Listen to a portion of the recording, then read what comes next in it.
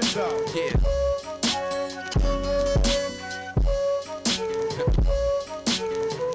Oh, yeah. Yeah.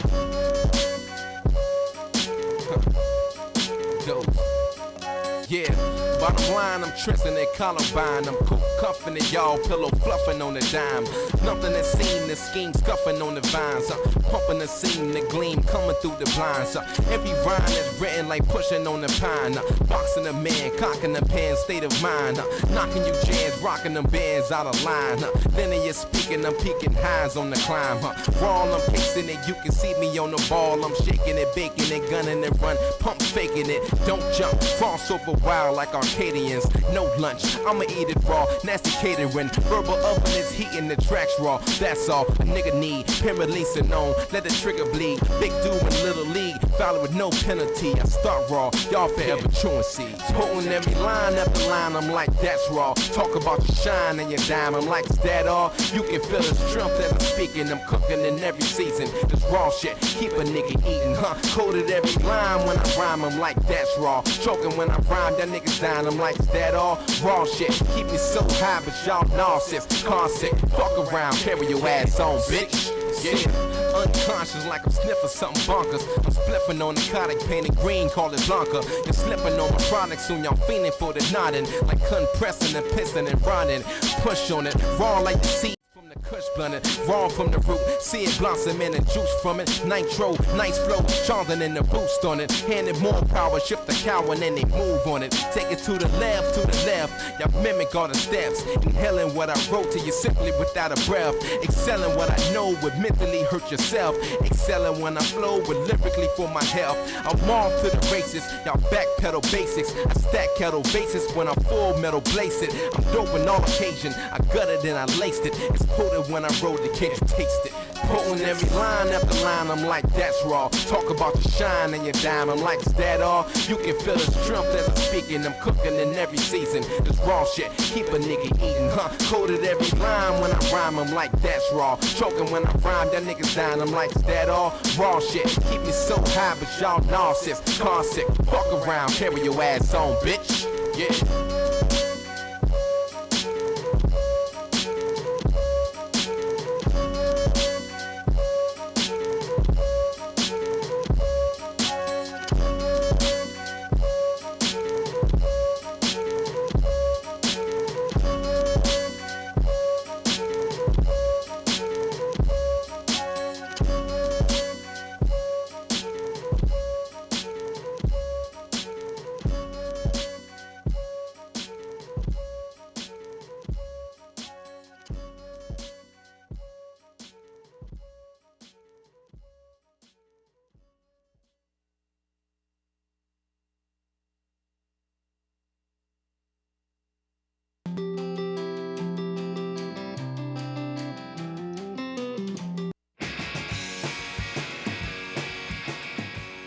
Hey guys, Matt and Justin here. Do you like things that are funny? Do you like music? Do you like talk?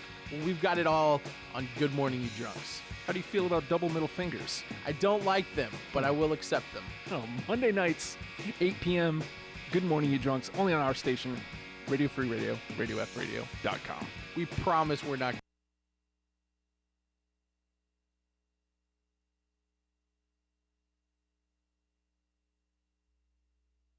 Won't you come and play? Hey, you found a happy place. It's a game show. That's right, a radio game show where we can have a few laughs as the contestants battle for the big or not so big prize. It's an adult show, guys. Our first episode is Wednesday night at 7 p.m. on RadioFradio.com. Adolani said WDMF. You pack the kids away to college and wave them a grinning goodbye down the driveway.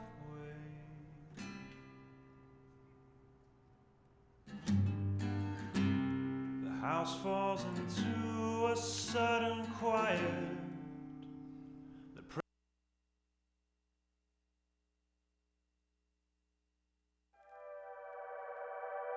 Take 16. It's the chocolate milk and waffle show. Yeah. Oh, yeah. Beautiful. Beautiful. Let's get it on. Who are these guys? It's my theme music. Every good hero. Should have some. Welcome in, here on Radio for Radio, go tell a friend. Went to Maryland, Georgia, bring them in. We got so many things to talk about, so let's begin. Putting the highlight on local life on Thursday and day tonight. Hope you feeling alright, cause tonight we gon' get you right, yeah, show you right. We gon' laugh, joke, talk, rinse, repeat. We gon' keep it real chill, plus get deep. Ain't no topic off limits, no knock off a gimmick. 10 times out of 9, you'll be fine when we finish. We get talented, hard to get artists to target that audience. Talk accomplishments of those who get no acknowledgement. The studio be hot in the summertime, studio be cold in the winter. And know the chair a bit dusty, it be a throne we enter. Have a seat with us, chocolate milk and waffles, come and eat with us. Only for an hour, turn your speakers up. And before we get it started, just repeat it thus. It's on Chocolate Milk and Waffle Show. It's the Chocolate Milk and Waffle Show. We got George, we got Terrell, we got milk, that's chocolate. We got beautiful buttery waffles, just the way your mama used to make them. Crazy, crazy, crazy show. That's what it is. Okay, whatever. I can't. What is up, Internet? You are listening to the Chocolate Milk and Waffle Show on Radio FRadio.com. And we are here with Advantage Entertainment Group this evening. How is everybody feeling tonight? We doing good, man. We glad to be out here. How y'all doing? Thank you for being here. We good. We good. I just drove in from Wintergreen Resort to be here on the show. In the mountains. I'm going to go ahead and pat myself on the back and for dedication on that. Guaranteed. Celebrating a birthday, an anniversary, all kinds of fun it's stuff. It's your anniversary. Yeah, man. It was a great couple days. I did stuff that I never would have thought I'd do, to be honest with you. We were out there hiking, and like, I'm talking about legit hiking, like not no walk through Seashore State Park. Like, we probably should have had rope, like, and real shoes. I'm out there in some AN1s. Like, no bullshit. Like, there were parts of it where we had to like shimmy like this across shit Assassin's Creed with nothing but death behind us. Like some legit hiking. We get to a point and there's another dude on the trail and he's got like a harness and shit. We're like, we are beyond ill prepared for this. So, but it was nice being out there. It's good. Did one of those escape rooms in Richmond. That was fun. I keep wanting to do one of those. Made glass art. That was a lot of fun. And well worth what we paid, I think. Yeah, I know they have the one in Virginia Beach. The one we went to is inside of Laser Quest. I guess Laser Quest is also doing escape rooms now. Okay. So I guess a little free advertisement for fucking Laser Quest. Yeah. But in any case, I had a good time. Sarah That's had a good time. up. It was a good. It was a good little getaway. Now I'm back to work on chocolate milk and waffle. This ain't work though. How are you? I'm great, dude. Yeah. Other than like working on my tan every day at work. You're looking quite golden brown. I know, right? Like a waffle. Exactly. I'm I was setting up my own pun. That's good. You saw that. All right. Yeah, that's good. How are you guys feeling? Hey, look, I'm doing pretty awesome. I just hopped from one whip to the next without any AC, and I'm feeling pretty cool. That's cool. Hey, cool. I did the exact same thing. Coming from Suffolk, no AC. Oh, that's horrible. Burning out. If it wasn't for the AC, I don't know if we would have made it. We sat in traffic for a minute too, so that was no fun. 64 is bro. Yeah, it was a bear. So, what do we got going on in the community here up in August? I know on August 19th at the venue we have Nicholas Tweedy back for a second show. I'm still scared to go see that dude. Last show before he leaves the country. Yeah, He's going to Nepal to film a 12-episode TV series in Nepal, and then next year he's going to be auditioning for America's Got Talent. So we really lucky to have him at the venue. Real. And that's August 19th. Tickets are $15. And you definitely don't want to miss that event if you miss the first one. And I won't be there. That's really unfortunate. I've seen him. Mentalist scares me, dude. Like I saw Mentalist in Vegas, and no, never again. Yeah, he's good. He's really good. Day after that, on the 20th, we have Ladies' Night at the venue. The lineup is entirely too extensive for me to list it off at the moment, but it is hosted by the one and only Her Majesty Taz. Way sweet. And I think that about covers it. Of course, every Monday at the venue we've got the open mic. Wednesday, not this coming Wednesday, but the Wednesday after that, we got the writing workshop. Marlon does Performers Playgrounds on Tuesdays there. There's just a ton of stuff. Find us on venue-35.com to keep up with everything we've got going on, classes and paint nights and plays and all kinds of fun stuff. What's going on over at Arts Out Loud? Over at Body Fusion, we hit off tonight. We started off. Decimus was X, aka X, was over our house dance class. He has now moved to Oregon. I think he moved there for the legal marijuana, but I can't prove it. Hey. But no, seriously though, I don't fault the man. He's I think Bryce, his protege, took over the class. Okay. So tonight's is Bryce's first class teaching. Shout out to Bryce. We're restarting our hip hop youth class taught by Gorilla Will, ages 3 to 7. That should start, I think, next month. The registration started yesterday. Of course, Arts Out Loud is going down on the 23rd. Yeah, the 23rd. Nope, that'll be the 26th. 26th, Arts Out Loud.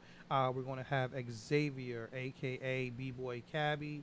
We're going to have George Mendez. No. George Mendez will be featuring I'm that definitely night. not going then. Okay. We will also have the artwork of a young lady by the name of India Downey. Whoop, whoop. So I'm looking forward to seeing her work. And I want to feel real stupid because I can't remember who the fourth person is offhand. Oh, yeah, Fatima. Oh, yeah. Fatima. And I know she's definitely bringing Quay Quay with her. Of course. Definitely bringing Quay Quay.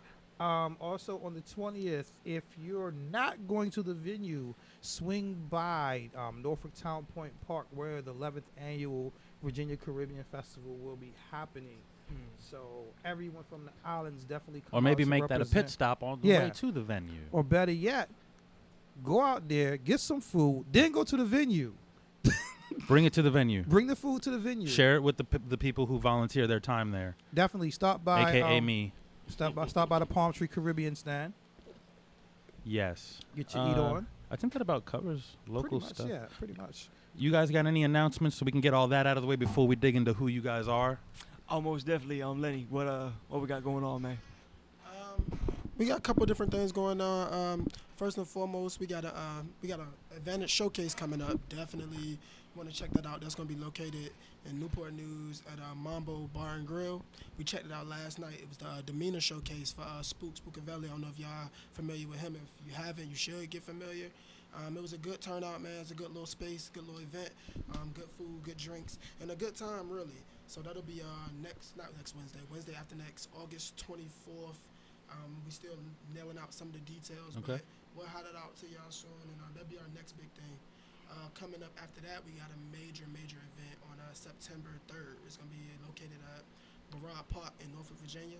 Y'all know what it's at? Y'all know where Barrard Park at? Off Tower Drive? No, I'm not super familiar. Unfortunately, that's the sad part of it. I'm in Norfolk all the time, and I really don't know Norfolk like that. If it wasn't for GPS, I'd be out back. Okay, well, yeah, it's Google Map. Yeah, we got an event. Right. We got an event there. We're trying to showcase local artists and local businessmen and stuff. I talked to you a little bit about it. It's got people out there that are gonna be selling like jewelry and art and sculptures, books. That sounds like a good time. Yeah. We're gonna have clothing.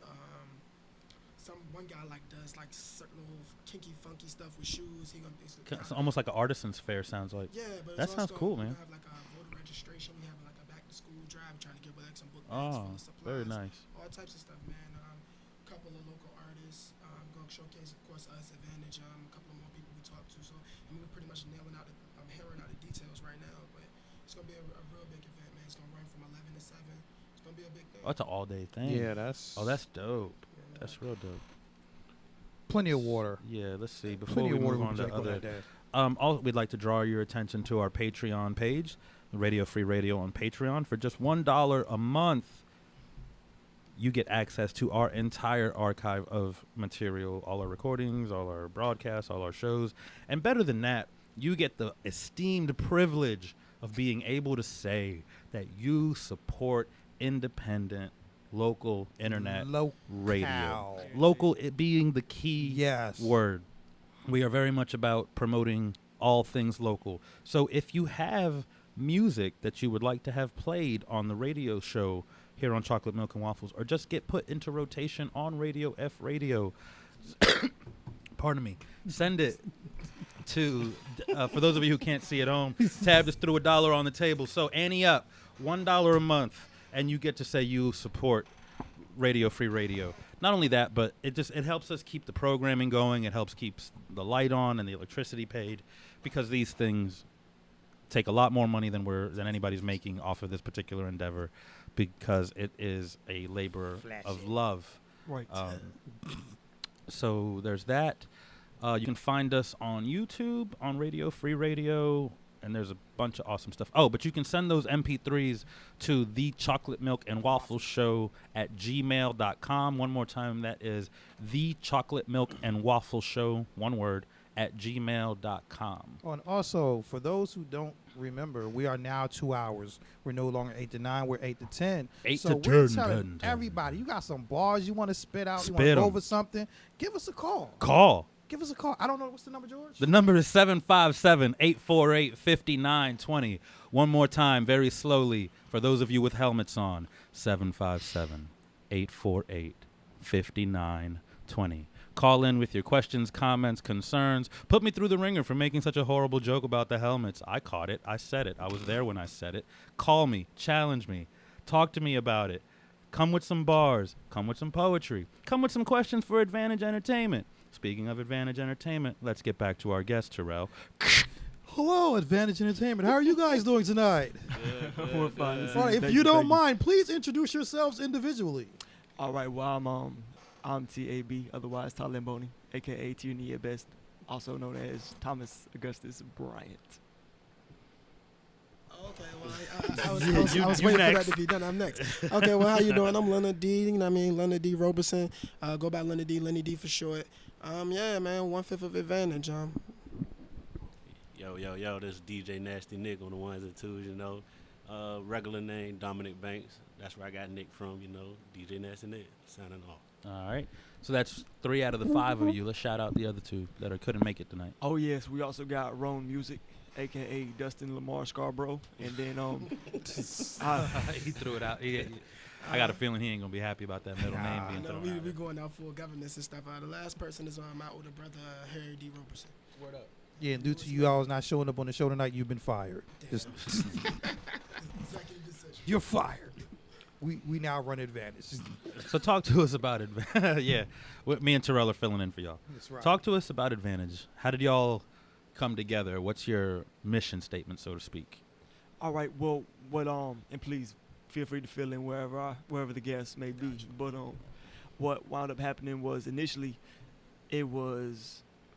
we all had an artistic background, and we all were coming from different colleges as well. Being that me, Lenny, and Roan, we came from Virginia Tech, and Nick came from NSU. So initially, we were really just doing our own separate things. And one day, we were presented with the opportunity by our friend Taylor to throw an open mic over out in Hampton at the restaurant formerly known as Sweet Babies. Okay. It's now called B52s. Okay. And well, after a couple of them, we were like, okay, we're starting to get a following. We ought to take this a little bit more seriously. And from that, we put our heads together, and then we came up with the collective Advantage. Yeah. Yeah, Tom pretty much came up with the name, but a little bit more about the background. Like he said, started off just supposed to be a sweet spot or whatever. It was me, Tom, and Dustin, and Nick was always with us. I mean, this is my best friend. We grew up together. He was always together. He was always there. He was always working in music.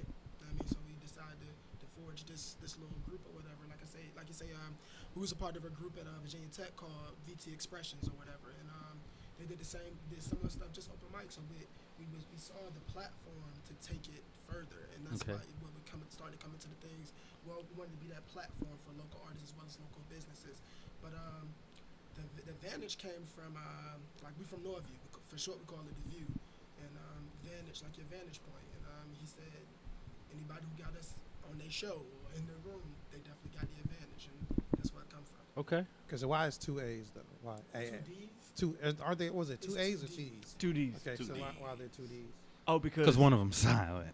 I like it. I'm still in. Hey, yeah, no, I had a legit reason, but I'm going with that one. No, what's the legit reason? No, it's just because instead of just being 1D, it's 2 Ds, as in we add to the experience. Very clever. I like Gotcha. that. I still like mine. Hey, no, I It like could be a combination of the 2. I like look, that. I'm a man of compromise. There we go. Yeah. Ain't no wrong with that. Dustin and it was a couple of different 2 D's, Dustin and Dominic. We don't like that one. So what's the mission exactly of it? Because you're all artists. Correct. You all have your own individual things that you do artistically, as well as the things you do together artistically. But then there's the promotion and event side of Right. Advantage Entertainment. So how are those three elements juggled, I guess you could say, between the five of you? Well, our main goal is really to provide artists, including ourselves, a platform not only to gain exposure, but then also, you know, to rise through the ranks of the industry that is entertainment, but then also to take what we're doing and provide philanthropic endeavors as well. So at every one of our shows, we've always got the donation bucket out because we make a habit of making sure that we're able to donate to a righteous cause at every one of our shows. Okay. So whether it's through the experience or whether it's through our music or the philanthropies or whatever, our purpose basically is to further this community. Because I mean, this is my home. This is why I love it here. Yeah. So it's to further this community, like through Advantage. You know, Right. we're trying to through the arts. We're trying to further the community through the arts, and that's why we do the open mics. We're trying to grow so that we touch in every type of you know what I mean, art. Every type of person. Right. You know what I mean? Even for the people who don't, if you don't make music or you don't dance or sing or whatever, you enjoy it. Right. So It's almost like team building. Yeah. But on a bigger scale.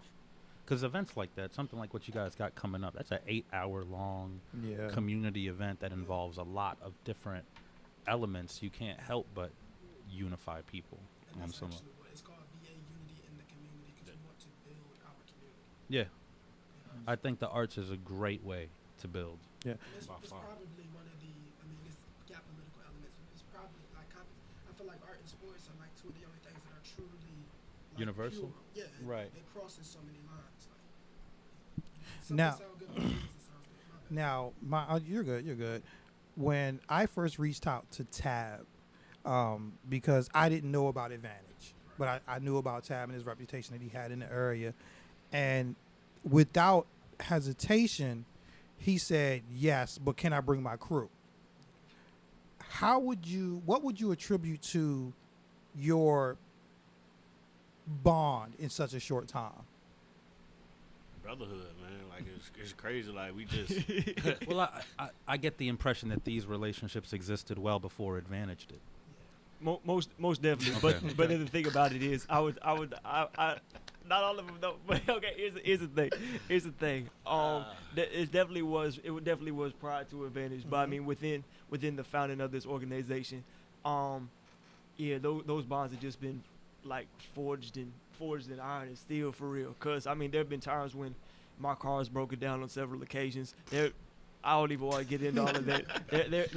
There have been times when like each one of us has had like a legit melting point, and it's been up to the rest of us to pretty much be there to like say, nah, you ain't gonna break right now. So like Nick said, it's brotherhood for real. It's just crazy like how we just like came together. Like it's just crazy. Like and then, like these like my brothers, like my father. Like they need something, I'm here. You need a laugh, I got you. Yeah, and it's not like we live across the block either. I live out in Pungo, and they live out in Norview. Like, right. Yeah. Ain't no hop, skip, and no jump at all. Pungo is like a whole different world. Like, yeah. I jokingly say that to get out of Suffolk, I have to crack the time barrier. Yeah. But Pungo, yeah, I'm waiting for like to see Bayou Boogaloo out there or something. Or what was the Bayou Billy, the old video game with the Cajun dude? That does not ring a bell. It was a Nintendo game, Nintendo like 8-bit game. Bayou Billy. Yeah. I went to school. Google it. Yeah, Google Bayou Billy. We about to do that right now. Y'all continue the conversation. All right, yeah, but yeah, in regards to Pungo, man, there's no highways, so it's literally my way or no way. So yeah, I gotta make that trip, but it's worth it every single time. So, you definitely have a bond that surpasses your artistic bond. Oh, guaranteed. But what is the he found it. Yeah, there you go right there. Doesn't look like Pungo. Yeah. That does. That does. Women that's funny, yeah. Hanging from trees. Crocodile eating a dude in the water. Yeah. What is going on? He hasn't seen this picture. Oh yeah, that's spot on. Kind of like Torak. Yeah.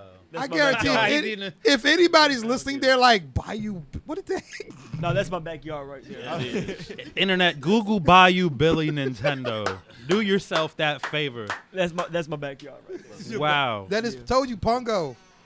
No joke. Yeah. So That's all Pungo got is a strawberry festival and Yeah. Tab. That's it. That's it. Yeah. Guarantee. Hey, look, When you blow up, they're gonna build a statue of you. Like he's from here. out of strawberries. He's one of ours. Holding strawberries. Like that. Strawberries in one hand, microphone in the other. Oh, guarantee, man. Would you like some strawberries? Would you like some strawberry? That should be how you introduce yourself from now on. Hello, my name is Tab. Would you like some strawberries? You gotta have one in your pocket. I'm from Pungo. He said, have one in his pocket. Yeah, 'cause somebody, 'cause you know you gonna get that fan that be like, I want one. You gotta have me to be like. They're like, oh shit, he really had strawberries. Or at least a strawberry Pop-Tart. Then you got to end it with, you've been served. Let's reel this shit back in. Where did the show go? What the fuck is going on? All right. Usually that's my fault. It usually is you. Look, I've been in the mountains. The elevation, I'm going to use it as an excuse. Look, and I've been in the fields, man. Yeah. Hey, one thing or another, man. And it's hot in here, so I'm suffering from a bit of sweet delirium. So, as far, like I said, the bond with you guys is beyond artistry. Guarantee. What's the one thing that you guys would really love to do? I know you have your event coming up, but what's the one thing you guys really wish you could do as a group to really let people know you're here? So, like we got the event, but it's I guess it's something. If I really could do one thing, something that's gonna. I mean, we putting thought into these types of things. Like we talked about little local tours, stuff like that, or just radio airplay. Like this is a step, but something to really break like the medium, like something that's different, something that's gonna say, yo, they're here to stay, or like this is something, because we've had people from the area, but you know, man, you got Missy, Pharrell, Timberlake. Yeah. No disrespect, but they're a little bit. They all. That and broke names, into- they made their names outside of the state. Yeah, and they even broke in. They even broke in 20 years ago. Now. Right. You know what I'm saying? I wanted something different for people to cling to that has substance, other than the usual, which was getting people on now. That's something that's not gimmicky. I haven't answered the question yet. I guess some type of major like showcase, but like strictly for us. You know, something that combines everything we've been doing on a small scale. But larger. Well, that question predicates on the idea that they're not known in the area. And I don't know that that's necessarily the case. I mean, take that as a compliment, but I think the same people who know last Tuesday's Arts Out Loud, the venue, I think they know Advantage. I mean, you guys, what y'all were doing on Thursdays out there at B52s, people knew. And I was only able to go that one time after we left here. Yeah, the time and I it was went, packed to the gills. The time that I went, I'm Packed at to the the door gills. like, hey, I just came to do some myself with you, Tab. What's up? I'm Terrell. How you And doing? it had that, I mean, it sounds self-serving when I say this, but it had that venue vibe, that family, all-inclusive type of energy. No, and we definitely go out of our way to make sure that that's the field that's had at all of our events. Yeah, because like more often than not, you'll go to an event and there'll be so many egos clashing. So many egos clashing. Yeah, and, it's a room full of artists. Precisely, yeah. So I mean, Yeah. And I mean, as much as you want to have a pissing contest with everyone who's beside you, we really try to put that aside to say, hey, nah, look, let's have a good time, cause you're dope and you're dope. You're amazing, and I haven't even seen what you got going on, but I'm pretty sure we're all gonna be impressed. So how about we all let's just see what's about to happen, and that's the So let's goal talk for about everyone open of mic us. moments. Let's do that. And while we're discussing open mic moments, we're going to have these phone lines open. The phone number is 757-848-5920. Call in with your open mic moments. I think in the meantime, maybe we'll go to a song. How about that? When we come back from this, we'll come back with our open mic moment stories. Word. Crazy, horror, hilarity. Holiday. All Yeah. that. Ears need a break after a little bit, man. My ears get smaller and smaller every Thursday. Sweaty ears. And Terrell, in regards to that question about like one event, like Mhm. one thing that we haven't done, man, just trying to break the bubble that's Virginia, like be, and that's It not, is. It's almost like there's this dome Yeah. over the artistic community in Virginia, and nobody can seem to like figure out how to get on the other side of it. Right. Yeah. That's. And then once somebody does get on the other side, they make no effort to pull anybody Mm-mm. from the inside back out with them. I think it was just like.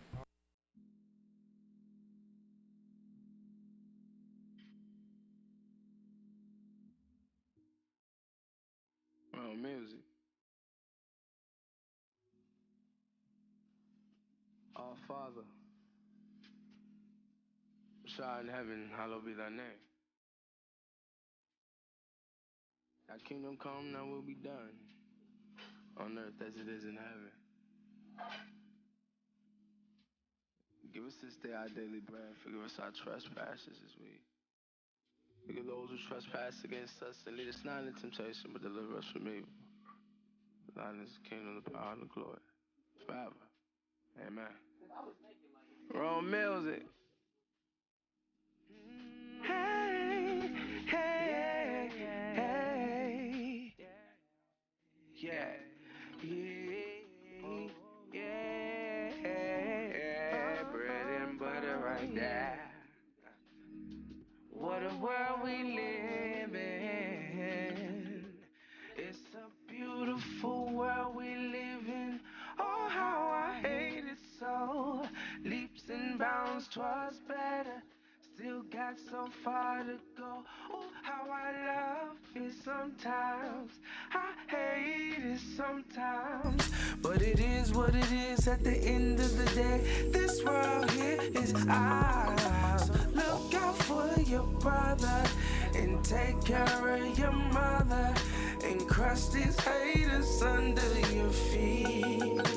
Oh, look out for your brother and take care of your mother and crush these haters under your feet.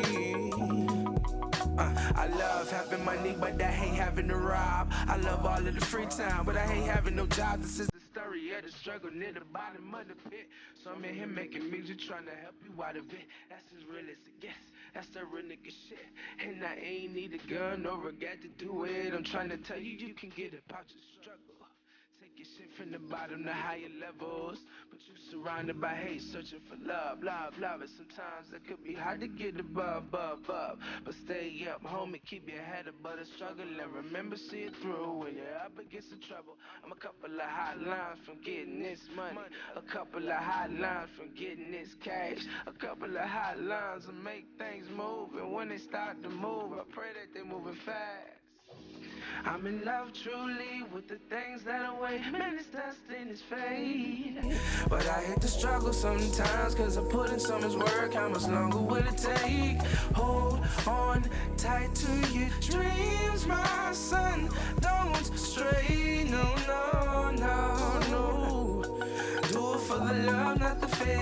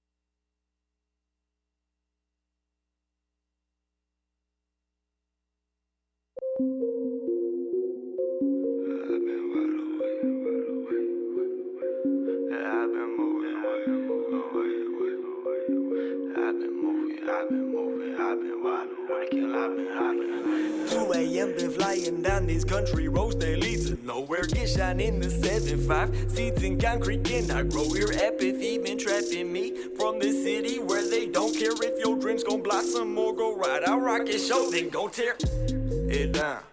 Bass beneath my eyelids, bass between my thighs with a couple whips from Enterprise and a couple zips, yup, no surprise, bitch, I got laid off and I just graduated. Since I graduated, how you think that they get paid off? Slave off for a few masters, told me hard work pays off, but the American dream turns pints to scheme if they cut your chain, take off like Madoff, and it don't make sense, so you wanna make change, but you only see change, so you gotta maintain that profit, with weight up on your conscience, keeping you wide awake.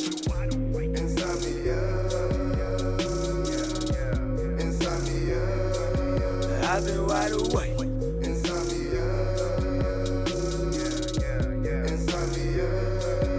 I've been wide awake, up all night, trying to stack this cake for it's too late. Okay, alright, see I got bills past due, they not moving like a statue. Mom Dukes need some cash too, stressed out buzzing like a tattoo. Got my niggas with me in case shit pop off. Jerseys, TAB, yeah, that's my dogs. Fuck sleep, I'll rest them all. Dozing off in the restaurant. No time to brag, no time to flaunt. Nah, I ain't like the rest of y'all. I just wanna get the best of y'all. You niggas soft, no flesh involved. I'm a fucking boss, yeah, I'm calling shots. That's why she want me in her hind parts. If you move too fast, you get knocked. All a nigga know is I'ma eat this summer. Yeah, no rest, shorty, I ain't getting any sleep this summer. Insomnia. I've been wide awake.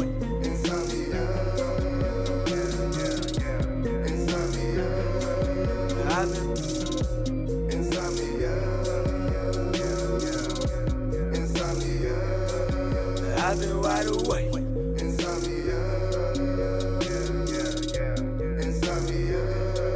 I've been wide awake. Wait, won't hire me and I got a degree. That's a BS. PS, sleep for the week and I ain't slept in weeks and I'm feeling like a zombie, no BS. So conscious, been woke since recess. Getting these checks and then hit reset. Re-up, rebound, bounce off cement. We only down if it's convenient. Out of my way if it's out of my way. I ain't breaking my neck if it's under an eighth. Can't be coming in my personal space. I don't care if you're upset, hit me back payday. Your bar's too sweet, I'm 100 grand. She got QP down, that's 100 grams. Get it, Pat, do the math, you don't understand. No front, up front, this is business, man.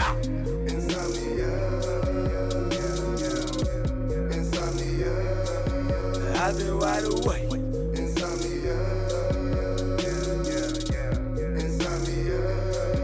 I've been wide awake.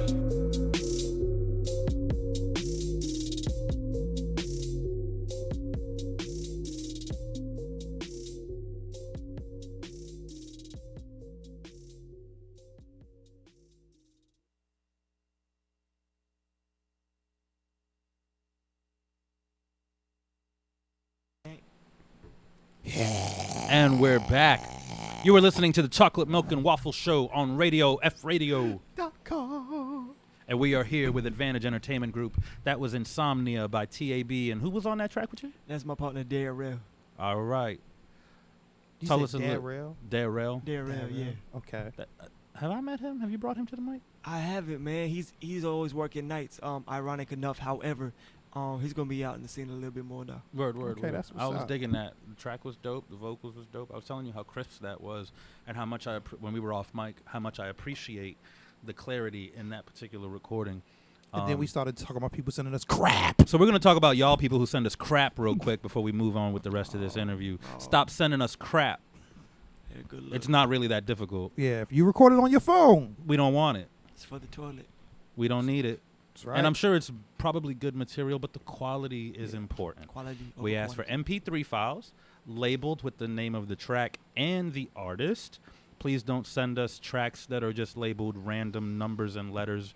We won't play it. Do not send us links to download tracks. We won't take the time. No. And it's not about us being big-headed or cocky or anything. We just have don't have that lives. time. Right. We don't have that kind of time. So be considerate, damn it. I'm going to write a rap about y'all inconsiderate asses who send me bullshit to listen to. And then that's going to be the name of it. I open up a track and I hear your kids playing in the background. And it ain't, I can tell Mommy, it ain't part of the song. Mommy, what are you doing? Because the song is called Murder, Mommy. Murder, Murder All the Time. And you got little kids talking about, I I need toilet paper. So, true story. I ain't gonna name no names. Oh man. So, yeah, they're probably furious. Oh man. No. Justin was like, Justin's like, y'all listener numbers went down by 50. And we had what, negative 47 then? Yeah. Because we ain't had but like 3 in the first place. Anyway, we said we was going to talk about open mic stories. That's right. So that's actually not a bad segue because just like Yes! There it is. We've been waiting for that. That is our new, that's our segue. That's from the old Batman TV show. Oh, guaranteed. I like it. Yeah. Let's hear that one more time, Justin. One more time.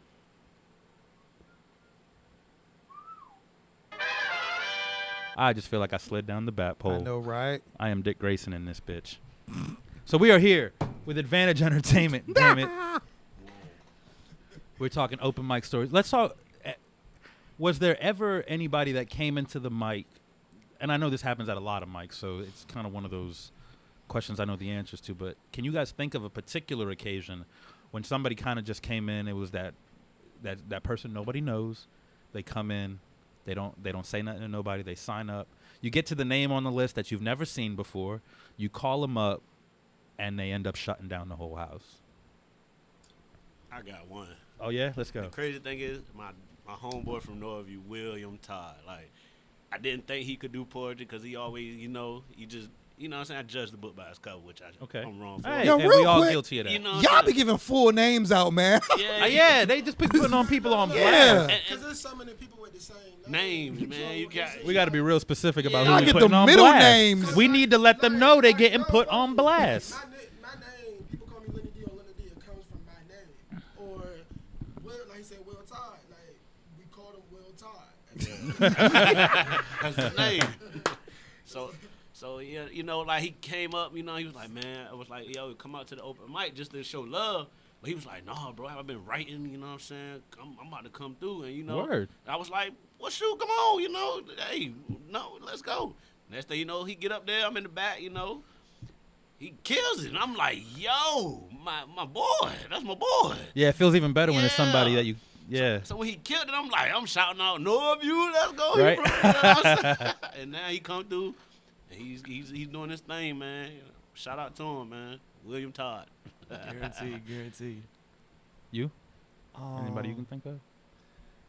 Not off the top of my head, nah. It's funny. I've been doing this 4 years, man, and you would think I would just have a bunch that just kind of, but when I put myself on the spot. Recently, there was a girl who came in. I cannot remember her name. It was that situation. She came in, signed up, sat in the back, didn't talk till it was her time to come up there. When she did get up there, she didn't introduce herself. She didn't nothing. Music came on, and it was this completely stripped down version of Don't Let Me Down by the Beatles. It was just the piano track, and it was completely slowed down, and she crushed it. She didn't move. She stood in front of that mic and belted out. It's the Beatles. You don't just you don't just cover the Beatles. You know what I'm saying? Right. And she crushed it. I mean, it was one of those things when she was done, it was like silent for like 4 or 5 seconds because nobody knew what the hell to do. We were like, what the fuck just happened? Like, we were like, who is this? You know what I'm saying? Yeah. She got down, she went back to her seat, grabbed her jacket off her stool and walked the hell out.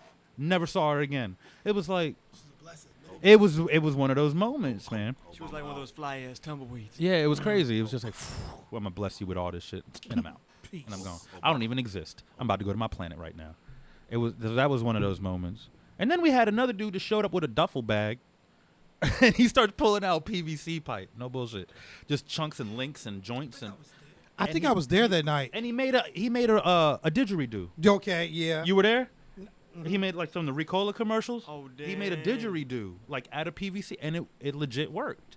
And open mics, man. I can anything and everything can happen. You see the best and the worst at open This mics. young man came up to me one night, and he said, "Yo, can anybody sign up on the open mic?"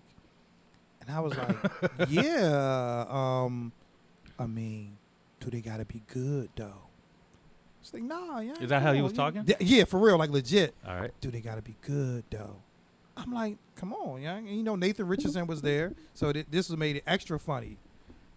So he gets a matter of fact, the kid's on my friends list now. I can't even remember his name offhand, but he gets up to the front, and I'm like, yo, he just takes a deep breath. Like, yo, he about to spit some fire. This joker started doing like karate katas, like, I was just like, Whoa. Whoa. Was his name Barry? No. Okay. Because my homeboy Barry came up. We to were the, caught off guard, like. Yeah, that's one of those moments. Barry did that at the venue, except he did it in a full gi. Like he was. Yeah. Yeah, yo, we've seen some shit at the venue, man. And I've only been there 4 of the 10 years that we've been around. Wow. I've seen some crazy, crazy stuff.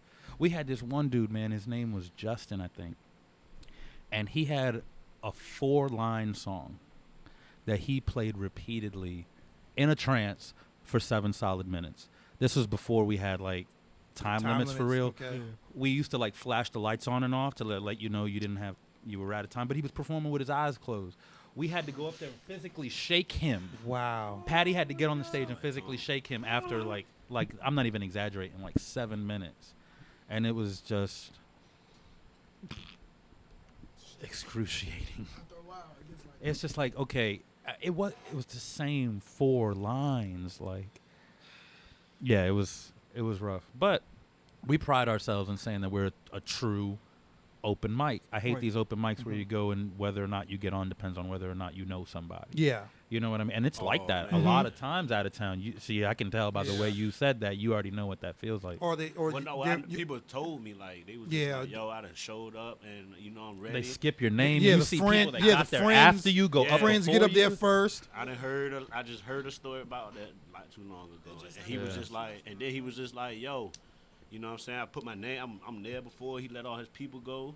Gave them the greatest introduction, and then when he get up there, he just like, just dead, And my man coming like, up, Bob. Yeah, he was just like he didn't give him the good introduction, like he, you know what I'm saying? I think it's more important to give the newcomers the better introduction. Yeah. And obviously, you don't know them well enough to be like such and such and such and such and such and such, but.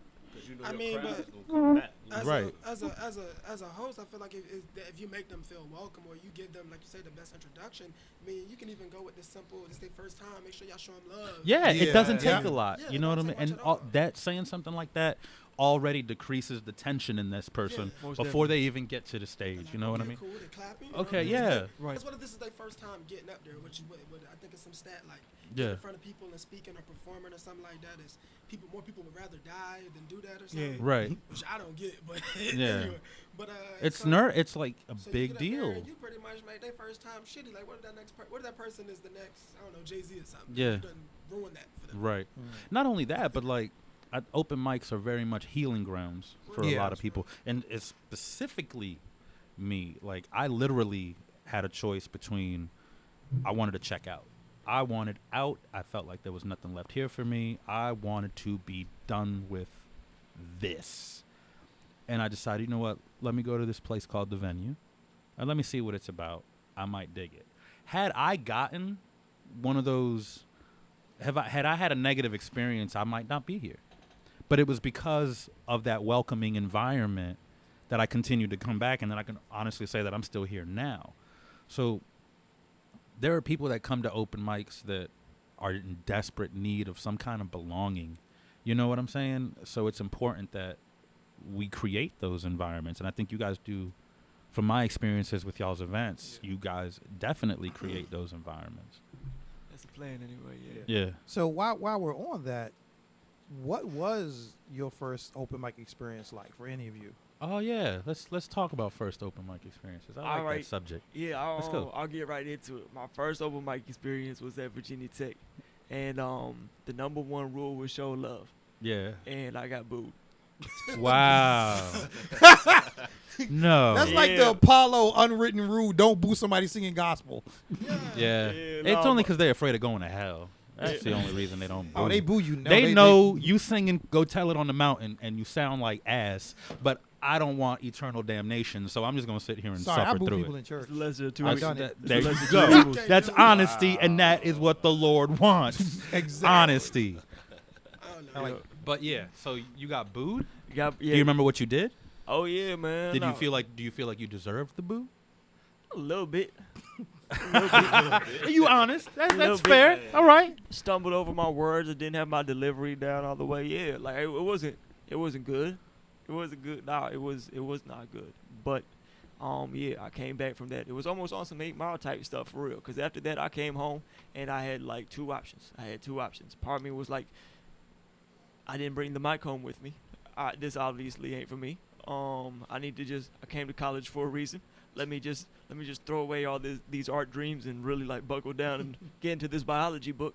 And then the other part of me was like, hell no, I got 3 16s off the top of the dome that I need to write down right now. I'm gonna memorize this thing, and when I come back next time, it's gonna be immaculate.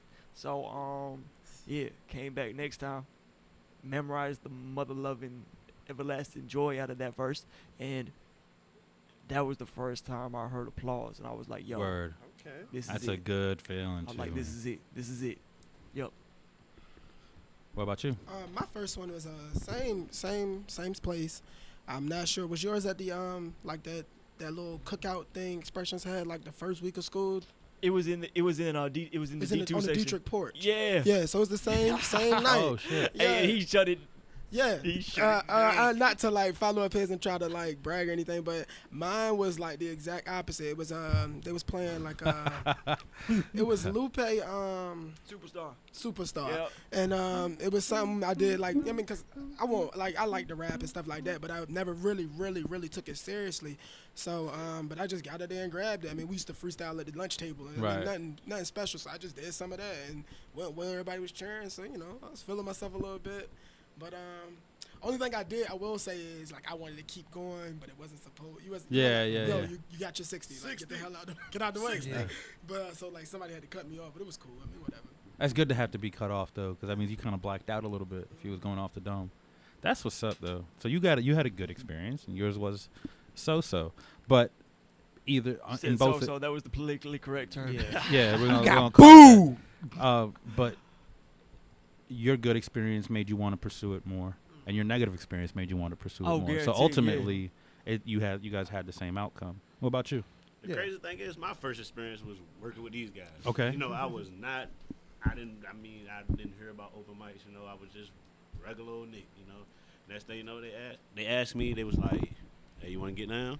Next thing you know, sweet spot. First day, I get on the ones and twos. Had the place rocking, That's what's up. So how did you get into DJing though?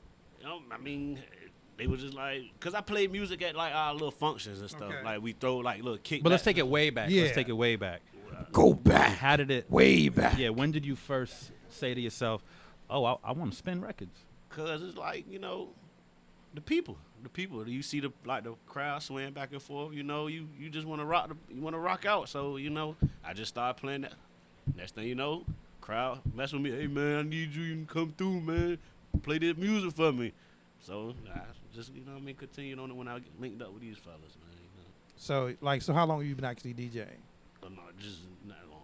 Not long. Yeah, Okay. not long. So you was just the dude to press play for a minute. Hey. Okay. All right. So the natural evolution in most cases, especially in hip hop for DJs, is to move into the role of producers. Do you see any of that in your future? You surrounded by MCs. It would only make sense that you start dropping tracks. Because I know you probably know how to cut a record. I ain't really thought about it that deep. Okay. You know what I'm saying? I just like to be around these fellas, man. Yeah. And just see them, further on their thing. I'm more a person with the kids. I like kids, so. Gotcha. But I just hang out with these fellas and do what we do, Well, you helping them do good work, though. Yeah, man. And your role is just as vital. Yeah. Or they wouldn't have you on the squad. Guaranteed. Oh, thank you, guys. Oh, we just had a tender moment. Yeah. It's like people don't realize Pasta Noose from De La Soul actually started as a DJ. Oh, no kidding. I didn't know Paz was a DJ. Actually, because his original I didn't name know was ACO DJ. his original name was Sop Sound, but when he became an MC, he changed it to Pasta Noose. And just turn it backwards? Yeah. Ah. Little known De La Soul fact here on the Chocolate Milk and Waffle Show. Bing. And I think that's a good time to go to a song. What do you think, Justin? Justin's like, yeah, fuck it. Like, it's your show. I'm just standing in the corner. Where's Jeff? Where is Jeff? Jeff have the night off? Jeff, we know you're listening. You don't have a life. Where are you? I heard a chuckle and I felt like it with him. we need you, Jeff, to turn the knobs, because we don't know what they do. I don't like the way that went. Like, we have it so easy, man. We sit here and we talk. That's it. Justin's over there, like, frantically pressing buttons and timing shit and, like... Like you're losing the feed. Yeah.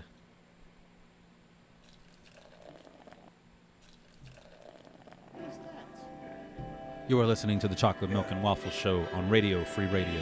.com. Yeah.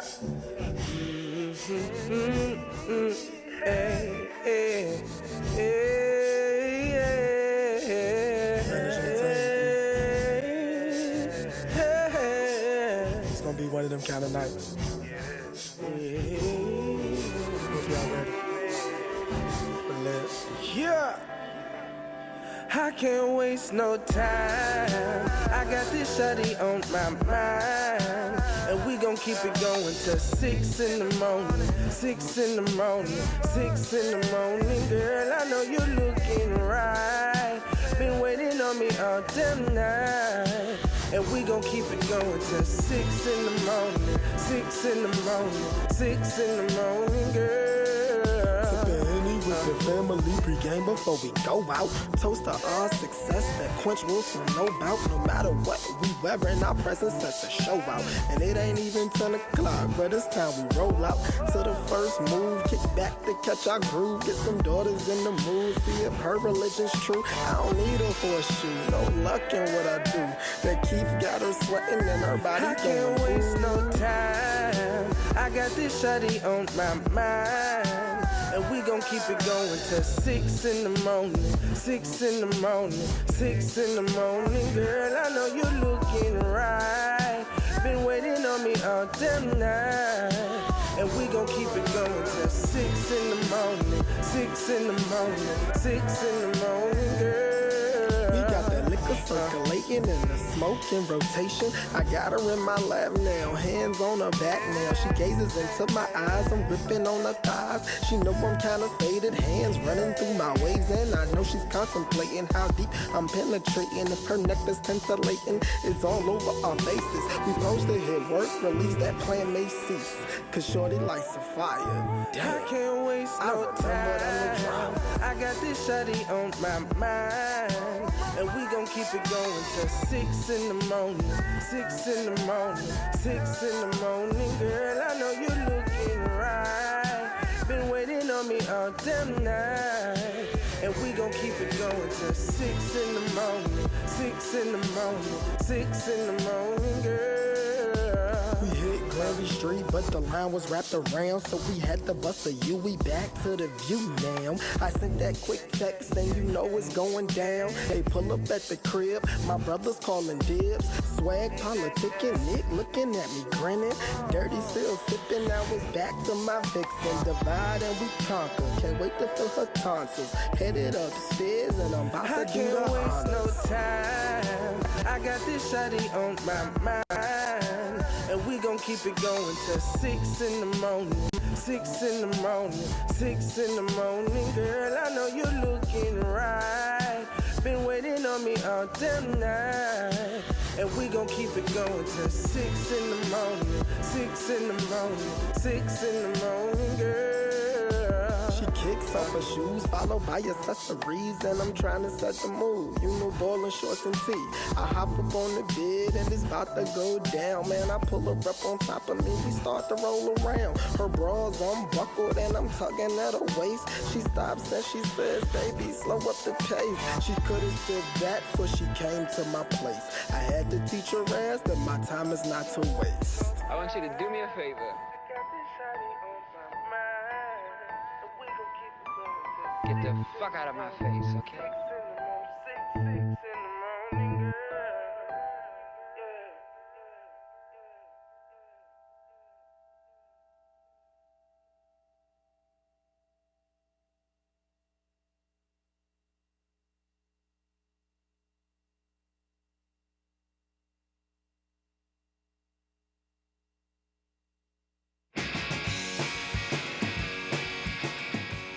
Hey guys, Matt and Justin here. Do you like things that are funny? Do you like music? Do you like talk? Well, we've got it all on Good Morning You Drunks. How do you feel about double middle fingers? I don't like them, but I will accept them. Oh, Monday nights, 8 p.m. Good Morning You Drunks, only on our station, Radio Free Radio, RadioFradio.com. We promise we're not going to give you double middle fingers. RadioFradio.com. Won't you come and play? Hey, you found a happy place. It's a game show. That's right, a radio game show where we can have a few laughs as the contestants battle for the big or not so big prize. It's an adult show, guys. Our first episode is Wednesday night at 7 p.m. on RadioFradio.com. Adolani said WDMF.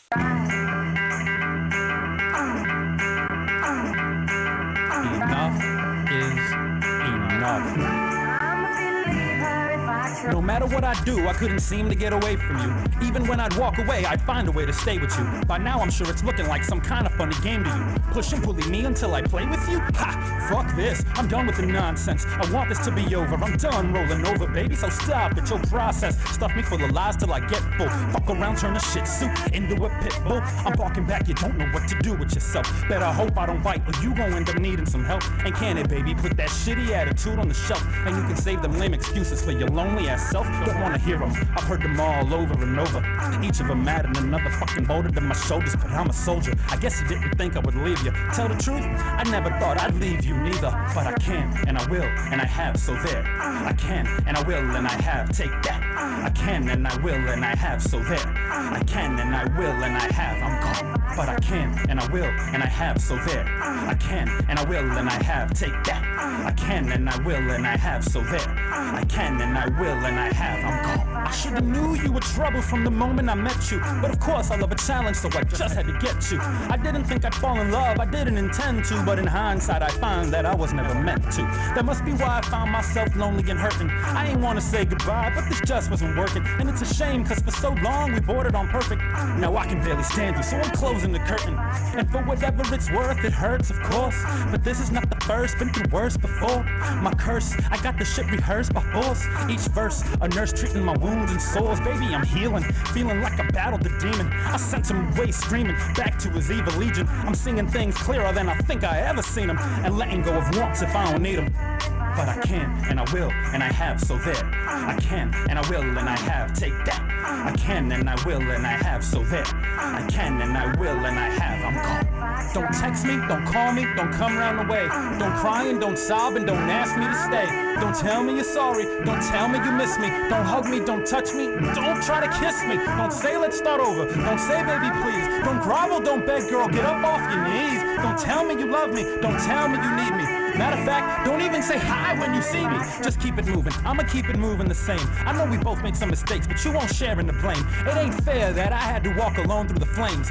Especially when I know that it was you who set the blaze. My heart's arsonist, pretty little pyro. Eyes glow with intensity every time you brought your torch next to me. Now you stare in perplexity, cause I ain't burning. Better row that boat ashore, baby, cause tide's is turning. And it's a long ladder to climb to get back on your pedestal. Even if you get that high, you'll find there's nothing left for you. I wouldn't even bother kneeling, pleading in a vestibule. Good intentions hit the garbage with the rest of you.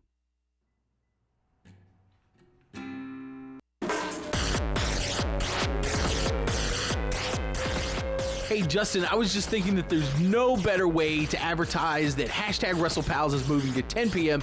every Monday on Radio Free Radio, RadioFradio.com, than to cut our own wrestling style promo. Do it. Monday nights at 10 p.m. Hashtag WrestlePals take the airwaves. And they're going to talk wrestling with you. If you want to call in, you can call 757-848-5920. Can you feel that? Feel the WrestlePals power coursing through your brains! Ah! I think you just had an aneurysm. That's hashtag WrestlePals every Monday, 10 p.m. Radio Free Radio, RadioFradio.com.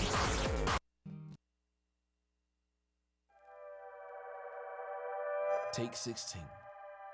It's the chocolate milk and waffle show. Yeah. Oh, yeah. Beautiful. Beautiful. Let's get it on.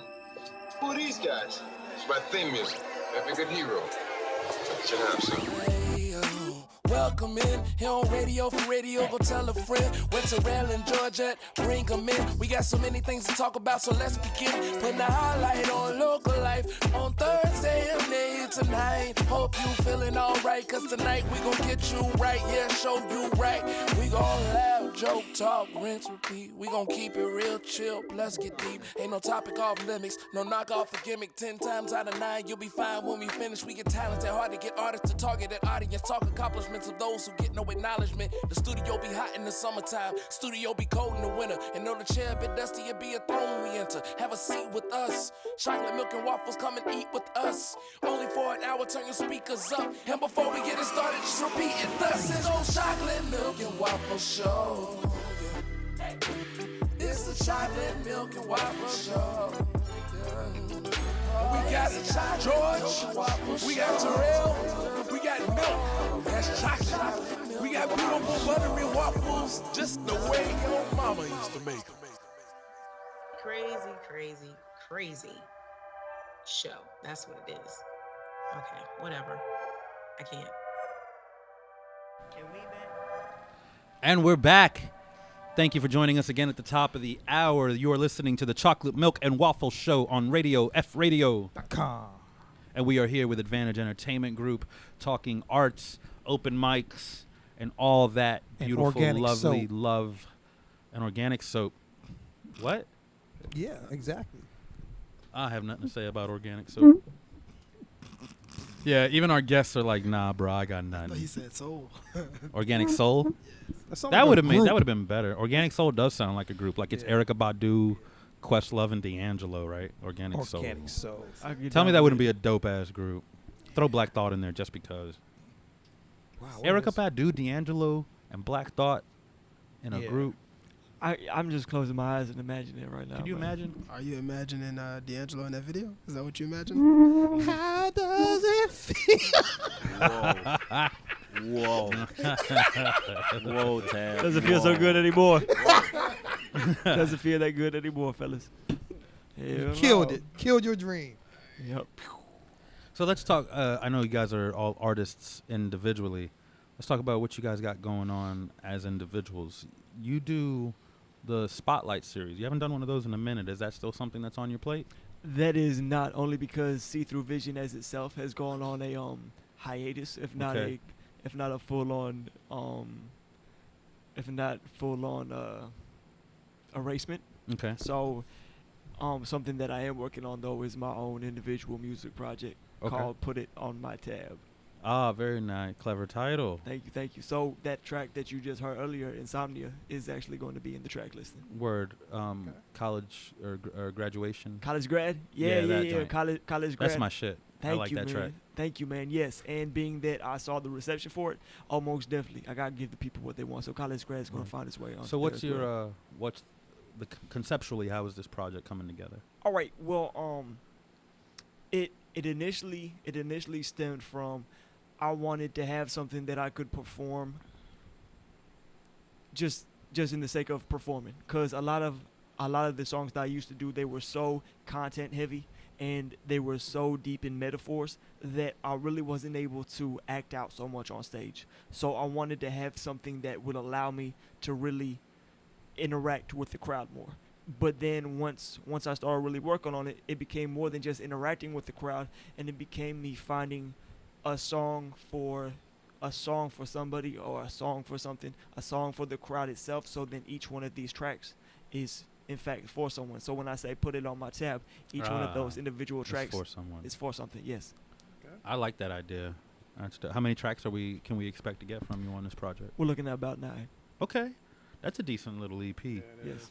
Fats of the Rubber People, who's part of the Zulu Nation, part of the Junipers Collective.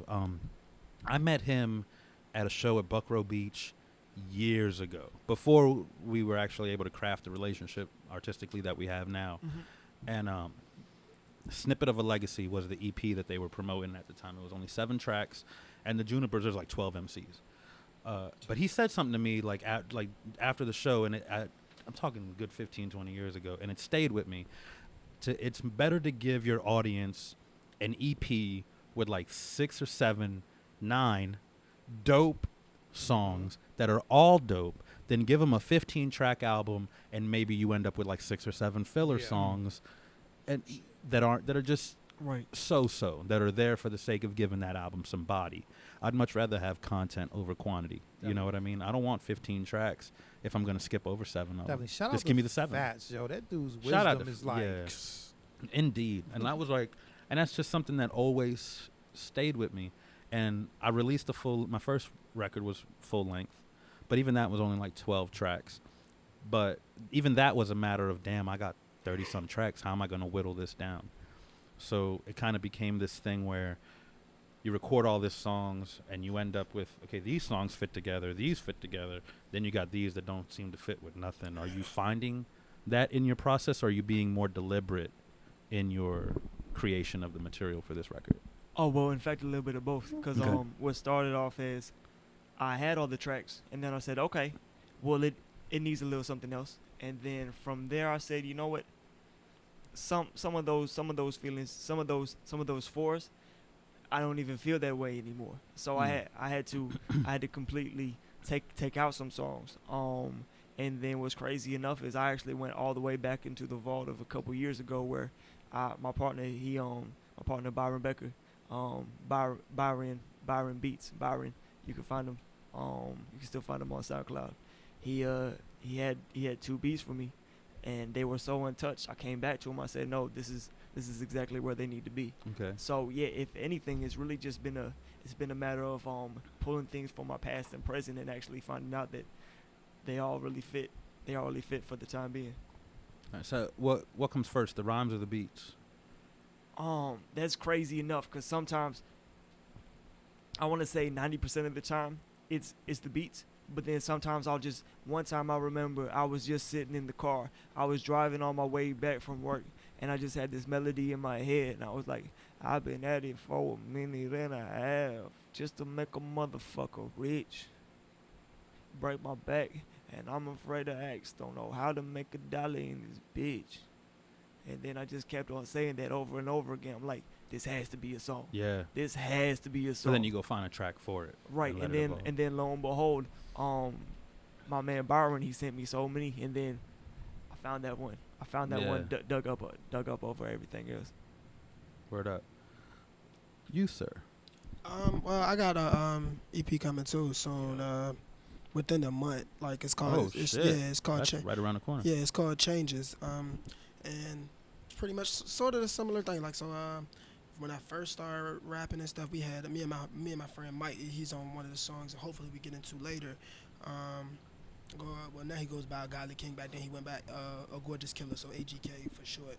And first thing was the announcement, but like as far as my individual projects go and the evolution of them, as well as myself, the first one was Humble and Inspiration. The next one was The Revelation, and this one is called Changes. It's like to show, like what you went through mentally, but manifesting, and kind of just tying all of that stuff together. And as I move forward, and like just to piggyback on what y'all was saying about having a shorter but more worthy like list of tracks, it also you also want to make like your time and your money work for you as a struggling artist. You don't want to just keep getting in the studio, burning this, burning that. Yeah.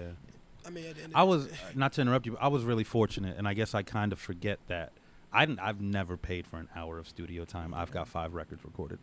Never for an hour, because Smiles was my producer. Me and him did everything together, and we had a setup in the house. I was also like, no bullshit, standing in my boxers in a closet, because that was our recording booth. So in a house with no AC on the 2nd floor. So you can imagine, like, so it was a labor of love. I guess, there's some sort of trade-off.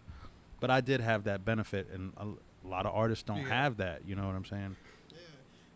The first full thing I recorded, the first time I recorded was at Tech, actually. And it was in a dorm room. Dude had a microphone. His name was Shep Bryan. And actually, one of his songs is still with me from when I was 18. Like, I redid the song a little bit, and that's going back on the new project.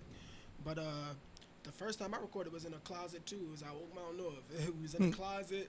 You had these little similar things on the wall, and we just made it work. And we went from there, so on and so forth. We found a studio. Guy Keno Beats is somebody we went to high school with.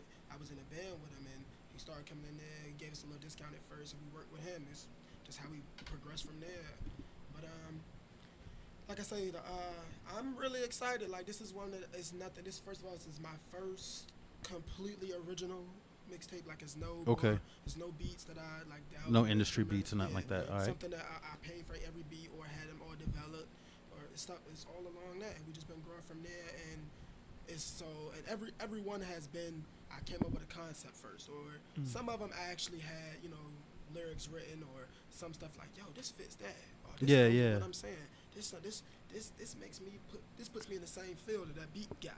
Cause my Neo, like I'm a member of Omega Psi Phi, my Neo, he at Virginia Tech, he sends me like he's a producer, so he sends me things, and some of them not for me, and some are. And like I think he got about 3 or 4. Like the Till 6 joint that y'all just heard was one of his originals, and me and Dustin hopped on it.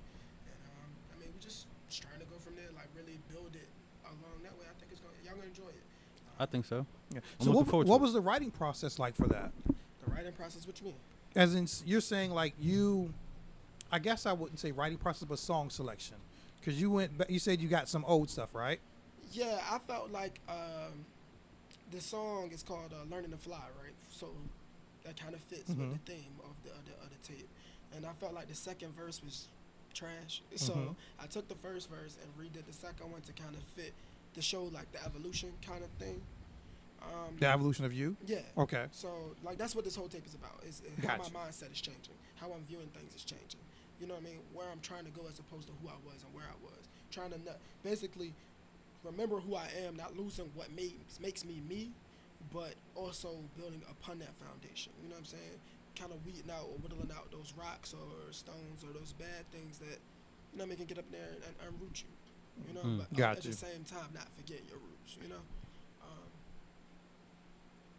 The writing part, like I say, some songs like the single "Home Cooking," that I actually started that song like 2-3 years ago, and really just now finishing it and completing it, and it's getting a lot of positive feedback or whatever. It's my most popular song, and that one I wrote the lyrics for first. For the first verse anyway, I wrote the lyrics first. Went to a producer to get the beat done.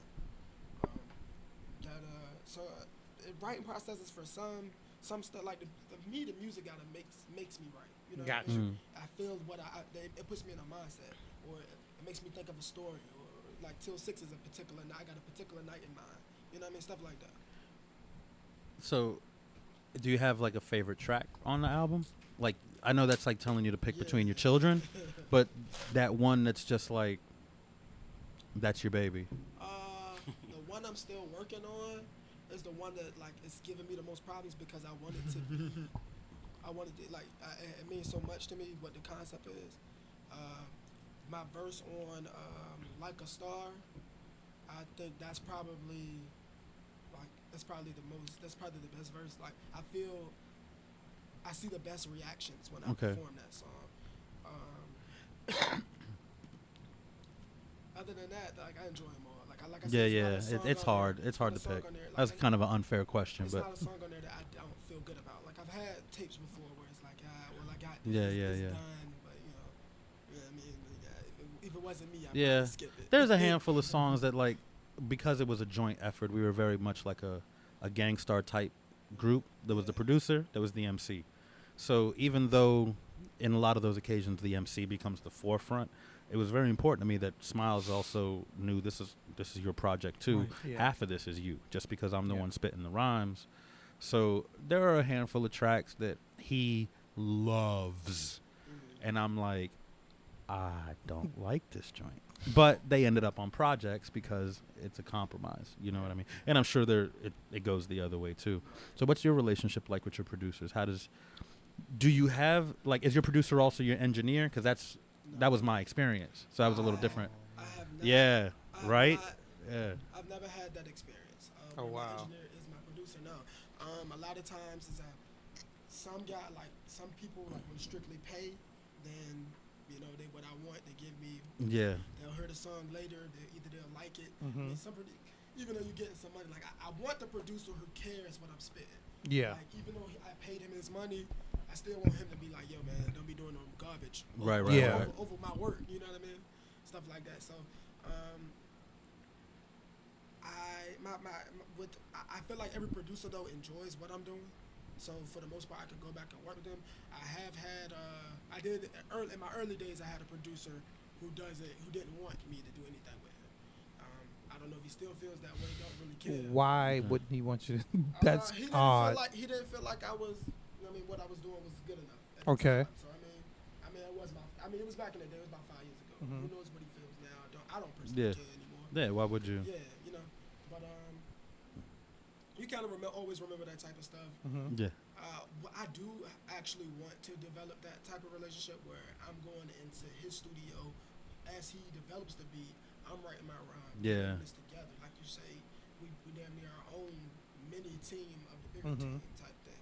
Yeah, me and Smiles had a strange process, man. Like, I would go over there for like a day and just listen to beats, and we'd start putting together the ones I liked or even semi-liked. We'd throw them in a folder.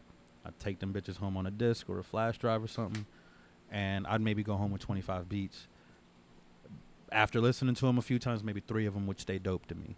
Out of those 3, I'd maybe write the one. And we did this for every fucking track. I'm sure Smiles wanted to kill me on several occasions, but yeah, it's like, okay, here we go again. How long you gonna have this beat before you finish writing to it? And I'm what they can call a mood writer, so I can only, I have to be in a certain kind of mind state to write, which is difficult, and it's hard to if you want to be a working artist. That's like an Achilles heel for sure. So what difficulties do you guys encounter as creative people when it becomes the, man, I need to finish this track? You know what I mean? Because you guys pay studio time. I had the luxury of, I could stay at Smiles' house all day long and not record nothing, and it wouldn't matter. We'd sit there watch animes until one of us be like, yo, let's go record, and then we'd go upstairs and record. But so what are y'all's biggest challenges creatively? Pretty much, I kind of would put myself in the same boat. I gotta be feeling it. Like I gotta be in the zone. Something gotta make me want to do it. I don't ever want to lose that, because I feel like my passion reflects on what I'm writing, and when I lose that, I'm not. It comes across, right? Yeah, it's gone. Like you can tell if I wanted to write it or not, if I'm having fun with it, or if it feels forced. Or I am literally that person that if I don't like it, like my aunt used to be pissed at me for this, but I would rip it up and throw it in the trash. Oh, like, yeah. I mean, I'm gonna write something better. Is how I always saw it. I don't want it. If I when I'm done with it, like even yesterday, I was writing this like, yo, this gotta go. This just gotta go. Yeah. How brutal are you? Okay, from the laughs, I guess very, but yeah, it sounds like your team thinks you're a monster. I don't know. I can be critical, you know what I mean? I gotta be that way. Yeah, I especially with your own things. Yeah, I want it to be. I care about what I'm putting out. Right. You know? So. That's respectable. It should be that way. You gotta. There's entirely too many artists already flooding the artistic world with just subpar because it gets by. You know what I'm saying? TT to me turn. He was wishing for a burn. I don't know. Kill it, but it walk. I would rather have a baby through my nostril than hear another song from that son of a bitch. Moving on. What about you, man? As far as difficulties with your creative process. And frustration when you hear rappers like Designer getting deals. Okay, yeah. I'll start with the difficulties and move on. All right. He said solve all the difficulties. No, that's I'll start off with the difficulties. Start off with the difficulties and move on to that famous mumbler. But first things first is I think the main thing is like once I get rolling, I don't eat, and then on top of that, I push everything else to the side because I'm so focused. I'm so focused on whatever I'm doing. I remember, in fact, cool thing is put on my tab is written. Like it's completely written. Just 3 more songs to record and then it's done. But the thing about it was when I came to that last song, and I knew I had to get this last song done because I set up a timeline for it. I maybe had like half a verse, and I said, okay, you got 2 days, bro. What you about to do? So I woke up at 6 a.m. and I put everything to the side. Folks was hitting me up. I mean, there was the venue on Monday. I wanted to go, but instead I was like, nah, you got this song. So I worked till 12. Half of it was still garbage. So then I chucked the other half off, started writing again, and I did that for 3 days straight. So the biggest thing is once once I'm on a roll, there's the rest of my life, but I can't. It's like I'm trying to serve two masters, and that's the most difficult thing for me. Is serving two masters, because once I get on a roll, I get intense. I get intense tunnel vision. Yeah, intense tunnel vision, and everything else becomes unimportant, even when it is. I still live. I'm not as ashamed to say I still live with my mom. I'm 24, and so once I really get in the artistic zone, it's when she legit hates me, because none of the yard hasn't been mowed for 3 days. I haven't really made any mess with the dishes because I haven't been eating, but then the dishes that were out the days before I started writing, they're still there. Laundry ain't been done. All these things that need to get taken care of. The dog has gone out a few times later. I'm not a complete horrible person, but I've been neglecting my dog too. And so like everything that's supposed to be going on around me comes to a complete stop. So how do you find the balance? Man, it's so manic. It's so manic that I try my best to make it like a 2-hour a day type thing, where I set aside an increment of time, and then whatever else happens, then I take care of that. Right now I got work at 3. I work from like 3 to 11. So if that's the case, I'll start. I don't have to work from 3 to 11 today. Thank goodness. That's good. I start. Yeah, or you wouldn't have been able to be here. Right. Or I'd have been fired. Yeah. Oh wow. There's that tunnel vision. Yep. But that's. What's good? I thought you was done, but I was just gonna add on what you were saying. Oh, hey man, come on, take that baton, run with it. All right, cool. So yeah, but like just to add in and chime in, like I'm the exact opposite. Like early on, like I say, me and my man's Ferg, we used to have a big clash when it came to that. Not that I couldn't get the writing done, but the rehearsing and making sure, when we go in here, you want like delivery. Like that was probably the biggest thing I was lacking early on.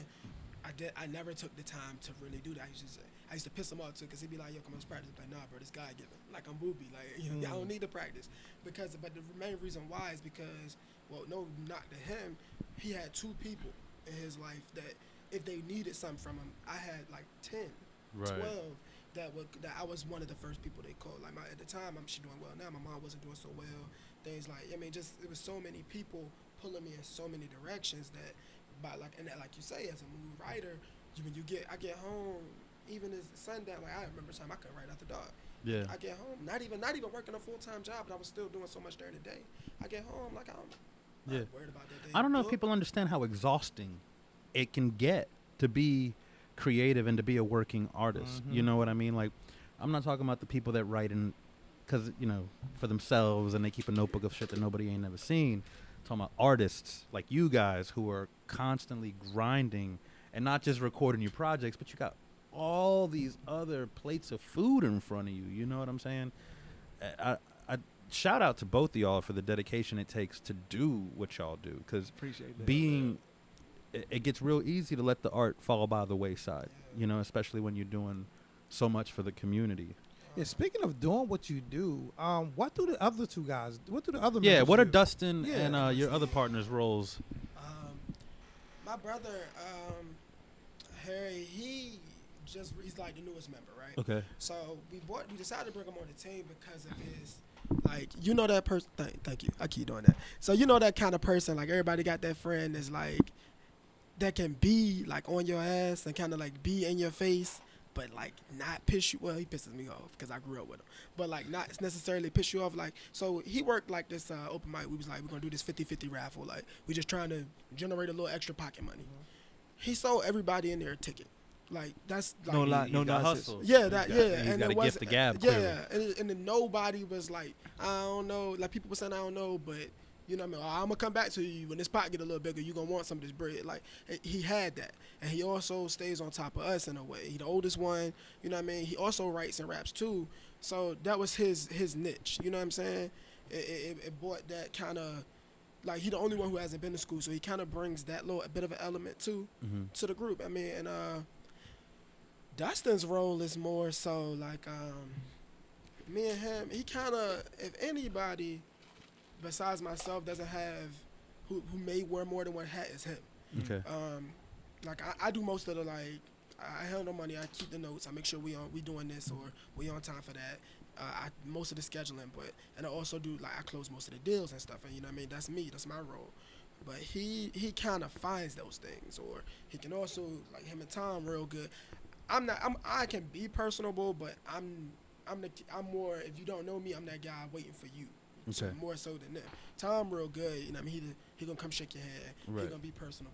You can almost kind of like, hey man, back up a little bit type of personable. That's not me. So that like we kind of all mix and mail him too. You know what I mean, like y'all seen tonight, bringing that laughter. You know, it's like we started off with a little less structure as we've been developing. Not been so hot for business because like I noticed, both of us being presidents of different organizations at different times. When you prepare, it don't feel like work. Right. When you run around last minute, that's when you're just like, bro, I don't want to do this shit no more. You know what I mean? And you don't ever want your music to feel that way. Yeah. But you know if you're going to be successful in this business, in this game, that work has to be done. Right. And so like you saying, where like me getting off work at 4, going to class till 7 or 8:30, coming to an open mic to promote, then, you know what I mean? Yeah. It's gonna be some nights like, yo, it can be exhausting. I don't want to talk to you. Yeah. Like then, you know what I mean, not even just to perform, but just to be there, you know. And then once all that's done, to be able to find that quiet to create, you know what I mean? And to be honest in your creation. Yeah. Like, I'm sure you guys have all experienced, we're all artists in here, been working on something, fall asleep, working on it. Like, just slide it out the way. It takes energy to sit down on your ass and have your brain do all the work. It can be exhausting. And one of the biggest conundrums I sometimes find myself in is you start writing and you're like, okay, or you start working on a song or whatever creative process you're into, and you start off, it's like 7, and you think, okay, I'm just gonna do this till I go to bed. Next thing you know, it's 7 the next day. just about yeah. It's just about the time. It's to that point where it's like, okay, you actually like, you at the pinnacle, you at the climax where it's either going to be real good from here, or you're gonna get enough sleep for work in the morning. Yeah. So which one's it gonna be? You're gonna be groggy in the morning and real proud of what you created, or you're gonna have enough, or you're not gonna be walking around like The Walking Dead, but you're gonna be tight because you can't remember that last 16. Right. So that right there was one for us. That there were plenty of days where I went into work looking like a walker. With so much talent within the organization, any plans for a compilation? Yeah. That was gonna be my next. Because I need an Advantage Entertainment Group, like double album, That's the, minimum. That's the plan. Dustin just gave y'all gumbo and bringing y'all changes. He put it on the tab, and after that, it's probably our next big thing. I ain't gonna put no date on it. Nah. For y'all to be holding us to it like they did Kendrick and Cole, y'all still, or Frank Ocean that y'all still waiting. Nah, on. they've been asking Talib Kweli for years. Yes. When is the next Black Star album coming? He just keeps saying when it's finished. Yeah. And that was kind of me and Smiles' like philosophy going into every project. We never gave ourselves deadlines. In hindsight, we probably should have. You know what I'm saying? Because you don't want to. Because we talked about this at Tech all the time. Like my mans, I still work with them from here and again. It's like you don't want to constrain yourself, but you gotta give yourself some deadline. You gotta put a little pressure on yourself. You don't want to get to the point. Well, he would never do that, but me and Tom always felt like I'm probably one of the last people to call him Tom in that tab, by the way. I was almost like, who was Tom? Yeah, I mean that's because when I met him, he was Tom. He wasn't Tab yet. So, but it's like you don't want to put out something that's like my album's called Changes. I can't put out something that I never completed from 5 years ago because it don't fit no more. It's not me no more. You know? So. Speaking of the project Changes, we've played a little bit off of your album. You submit some tracks to us from there? Yeah, I played Till 6 earlier. There was a track you were talking about earlier. You said you'd like to get to. Oh yeah, Home Cooking. We got that queued up. Is that on there? You only had 3? Yeah, that's all we were sent. Oh, that's a bummer. I sent one a long time ago. If you search my email. While we're sitting here with a little bit of dead air, let me go ahead and let everybody know about that phone number again. It's area code 757-848-5920 to call in and talk to Advantage Entertainment or spit some bars. We got 30 minutes left in the show. We'd be more than happy to share a few of those moments with you. Definitely. Now, I've been fortunate enough to see Tab do his thing. Where in the world does your energy come from? Oh man, well, I guess a lot of it is just from, believe it or not, I got a lot of pent-up aggression. Yeah, I got plenty of pent-up aggression. So when I'm not boxing, that's where a lot of it is being able to be channeled into a real, it's being able to be channeled into a real positive, I want to say a real positive platform. Cause there was a time when I was always mad. I was always mad, and I didn't have anything for it besides scrapping. So, and I mean, as you get older, that turns into assault charges, and a couple of assault charges, and I'm not going to be in college. A couple of assault charges, and my whole life is going to be down the drain. So I had to figure out some other way to deal with it. So I started performing, and then the other thing I found out is that people don't listen to me. Like 9 times out of 10, people don't listen to me when I'm on stage unless I'm putting 110% in. So I can't half stroke it. I can't give 75% and expect people to walk away like, yo, that was good, or that was even all right. Like I've had performances where I'm not going in 100, and then people will avoid me like the plague. Like they won't they'll try to be like, I'm gonna stay away from this guy. But every single time that I come in there prepared, and I basically put my heart and my soul on the line, and my blood, sweat, and tears, I get nothing but love. And that's the way I try to carry myself at every show. Now, how do you guys deal with that when you see Tab doing his thing? How does that? It get me up too. I get hype, man. You know, and I be honestly, as far as first, like I said, the things I grow, and as I grow, what I'm getting better with.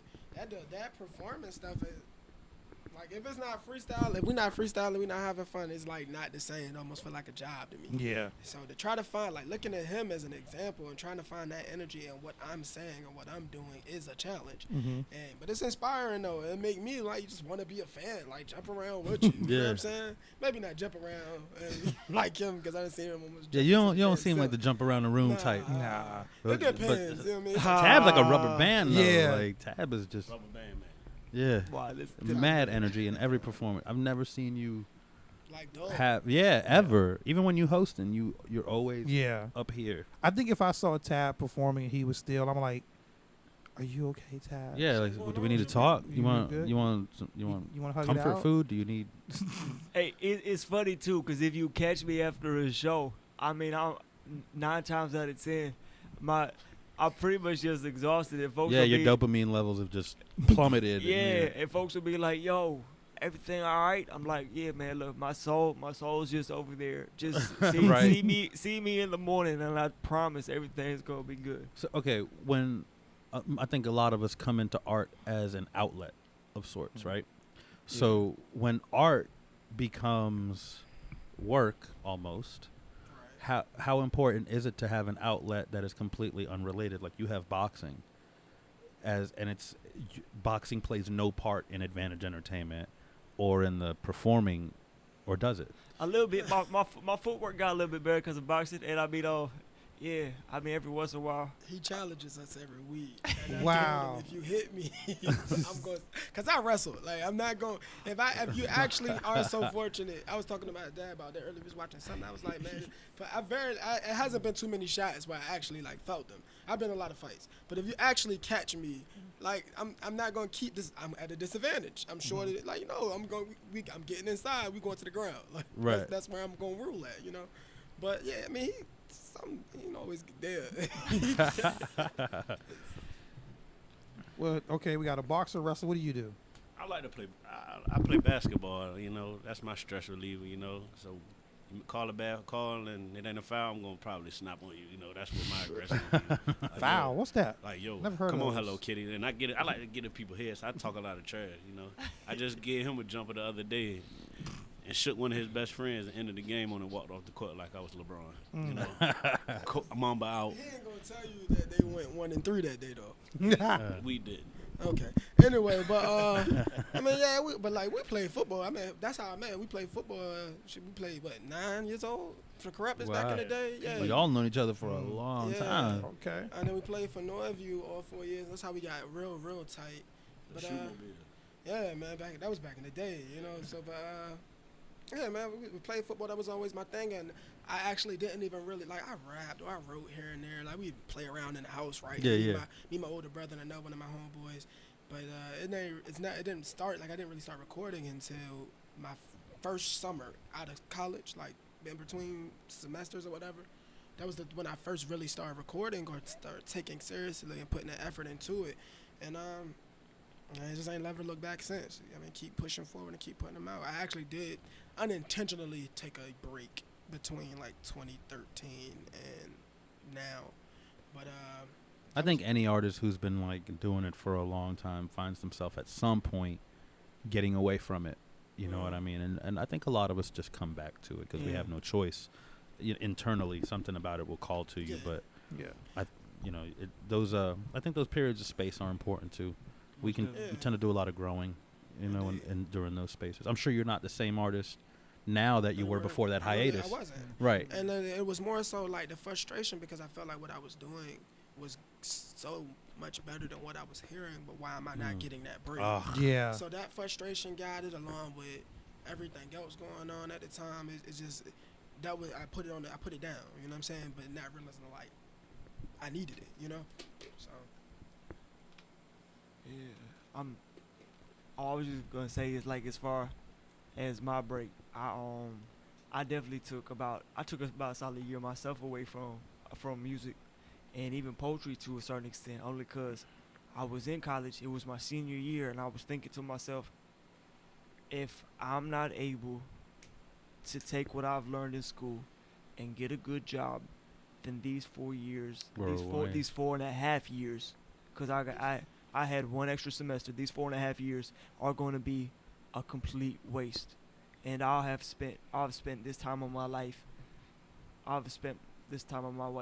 just wasting away where I could have put it towards something else. And so I really went out of my way to try and get that job. That fell through, and what really just brought me back to art was I probably had the roughest breakup of my life, and then after that it just clicked. That'll do it. Won't a breakup make you write some shit? Yeah. Damn. Yep. I've written some of my best work with a broken heart, man. Guaranteed, man. And I think those types of topics resonate with audiences a lot, because who ain't loved and lost, and who hasn't had that crush that never turned into nothing? Right. You know what I'm saying? Because broken hearts bleed gold ink, man. Yeah, they do. Wow. Fuck my life. Sure, they as hell they do. Yeah, man. It's funny because like I'm in a good place in my life. I tell her all the time she's horrible for my writing. She is absolutely terrible for my writing. I'm too fucking happy. Randomly slap them to write anything. I'm like, that'll bring it out. I'll write a Men Don't Tell.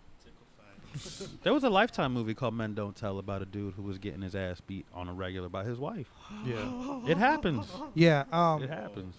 Like I'm for you. I he know wouldn't you guys, touch her. Yeah, I know he you guys. was on some. I don't hit a woman's. Yeah, type I know thing. you guys don't know me, but I'm an advocate against domestic violence. It happens much more than you think. One of my good friends is actually ex-Marine, trained mixed MMA fighter, and his wife used to well on him, and he never hit her back.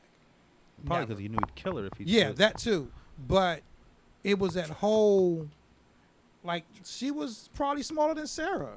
Yeah. And she just used to just like rock him with stuff, and he just was like, more power to him, because like at the end of the day we're humans, and when another human attacks you, your instant reaction is to defend yourself. You don't think about genders in moments like that. You know what I mean? Especially if you get hit and it hurt. Yeah, especially if it hurts, because it's gonna hurt physically and pride. It's gonna hurt you on the inside. Yeah, I had a woman spit on me. Completely undeserved, like, and I'm talking, I'm not a violent person, like, even period, like, and it took everything in my power to not just black the way Sarah out. Hand raised up, like, who is she? Right? Like her. I can beat her ass. Relax, mama. Sarah's in the clubhouse for the first time this week. Shout out to Sarah. The sweat box. Told you it was hot. We got any songs to play? Let's kick it over to a track real quick and take a little bit of a break. You are listening to the Chocolate Milk and Waffle Show. We are here with Advantage Entertainment on Radio F Radio. .com.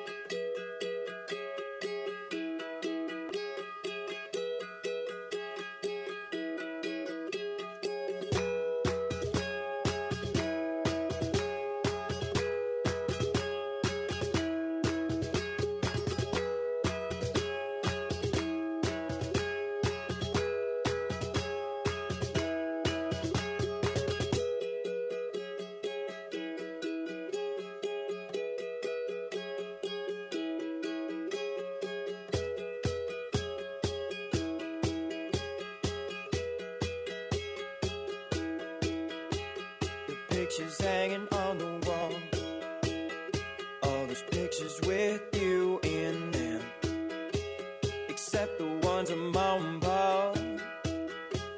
You're smiling for all your friends. You might go right out your ways, no other discourage to see, frame and hang it on your wall and run from the reality. Exaggerate imagination, not your vulnerabilities. You're living in the image again. You're in the image, okay?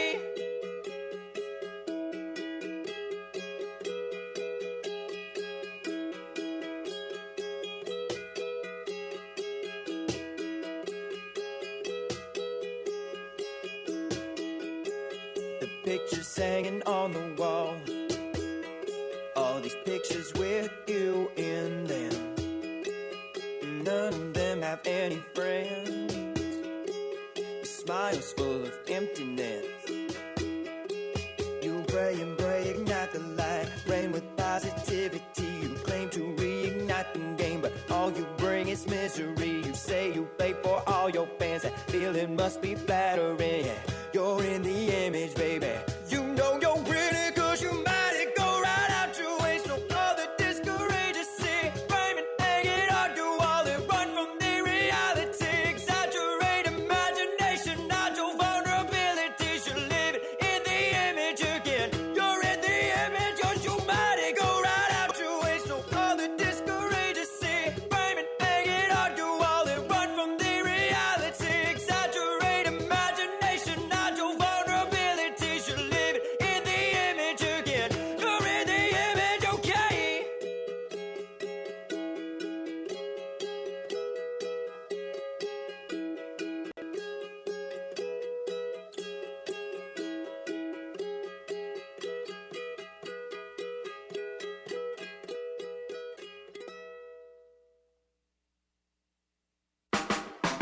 A bright and sunny day out in Norfolk, VA. You know I gotta get it from my people out the way. And yeah, they kicking and flipping. And I ain't talking skateboards. Watch them get a life, turn around and give you 80 more nights with my brothers. Talking about aspirations and how we gon' make it. It turned to how we making it. See, life start to hit and she was more than a bit. I'm 24 years old, I should be damn near rich. See, I wanted to get it quick and still live legit. But I was dealt this hand and I ain't put in a fix. But Lord willing, I'm here, I'm gon' make it. And every time I inhale, it's more than I take in. The lion broke loose. I'm all done with cages, and I just caught a stride, so it's off to the races. And if I go down, call the next player, cause I ain't gonna stop till I cash out a daisy. I grind for my city, I grind for my city. Love and loyalty, you know my boys rockin' with me. I grind for my city, I grind for my city. In the land of the sharks, only great whites with me. I grind for my city, I grind for my city. Love and loyalty, you know my boys rockin' with me. I grind for my city, I grind for my city. In the land of the sharks, only great whites with me, yeah.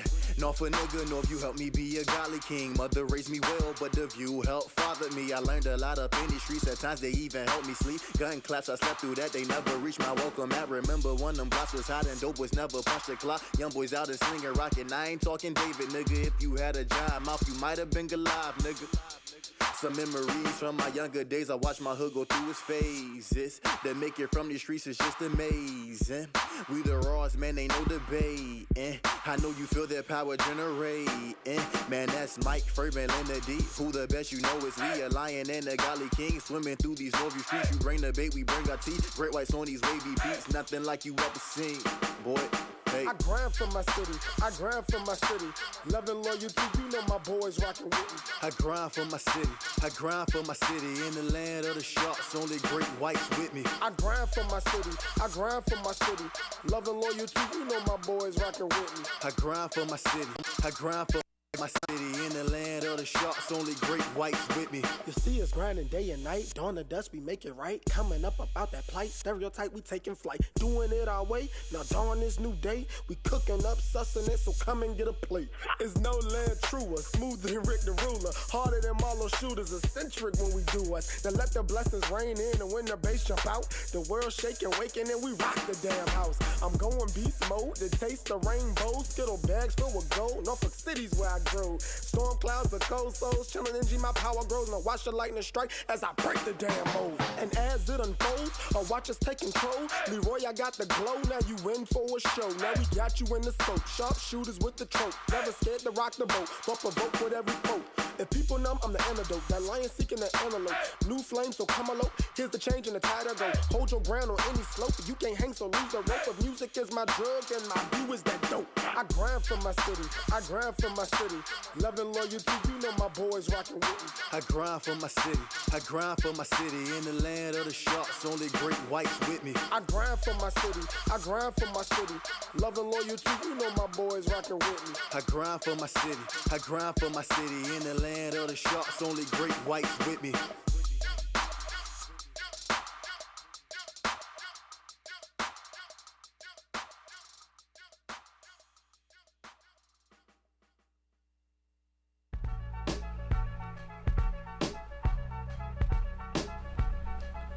And we're back, Internet. You are listening to the Chocolate Milk and Waffle Show on RadioFradio.com. We're coming up on the close of the show, so before we let you go for the evening, another couple of quick reminders. Once again, we would like to draw your attention to our Patreon page. Find Radio Free Radio on Patreon, where for just $1 measly little $1 a month, you get full access to our entire archive. But better than that, you get to say that you, and you alone, support local radio. Well, maybe you're not alone. Yeah. We prefer that you not be. We need as many of you supporting as possible. Tell your But mama, you get tell the a point. friend. Tell several friends. We got $1 in the pot. Let's see if you can match Tab on his buck. Find us on YouTube. Download our app. What else we got? I'm drawing a blank right now. Yeah. That's normal, though. Yeah, it is. That's It is. normal. We are here with Advantage Entertainment Group. We have been talking for the better part of the last 2 hours about all things artistic. So, anything you guys want to leave the crowd with? You want to plug the event you guys got coming up again real quick before we get out of here? Oh, yes, sir. August 24th, Mambo's Bar and Grill, Advantage Entertainment and Friends. It's going to be a dope. And where is Mambo's Bar and Grill? You got an address? Newport News. I have an actual exact address. Let's do that. What? Come on, Lenny. He's going to print it up on MapQuest. Sorry, no, I'm just playing. I'm a man the glue of the organization. Don't No, do it's it. all good. It's all good. You need that. 6139 Jefferson Avenue, Newport News, Virginia. One more time. 6139 Jefferson Avenue, Newport News, Virginia. It's a good little spot, you know what I mean? Kind of quaint, but I mean, you'll enjoy yourself. Good drinks, good food.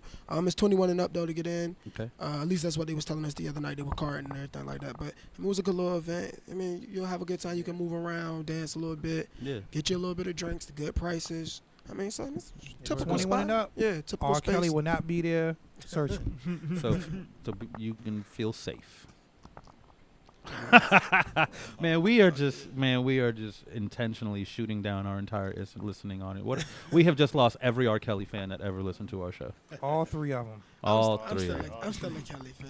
I still Hey, like nothing that wrong. Hey, be a shit. fan. His music is good. Be you a know what I fan. mean? Be a Look, fan. Be a you fan. know, we talking news from like over a decade ago. But the bottom line is, she could have moved.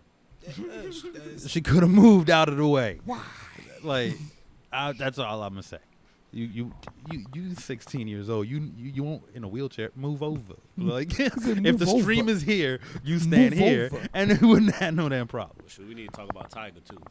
Oh God. Yeah, that's bad. We're about to need a whole another hour on this Yeah. show if we go into this. Okay, before we get off though, another like plugging VA Unity in the community. Talked about it earlier. It's gonna be a major event. Like I said, 11 to 7, Barrard Park, Norfolk, Virginia. September 3rd. Artists, vendors. Just an all-around good time. I'm looking forward to that. Yeah, food vendors, family. And like, you gotta work. You come in Please, the morning. If as you soon work as y'all get a morning, flyer It's done 11 up to for that, please 7. let us It's know. all day long. You have no excuse. We got a vendor flyer. We also have Yeah. a GoFundMe. Oh yeah, I can't believe I didn't mention a GoFundMe. It's just all to cover like certain expenses and stuff. Like this is strictly for the community. Like we're not making anything off this. And I understand people. I mean, the vendors may or like this is all to promote yourself or just come to be a part of an uplifting as a maybe a portion where the mayor comes through or the police commissioner, just to all show like encompass and just kind of in light of recent events, you know what I'm saying? Right. Just to build and move forward, like show that we can be something and do something positive as a community, that we not all about this or they're not all about that, you know what I mean? Yeah. So, That's what's going on in the community. Yeah, absolutely. I like that, man. It's important that these organizations like y'all's thrive and flourish. Now, I'm gonna leave y'all. I guess the last question I'm gonna ask for you guys is, who are some of the artists locally that you would love to work with? Present company excluded. Oh shit. Artists I would like to work with, present company excluded.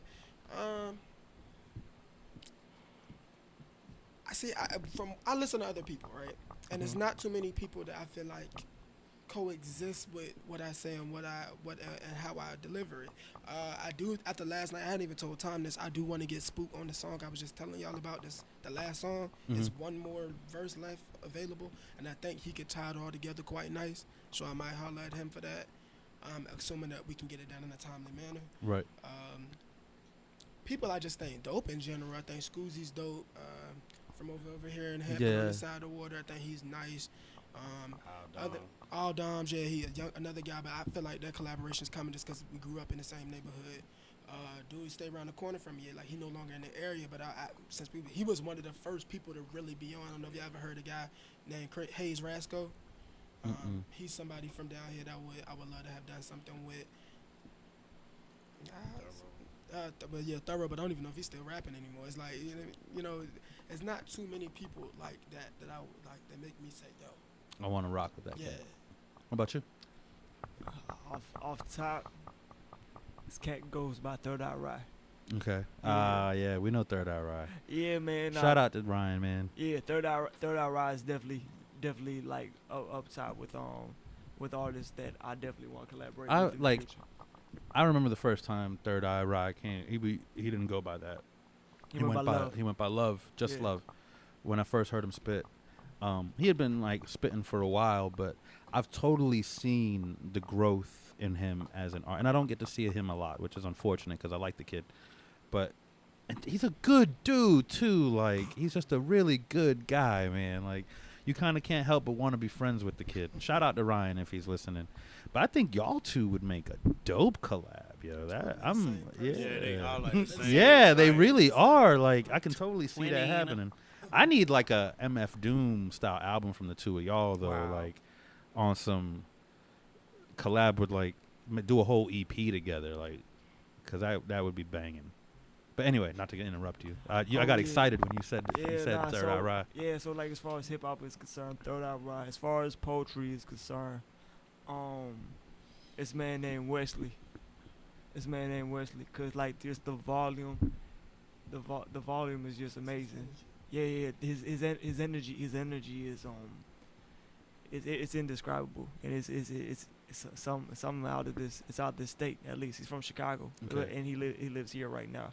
So yeah, I would definitely want to work with him. And then as far as vocalists are concerned, his wife Deshonda, she I would love to have her vocals accompany something of mine. Yeah. Speaking of singers and stuff, I left off a girl from another girl we grew up with, Charlotte. I don't know what she go by, Charlotte P. She moved out the area too, though. So I mean, all these things is like stuff I I wish I could have got to earlier. It's another girl who sings locally who I really want to work with too, and it's not like a typical hold a tune voice, like it really like, you know what I'm saying? You know how some people, some people can hold a little melody, some people can sing, and then some people like really got you like like whoa, like, what? Like your skin stand up type Right. shit. And she was one of them. I cannot think of her name or where I saw her at, but you know, working. The thing I loved about the names you guys were given, I've never heard of them. Yeah, me neither. I love that. Except for Third Eye Rock. Yeah. Like I've heard of him from Sinatra Royale. But when that goes to speak to the depth of talent in this area that people pretty much don't know exists. Right. So Because not for nothing, like we've got a fairly decent reach. and yeah, I guess you would call it that. In the community, but to still be able to hear names you've never heard of speaks to how big this artistic community is, and not only that, but how untapped this artistic community. We named is people not just local, but like in the city of Norfolk, third living Norfolk Right. right now. Yeah. Everybody we named came from our neighborhood. Like Right. It's everybody got an event. Like I said, every neighborhood can have an advantage, or every Right. neighborhood can have those 5, 6, 7 people we named. Right. All right, so we're closing up on the last hour of the show. I want to go ahead and say thank you all for being here. Oh, thank you We for having appreciate us. y'all's time and y'all's talent. Like- Shout out to the two of you who couldn't make it out to the show.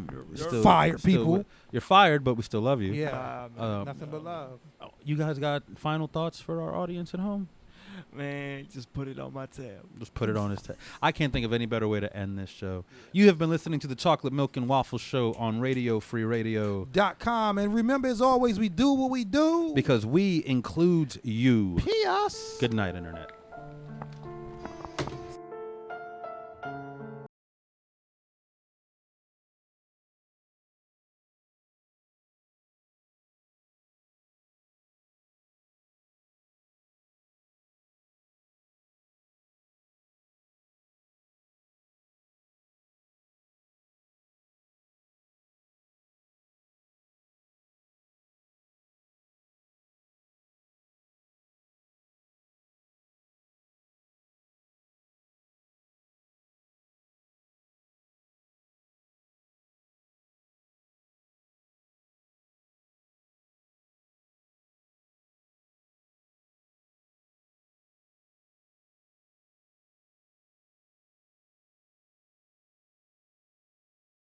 Do you like things that are funny? Do you like music? Do you like talk? Well, we've got it all on Good Morning You Drunks. How do you feel about double middle fingers? I don't like them, but I will accept them. Oh, Monday nights, 8 p.m. Good Morning You Drunks, only on our station, Radio Free Radio, RadioFradio.com. We promise we're not going to give you double middle fingers. RadioFradio.com. Won't you come and play? Hey, you found a happy place. It's a game show. That's right, a radio game show where we can have a few laughs as the contestants battle for the big or not so big prize. It's an adult show, guys. Our first episode is Wednesday night at 7 p.m. on RadioFradio.com. Adolani said WDMF.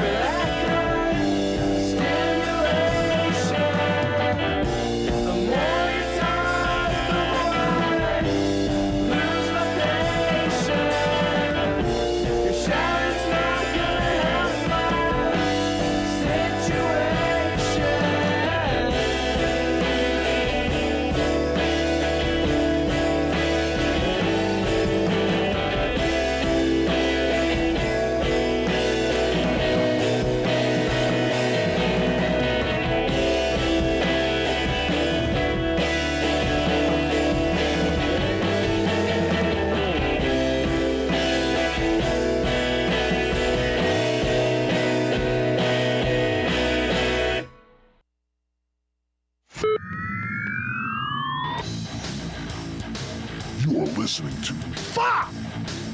Pissed God, that pisses me off. It's like, I want to see the cheerleaders. I don't care about Old Spice. till midnight. Dude, I'm super stoked. That's stoked and psyched if they had a kid together. Winning the draft lottery is like seeing pictures of Hope Solo naked. If the Eagles lose, it ruins my life until we win again. Every Thursday from 10 till midnight. Gene Steratore, I fucking hate you with a goddamn passion. I am more fired up than Keith Richards with a wheelbarrow full of LSD. This is Pissed Till Midnight. Oh, you didn't know? 2 full hours of live shenanigans here on YouTube from the WDMF studios here in Hampton, Virginia. RadioFradio.com. We are Pissed Till Midnight. Thank you for being with us. We got preseason football, man. It's that time of year, and it's here. And We're back. we got people watching us. Thank you for All making proper choices for your entertainment this evening. All kidding aside, thank you for joining us at No Radio Radio on Twitter, at Real Pissed PIST Sports on Twitter as well. You can also follow both of us on the gram at Radio Free Radio and at Real Pissed Sports. Facebook.com/Radio Free Radio and Facebook.com/Pissed Till Midnight. Hit the blue thumb on both. Thank you very much. All that stuff. Yep, and feel generous because it's always fun to give. Everyone likes receiving, but it's fun to give as well. So that's what she said. Exactly.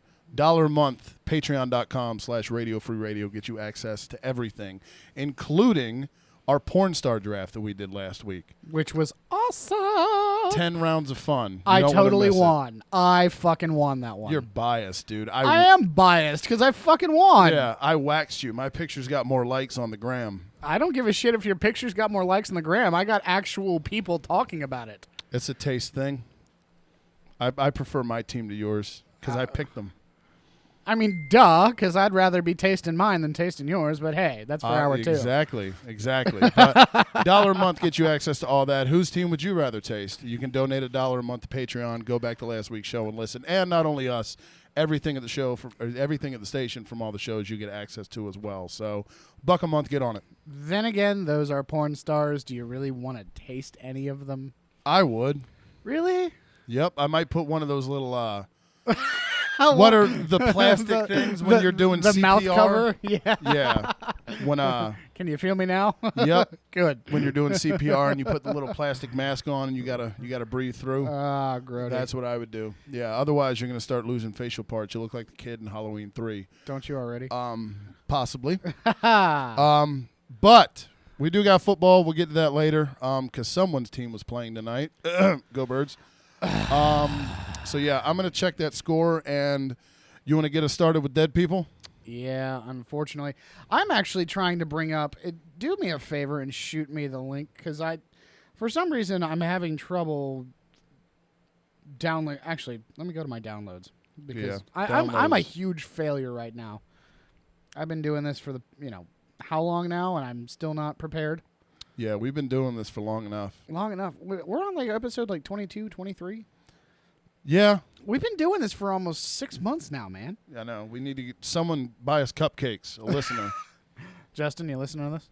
Cupcakes. No, Justin needs to be included on buying the cupcakes. I know. I'm telling him, cupcakes. No, that's what someone needs to buy cupcakes for the three of us. It's our show, and he's the producer, so... We like cupcakes. Yeah, listeners. Cream cheese frosting. No, not for me. Stop being a bitch. So, yeah, I want man frosting. Something to put more hair on my chest. Some man mayonnaise? Yep. That's what I prefer. You want to try that phrasing again, Corey? No, he does not. He doesn't at all. I'm going to just let that one slide and pretend nobody heard it. Which obviously somebody did. It occurs to me that inappropriate shit comes out like literally the second after I'm done with it. That means two things. And then, yeah, I'm left with the repercussions. It's all good. So that's why we love you. Thanks, pal. Dead people. It's finally downloading. I had to re-switch accounts, and it just this whole personality page thing. It's getting weary. It's getting tiresome. You want me to talk about dead people? No, I'll talk about dead people while you play with your phone. So first off, condolences to the family and friends of Brian Clausen. He Raced in 3 different Indy 500s, including this year's Indy 500. He led a few laps. He passed away over the weekend during a midget car race. He had taken the lead in the race and ended up in the fence, flipped a good number of times, and then as he came down the track, another car T-boned him. So just from the injuries that he sustained, unfortunately, he did not survive. He was a former associate of Tony Stewart, who, if you guys know your racing, he is a murderer. No, okay, well, there's that. But he is a he races funny car or stock midget cars a lot. He's on the dirt track circuit in his spare time, and he owns a few teams and has his own garage and everything. He loves the smaller tracks, the dirt tracks, and he spoke about Brian Clausen after, and kind of gave some words of just encouragement to his family, and he said he was very saddened by the events of the weekend. So, unfortunately, we must give condolences to the family and friends of Brian Clausen from the guys here at Piss Till Midnight. Also, condolences to the friends and family of Zach Hamilla. This one, these two hit home especially because Brian Clausen was 27, and Zach Hamilla was 22. Hamilla was an offensive lineman for the Arizona Wildcats. Apparently, he passed away in his sleep. So, I mean, obviously 2 different ways to go, but both young men, one of them just, in between Corey and I's age, and then one of them still in college. Being I have a brother who's about to go into college and a number of friends who are in college, it's weird because I actually had a couple of friends of mine pass away in college. So somebody that young, 21, 22, passing away in their sleep, or just, passing away in general in college, it's weird to think about. So condolences to those gentlemen. And then last but not least, I'm sure you've heard of this. Corey might actually touch on this one a lot because this guy's a former hockey guy. Yep, John Saunders. For those who don't know, he was on ESPN, obviously. He was an African-American, proud Canadian, loved hockey. He played at Western Michigan, I believe. Yes. Which is super cool. Anytime as a hockey guy, there aren't a lot of them out there. So, even just I remember seeing a guy in Little Caesars one time rocking a Dallas Stars jersey, and I had a Flyers jersey on. We just kind of did the head thing. Like, hey, you get it too. Right. Even though you guys shouldn't have won the Stanley Cup in '99. But anyway, deal with it. Brett Hull's foot was in the crease. I don't really care. I'm not a Sabres fan. But at any rate, yeah, he was, by all accounts, a good guy. Which, again, I mean, it's easy to, when somebody passes, I think it's, hey, let's make them out to be the greatest person ever. But by all accounts, even while he was living, John Saunders was a great guy. He was a workhorse for ESPN for years. He took over for Dick Schaap on the Sports Reporters years ago and had to deal with a lot of egos on that show. They still have a lot of egos. Yeah, absolutely, dude. And he managed them well. I remember that was, growing up, that was one of the shows my pop watched every Sunday morning. And I would watch it with him before Sunday Countdown would come on. And I remember the transition to Dick Schaap, from Dick Schaap to John Saunders, and it was seamless. He was just a consummate professional, man. Great at what he did, and he was a trendsetter in many ways. So obviously for someone who's, does what we do with this platform, he will be missed. He was a trendsetter for sure. Yep. Many of the folks at ESPN tweeted and Instagrammed and Facebooked their condolences and how sad and sorry they were to see him go. Stephen A. Smith, I watched the bit that Stephen A. Smith did on First Take, and he was actually taking it pretty hard. He was about to cry on air. And apparently he was saying that Saunders had some health issues, and he'd had a serious fall recently, and it's one of those things, to make a little light of this situation, because that's how we deal with things sometimes like this, is we try to find humor in the dark times. And to make a little light of this goes back to a couple months ago when I was saying I think all these ESPN people need to stop dying.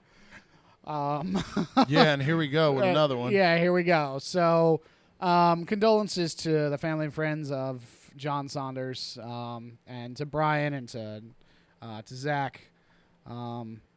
You gentlemen surely left an impact on those around you, whether it be a big one or a small one. It still made a difference in someone's life. So thank you for your service as a human being.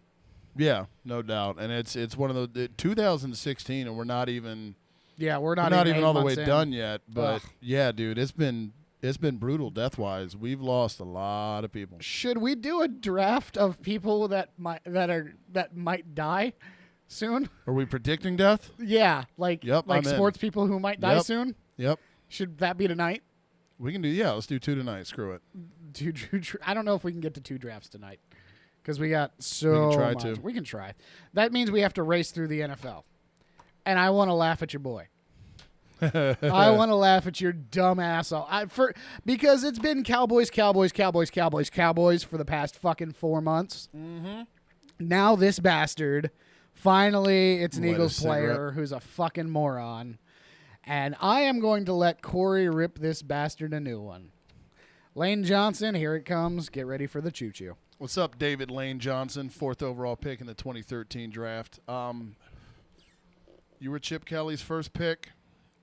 When he took over from my coach, Andy Reid, everybody who wanted him out of Philly so bad, how'd that work out? Now he's just taking Alex Smith to the playoffs. No big deal. I digress. He just got a contract extension, dude. Yep.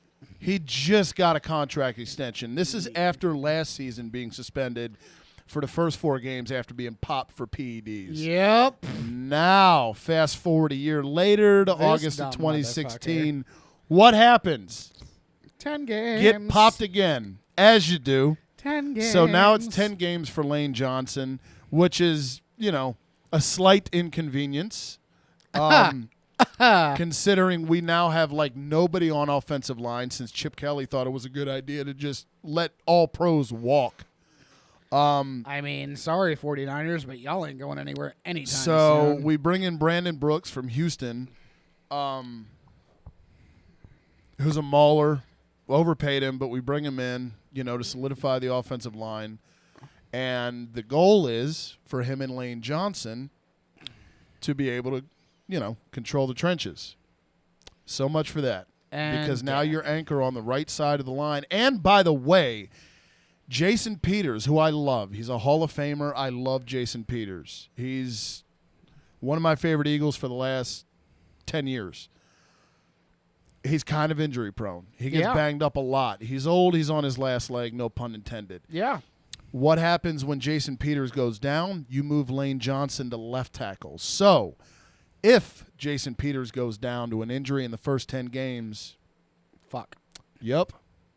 What? Let's rush Carson Wentz along because Bradford and Chase Daniel will both be crippled. Oops. So I can't. And I've got to be fair here, man. I rip Cowboys guys. And the one thing I always try to be is fair. And I will rip guys like Des Bryant for doing dumb shit off the field. Yep. I will rip Rolando McClain for popping, and getting another drug test, and Josh Gordon and all these guys. The same applies to Lane Johnson, even though he's an Eagle, even though I cheer for him on Sundays. You can't be this stupid. No. You can't realistically be this fucking idiotic. But obviously he is. And that's what scares me is he just got an extension. He's at this point he's an investment in the future. Mm-hmm. And your future and looks this rather is bleak. what you do. So I don't know. Anybody want a right tackle? Because I say put him up for sale. Put him on the block. Get rid of him. Damn. You Damn. can't get popped for PEDs twice, dude. In this back-to-back years, Back-to-back you're an years, idiot. You're an idiot. Yeah, I mean, if it's the Cowboys, that's the thing that pisses me off about the situation right now. Because if it was the Cowboys, if it was anybody on that offensive line, we'd be getting vilified. Yeah, we'd be getting, dude. ESPN would be fucking having a Randy Marsh all over themselves. And if you don't understand that reference, go look up Randy Marsh ejaculation, and the first picture that pops up, it probably should be the one that I'm referencing. Yeah, just go look on the internet. Yeah, it's not that hard, people. But honestly, ESPN, don't Randy Marsh over fucking Cowboys. But when the Eagles do some dumb shit, just let it slide under the fucking rug. Fuck you. So, and yes, I was right. And it's exactly the picture that I wanted. So thank you, Justin, for that Google search. That will probably now go up on Twitter and a couple other pages, and Justin's a dirty pervert. At No Radio Radio, Facebook.com/Radio Free Radio. Get on it. You will understand. Yep. So I've been looking. There's been a couple reports from Cowboys websites about this situation, and they're saying that the Eagles might be begging to Jerry Jones. This is their words, not mine. But the Eagles might be coming to beg Jerry Jones for Ronald Leary and might be giving up some good quality fodder for him. What's the source on that said it's begging? A Dallas site. Exactly. But, again, their words, not mine. But right. I've seen it in a couple other places, and people were saying, hey, we should shop him. We should. Move, you know? I'm not, if he's still on the team, I'm not gonna lose sleep over it. But right. If we can move him for something, do it. Well, they're not moving him. They're saying that the Eagles need to move now for another guy, excuse me, who can make an impact on the line. Right. So that once, to hold over until his suspension is done. Yeah, I just don't think it matters realistically. I really don't. I mean, who are you going to bring in? And I like Lane Johnson. He was a good pick. He's a good player. Yeah. But I don't know. Get your act together, man. Seriously. It's not. If you get popped once, the 4 games is a slap on the wrist. All right, so you're getting away with it. Now you're on the clock. All right, you're on the radar. Yeah. You're huge. You're fucking ginormous. I don't know exactly what his measurements are, but I mean, dude, he's got to be 6'6", 325. I mean, he's a huge guy. Yep. What the hell do you need to take PEDs for? Just get in a weight room and do some deadlifts. Probably injected him in his willy. Yeah, I mean, I don't. Again, and a lot of the steroid thing too, the pain management and so on and so forth. I get that, but I mean, dude, just smoke pot. Honestly. You're a white guy. You won't get popped for it. Yeah, exactly. They're busting all the black guys in the NFL right now. And unfortunate as that is, that's literally the way it's going. How many white guys do you know of in the NFL that got popped recently for pot? Yep. How many? Off the top of your head, Corey. None. Exactly. And it's not only black people that smoke weed. It's really not. But they're going after, they're going after all the black guys that are obvious pot users. They've gone after Randy Gregory. They've gone after DeMarcus Lawrence. They've gone, half of my Cowboy squad. It ain't just Cowboys, though. But you're right. Josh Gordon. Yep. Obviously, he's Johnny Manziel. I don't even think he counts as white as anymore.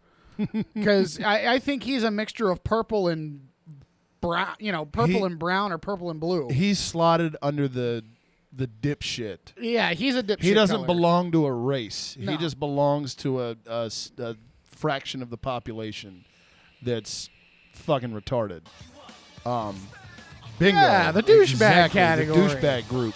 The ignorance, as I like to call Yeah, them. the ignorant crew. That's the unfortunate thing. We say that in jest to good old Nate there. Just smoke pot, you'll be fine. But that's actually the honest truth. Yeah. You're a white guy in the NFL, you'll be fine.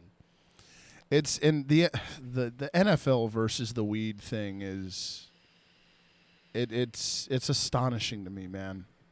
It is. The fact that they're going out. Well, you got to look. The awkward thing is the NFL going after players who smoke weed is kind of like the government going after people who smoke weed. Which is also stupid. Exactly. That's what I'm saying. Considering the fact that it's now coming out that, weed does help people with cancer, helps people with pain, helps people with headaches, and glaucoma and all this other shit. It's not, dude. Yeah, I've got a real good friend in the family who's on disability, smokes pot, and it helps her remarkably with her pain.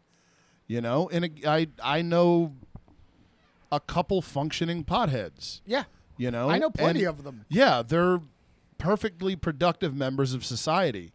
I don't actively smoke weed. I'm 28. I'm not 12. Yeah, all right? if you haven't smoked weed at this point, Yeah, as a 90s no, kid. I've been baked, dude. Oh, yeah. You know, but I don't actively do it. I'm a drinker, and I acknowledge that drinking is worse for you than smoking weed.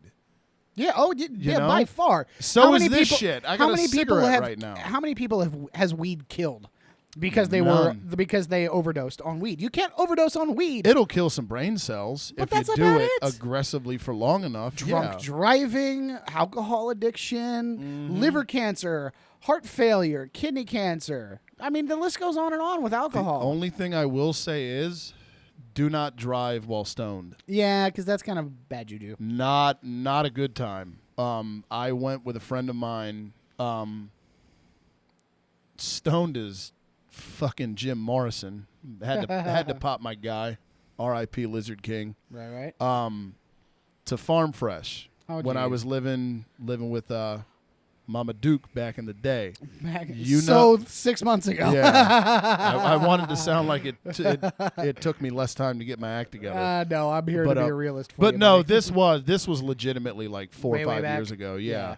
And you've seen how close the Farm Fresh is to my mom's house. Very. Yep. That drive took 45 minutes. Were you Pokemon hunting? Nope, this was way before Pokemon Go was a thing. I wasn't trying to catch a Zapdos. That's hilarious. Yeah, dude. And we were going to get some shrimp. I remember it clearly. I thought you were about to say shrooms. She and I were standing at the shrimp place in Farm Fresh. Uh-huh. We ordered the shrimp, and we walked to the beer cooler to get more beer because that was a smart move. Because beer. Yep. And I remember walking to the beer cooler and just like walking into a brick wall. I was like, Jesus Christ. Yeah. Where the nachos? I can't wait for these shits to be steamed, dude. Give them to me now. Right? Fuck the Old Bay. I'll go without it this time. I'll do it at the house. Yep. I'll do it myself. So that's my weed story. Since we've gotten one of them, since you've gotten that first rant off your chest, isn't there another motherfucker you want to go in on? I also want to go after Joey Bosa. All right, do us the honor. There was once upon a time, #TBT Throwback Thursday. My co-host and I, we did some writing. Yeah. Back in the day. Yeah. And we had some fun. Yes. Define fun, right? Yeah. Tomato. Oh shit! I did not mean to press. Yeah, that your button. noise is on, pal. I see this. Shut up. But I predicted Joey Bosa would be a bust. I NFL draft stuff. Okay, you got to predict a bust. That's what everybody wants to know. I went with Joey Bosa. Why? This. He's entitled. Okay, you cannot have, and this is what one of the reasons why I like the NFL over college, because these people get phased out, whereas the college game is littered with these people. Entitled college guy from a small town who's been, pampered and hammered exactly, his whole from life. Pop Warner to junior high to high school. He's been the man. He's gotten all the women. He's got, he sleeps in his Letterman jacket. He's got the nice car that mommy and daddy bought for him. He's literally the guy that everybody wants to be in high school. And then you get to college, and a lot of these they're not a lot of colleges, big name colleges anyway. It's not like the NFL where you've got markets like, pop my hometown first, Philly, Chicago, USC's in LA, but you're not in, for the most part, Ohio State, we're going with Joey Bosa, is in Columbus. Alabama's in Tuscaloosa, Alabama. Oregon's in Eugene, Oregon. University of Oklahoma is in Norman, Oklahoma. What's my point? They're small towns. They're college towns. Yep. Everything revolves around Saturday mornings, okay? And I get it. I completely understand. But you create this culture of having pampered little entitled shits who are used to getting everything they want their entire life. They don't have to go to class because they can rush the passer. They can get there faster than the other guy. All right, they can run a 40 and 4.4 flat or whatever. All right, they can vertical jump 45 and whatever. Yeah. They're awesome, okay? And then you've got guys like Joey Bosa, which is exactly what he is. He fell to 3, which there were at one point he was being looked at as a number 1 pick. Going back to like January, pre-combine and everything. But San Diego takes him at 3. And if you're San Diego, I highly recommend you just avoid, like, take straight and narrow people from now on, because Eli Manning blew you off because he was a brat. Yep. And he was also entitled, you know, he's got Archie Manning as his dad. Peyton was already in he's the a NFL Manning. crushing it. Exactly. He was entitled, so he exercised his entitled card and, you know, pouted, and they swapped Phillip Rivers for him and sent him to New York. Now you've got Joey Bosa, who is in San Diego, is holding out over not the amount of money that he's getting paid, but the structure of the contract. Yep. Not the amount, which would be obnoxious enough because we've seen that happen before multiple times. Uh-huh. But the fucking structure of the deal.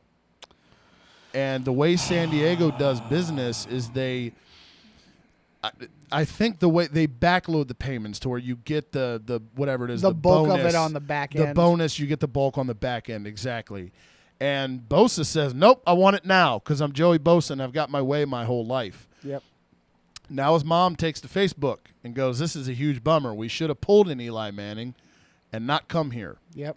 So What a bunch of dickbags, the whole family. you're going nowhere, Joey Bosa, and this is exactly why. And again, Pretty much. Shut the hell up. Yep, exactly. Shut up, Miss Bosa. He's going to sign. He's going to play with San Diego. He'll be there week 1 and everything else. And at the end of the day, the only thing he's screwing over is himself because he's missing practice time. He's missing all of these team activities, all these things. He could actually be doing work like everybody else. But Joey Bosa doesn't need to do work because he got picked 3rd overall, and he's Joey Bosa, and he was awesome in Columbus, frickin' Ohio. These are the kinds of people that you hope get injured for the rest of their careers. Yeah. He's a piece of trash. I'm sorry. You can't go to the NFL, you can. Unfortunately, we've created that culture, but you shouldn't go. You're going to make demands. You haven't even played a snap yet. You know? They don't. You don't deserve it. Yeah, you're getting paid $17 million, okay? You might not even be worth $17. Yep. I'm over here getting paid dick shit. Yep. You know, and I do like 5 people's jobs. Exactly. For the job that I'm doing, it's not, you know, I'm not horribly upset because if you guys have been listening before, I haven't had a job forever. But my man's a manager now, though. I wasn't going there, but thanks. Well, I wanted to plug it for you. Well, I thank you. Yep. But, you know, as far as, you know, compared to $17 million, I'm getting paid dick shit. Because my job is not a $17 million job. Nope. But, if you're going to get $17 million and you don't like where you are, play for a few years, get better, so that by the time your contract runs out, if you want to stick where you are because the Chargers somehow magically turn themselves into a championship caliber team, then you get to stay. But if not, you've worked your ass off. You've proven you're a man of your word. You're a man of character, and you can step up and get the huge contract that you deserve, like Von Miller did, and you know, make a name for yourself in the NFL. Here's another thing that I find off-putting about Bosa and his they're a football family. Besides his nose. It's so obnoxious, dude. Dude, his face is like he has one of the ugliest faces I've ever seen. He just looks like the prototypical douchebag. He looks Him like and Manziel. He looks like the type of guy who would slap your girlfriend's ass in the bar just to see if you'll do something. Yeah, exactly. And call you bro 5 times in 2.3 seconds. Come at me, bro. Come Yeah. at me. What you gonna do about it, bro? He'd be the guy that wears the ironic T-shirts, you know, They have like a cool saying on it. I can see him and Johnny Manziel hanging out in the near future. I can too because they both suck. No, I just hate how this. Oh, he's from a football family. Yeah. I understand his old man played in the NFL, but can you recall anything he did? I don't even know his name. I don't know his old man's name. He played for the Dolphins. That's all I know. Well, there you go. That's the problem. Yep, exactly. Dumpster Fire City. Yeah, you coming from a football family. I don't. Who created that? Right. Speaking of dumpster fires in the NFL, how about that Hall of Fame game? Crickets. You can't allow paint to stall a game. I think they just did. They did. They did. Like that. That's actually a thing. I would be livid, dude, if I were a fan of either the Packers or the Colts, and I paid all this money to go to Canton. And first of all, well, a Hall of Fame game's different. I guess you're going for the ceremony. Yeah, and it's not too far for those teams' fan bases. Right. But you're traveling. You know, you've invested money, obvi. You've left Indiana for Ohio. Yep. I don't know which is worse, the fact that you live in Indiana or you went to Ohio. No shit. I hate both of those states. Yeah, find me. You ever driven through Indiana? No, dude. It's I haven't been a lot of places. Top 3 states that I hate: New Mexico, Kansas, Indiana. Kansas. Those are the 3 worst to drive through. Absolutely, by far. There's no question. What's a bummer about Indiana? Not a lot going on. It's actually Indiana belongs in the South. In what way? It's a bunch of hicks. It's a bunch of cornbread-fed, thoroughbred hicks. Hey now, I'm calling you out, Indiana. Who we got on the calling machine? What we got here, Justin? All right. What's going on, Chris? What up, buddy? What's up? I hear y'all are talking about Joey Bosa. Do you think Joey Bosa can be a bust like Menzel? Not that bad, but he will be a bust. He's not going to be epic. You know, you're not looking at Jarmarcus Russell. Yeah, bust, unless Johnny Manziel gets a hold of him. I mean, let's face it. The guy's already got contract issues. He's already got a history of character issues from his days back at Ohio State. He was suspended for the beginning of the year last year against Virginia Tech for disciplinary actions. He's a guy who, if he doesn't like what he's hearing, if he doesn't like the authority figure that's telling him how to do things, he's not going to listen, and he's going to go do it his own way. That's going to get him in trouble down the road, and I wouldn't be surprised to see him having a meeting or two with Roger Goodell in the future. And that's the thing, is he's been told his whole life, he's been in an echo chamber his entire life, you know, and the worst thing you can do for a guy who's got character issues, who's got off-the-field stuff, you know, baggage, who is someone like a Joey Bosa, the worst thing you can do is go, hey, here's $17 million. Go make some good decisions. Yeah, and I got one more question. This one's for James, since we're both avid Cowboys fans. And your Eagles got lucky tonight, Corey. Hey, you know what? It's preseason, dude. I'm enjoying this so much. Every time Chris calls in, I'm enjoying this. It's a meaningless win, but I'd rather have a meaningless win than a meaningless loss. So you were playing the Bucks. We were, but then again, we lost to that team. You last can only season. you can only play who they put in front of you. So I'll take it. About that. I'll take it. All right. How long? I know Romo's coming off surgery. How long do you expect Romo to be in the game? 10 minutes. Saturday. Oh, he was talking about. I was trying to be sarcastic, and it blew up in my face like a money shot. Just like Lance? Yep. Ha! That didn't work out too well. That did. I'm going to bow out gracefully. Probably the first series. Still love you, bro. Yep. Love you too, pal. First series, and then he'll be done. Who's backing up? Dak, it looks like. Oh God. Dak, and then well, Dak's actually looked pretty good in practice this week, and then it'll go to Showers. I was gonna say, is that gonna be the same on defense with Sean Lee and? Yeah, a lot of they don't need to put him out there at all. Yeah, dude. a lot of the starters are just gonna be. It'll be one series and done if they get it at all. We'll see. We'll start seeing them a lot more as it gets closer to the. Maybe the second and third games we'll see some guys, and then the fourth game they'll completely sit them out, finish out the position battles, and then regular season win against the Giants. So. All right, well, let's get more to the NFL. Appreciate it, fellas. I appreciate the call, bud. Yeah, man. 757-848-5920 is the number where you can give us a call here at the studio, by the way. We had 3 last week in the first hour, so we did. Let's beat it, folks. Let's try and beat it, or at least tie it. That would also. I'm down with that. That would work.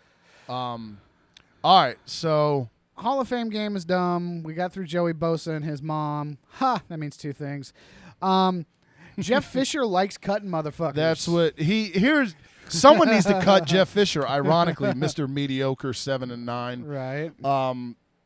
I don't. How the hell is this guy still getting jobs? For one, how is he? Because he's blowing the owners in the back. He's been with the Rams for what, 5 years now? Long enough, yeah. It's been a while, and it hasn't really worked. If he were anybody else, literally, he would have been fired. Unless he was Jason Garrett. Yeah, that's true. Who's speaking of blowing owners? Oh God. But yeah. And I will slam Chip Kelly as much as anybody. All right, he's public enemy number 1 in my hometown. I hate you, Chip. But he got fired a year after going 10-6 in back-to-back years. Yep. And Jeff Fisher. All right, now granted with Chip, there's a lot more involved, but point. Don't die on me there, buddy. Yep, smoker. Point being, how many years can you go 4-12 and still keep a job? And he does. He holds on to the job like a pope. Yeah. You know, or a judge on the federal bench. Yeah. How do you get the most patient of front offices everywhere you go? I think Justin has words. After he took a season off in 2011, so he's been there since 2012. Because I was just thinking about this, he's coasting off his Tennessee record. Yeah, clearly. exactly. But in his first season, he went 7-8-1, which was a 5-win improvement from the year prior. So now he's coasting off of that. Yep. Because let's see, What a twat. 2013 they went 7-9, 2014 6-10. I mean, then this is with baggy sleeves too. Yeah. And then which wasn't that great. They were 7-9 last year. So, yeah, he's coasting. Yeah, I mean it. So yeah, this will be his 5th year. I have a weird question for you. What's up? How do you feel about the fact that he's touched both of your quarterbacks? And yes, that was meant to sound that way. I could say something so inappropriate here. Please do. I wish he would have touched Bradford a la Jerry Sandusky at Penn State. So that way his ass wouldn't be. You got the phone ringing. For that way one. he wouldn't be polluting my team right now. The Foles thing again. He should still be in green. Carson Wentz should have never happened. But yeah, I'll eventually have to let that ship sail with Styx. Come sail away. Yeah. Come sail God, away. I hate that song. I love that song. Why? I hate Styx in general. I have an affinity for very weird bands, but we have a caller on the line. I'll talk about what in a minute. Yeah, we'll get back to Styx. What's Who your we name? got, Where are guys? you calling from? Jake. Yo, what's up, dude? What up, buddy? Hey, Corey. What's up, man? Hey, dude. Can we talk about the Browns for a minute? I mean, we're on Jeff Fisher, but as long as we're talking about shitty people, yeah. Yeah, since we're on the topic and Jeff Fisher, and sucks almost as much as the Cowboys do. I know. The boom. Eagles will do better than the Cowboys this year. I think that's pretty obvious. How much do you want to put on that? Thanks, They're dude. going to play 3 quarterbacks, but I still think the Eagles will do better than the Cowboys. God, I hope. Well, we did just. As do I. The Browns were, because we did just talk. You just touched on how driving through Ohio sucks. Yeah. Can we talk about that for a moment? Indiana truly is a terrible state to drive through. I highly don't recommend anybody ever do it. It sucked just, I would say, like a quarter of an inch more than driving through Ohio. It was a quarter inch, but it still sucked more. Do you want to touch on that? Because I know I've only got the only state I hate driving through is Delaware. Yeah, I mean Indiana. Like I was saying before, it should be a southern state because it looks. You're right. It looks like a southern state. Nothing but cornfields and fucking tobacco. It's weird. Yeah. It's like driving through the western part of North Carolina without the mountains. Ew. Yeah, and the sadness, like the amount of sadness that surrounds everything everywhere in that state. Right? And driving through Indianapolis is about the best part of that drive, and unfortunately, if you're going west, it's early. Well, and what's sad about a state, you're absolutely right. I couldn't agree more with you. When you have a state where driving through, I would say, a mediocre city is the best that you have going for you, you're sad. Yeah. And your life is sad. Your state is sad. Yeah. Like I said, it's sadness everywhere. Sorry to the Hoosiers. Sorry to the Fighting Irish, but fuck your state. Yeah, I know your NASCAR driver is a murderer, but like you have him, a murderer, and you have the Colts, which are good, and Dick Trickle, because I mean, I'm assuming he's from there because it's sad. No, Dick Trickle's not from Indiana, but it's close. Jeff Gordon's actually from Indiana. Speaking of NASCAR drivers from Indiana, Jeff Gordon, he's a California transplant, but he's actually was born in Indiana. So. I was gonna say he's too pretty to be from Indiana. Well, yeah, I know he was. He's a California boy, but I want to say he was from somewhere else, and it may be Indiana. You may be right. Yep, he's my favorite driver. I think I know. All right. Is he? Oh, yes. Timeout. Let's touch on that really quick. Oh hell! I thought we were going with RG3 here. Time the fuck out. So let me get this straight. You're a Cowboys fan as your football team, and Jeff Gordon is your favorite driver. Is there any other bandwagon you want to jump on before we keep going? Yeah, I was 3 years old. Bite me. Duke basketball? Yeah, I don't do Duke basketball. Are you suddenly a Cavs fan? Oh fuck no. The Cowboys. Are the Seahawks your second favorite football team? I'd rather punch myself in the testicles with a fucking wrench, but no. Thank you for that. No, when I was. With you. Let's go. Oh, I know. When I was 3, my dad got me into watching the Cowboys, and then Jeff Gordon was the most obvious car on the track because obviously he was the Rainbow Warrior back in the day. He had the Rainbow DuPont car, so it was like, oh, it's Jeff Gordon. It was easily recognizable for me as a kid, and he won a lot, and I picked him. If you look at all of my favorite teams, generally the time that I became a fan of them is when they were winning a lot, so they were very recognizable for me. You look at the Dallas Stars, you look at Manchester United, DC United, the New York Yankees. All of those teams were winning when I became a fan of those teams. I've stayed a fan of all of those teams my entire life. You know, some teams have done better than others recently, but I support 100%. I've done the opposite of you. I have no idea why. I grew up a Browns fan as a child, born and raised in California, and I grew up falling in love with the Browns. The Petty cars are my 2 favorite cars in NASCAR. Yeah. So basically, I'm guaranteed to run 30th or finish 4 and 12. I mean, at least you're sticking with it. You're a good fan. The Kyle Petty Mellow Yellow car, number 42, was sick, though. Oh, yeah. My favorite car of all time was the Joe Nemechek Burger King car. You remember that? Yes. That was so sweet, dude. I used to have the little toy car that came in the package. I love the Cheerios car, the 43 car when they had Cheerios as a sponsor with Bobby Labonte driving it. Yeah. It was yellow and baby blue, and I fucking loved it. It had little Cheerios on the hood. It was Labonte. Who else drove that car? There was another guy.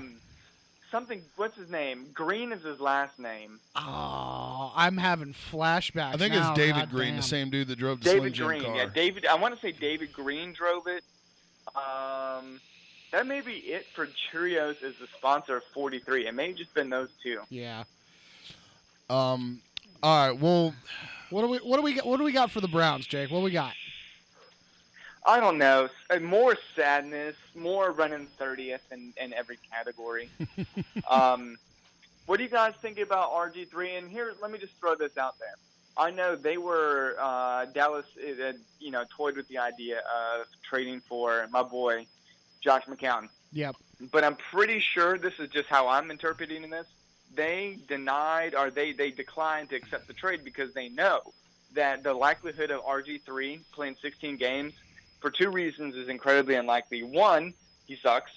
2, he's injury prone, and you need someone like Josh McCown.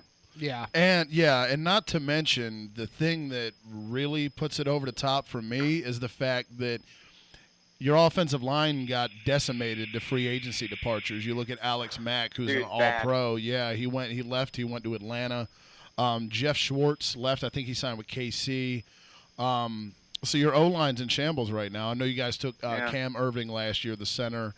And they set this whole thing up like what they do every year. You're going to have RG3 to start.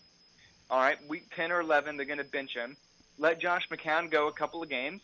He probably will win a game or two here and there. And then in the year, to see what Cody Kessler has. So week 15 and 16, you probably see him. So every year, they start 3 quarterbacks.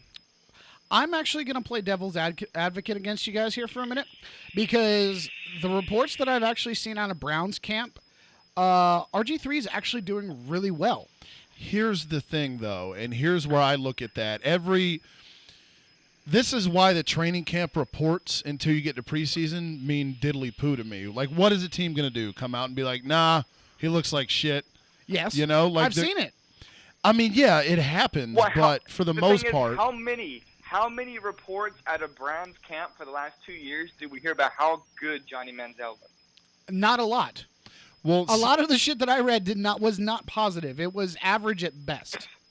I've read. I'll be honest with you. I read quite a few, and then especially last season, how many reports out of that franchise did we hear about how improved Johnny Manziel is, how much he's a changed person, and all that rehab until he had a relapse, and then they bench him for Austin Davis. I mean, you know you're fucking up when Austin Davis gets the start. Yeah, but he slung that pass to whoever it was, Taylor Gabriel, and won you guys the Monday night game in overtime against Baltimore.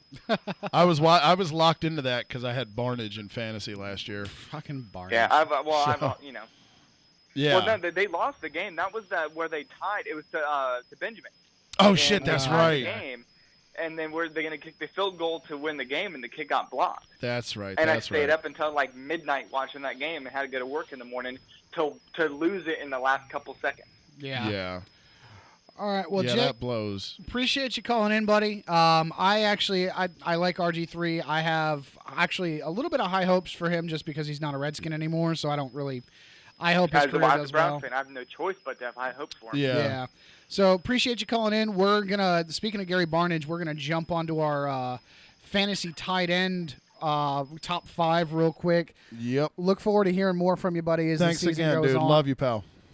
All right. Let's bust that down real quick, and then we can get to halftime. We'll get break time in. I think we should go 1 to 5 because the if we save 1 to last with tight ends is pretty anticlimactic. We all know who. So one you mean is. 5 to 1? Start with 1 and then go down to 5. I think it'd be better. Really? With tight ends, yeah. Because Okay. number 1 tight end, we're both probably gonna have the same person. All right. Well, maybe. I don't know. All right. Maybe. Should I start with my top? Well, I gotta pull up some tight ends. Okay. Ha. Hey now, that means two things. In stereo. Yeah. Ironically, role reversal. I came prepared this week. Ha. That also means 2 things. Yep. All right. So do you want to do that 1 to 5? Because it's we're probably both gonna have top tight. The top tight end in the NFL is obvious. I got Gronk at the top, obviously, because he's Gronk. He's probably gonna be the only thing that Jimmy Garoppolo can do in the first 4 weeks, because who can't find a big goof running across the middle who's literally indestructible, pretty much. He's like Terminator running across the middle. You can't stop him, and they know it. So it's going to be a lot of Garoppolo to Gronk. And then when Brady comes back, I mean, we all know what they can do. So Gronk's, he's gross. He's Gronk. There's a lot to choose from, actually. This is actually a very deep position, and it's gotten deeper in the past couple of years. Tier 1 is very obvious, but Tier 2, there's 12 to 15 guys that you can go with, honestly. And the thing is about tight ends is it's probably the hardest in fantasy to predict. And Always. mind you, we're going fantasy-wise right now. Yeah, this is for fantasy. For me, I will actually go with Greg Olsen. Okay. Because, you know, joking on the draft we did, the mock draft we did a few like a month ago, the guy who went Cam Olsen, and went Newton Olsen, back to back. So honestly, that's a great combo. And if you can get Newton and Olsen, you've started off really well.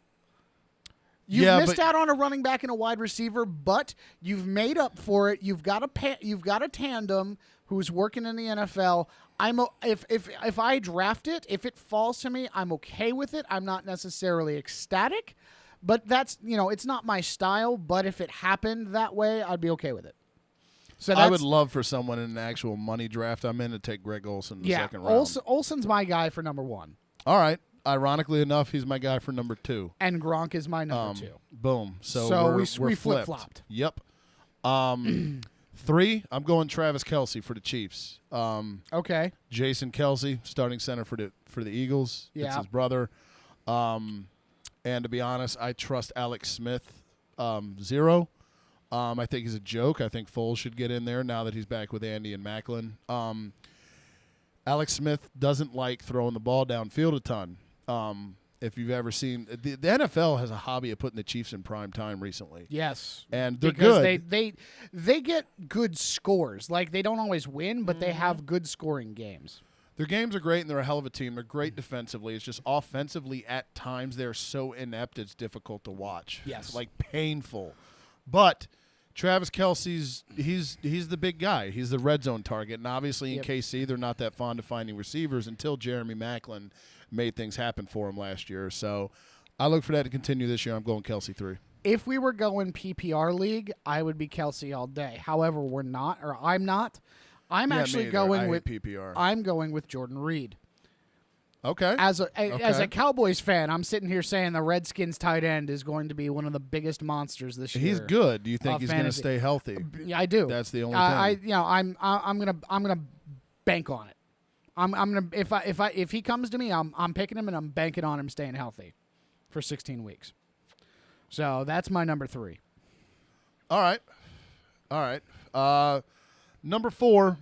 I'm kind of proud of this because I snuck him in on the back end, like round 14 and 15 of both money leagues I was in last year, and he produced because he was finally able to stay healthy. He's a Notre Dame guy. Give me Tyler Eifert at 4. Okay, that's a good one. He's got an ankle, which may hold him back. If it weren't for that, I would have him probably at 2. Yeah.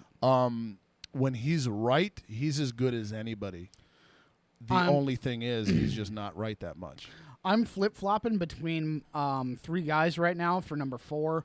Right. But I have to do it because it's Tom Brady and because it's the Patriots and because they're tight end happy.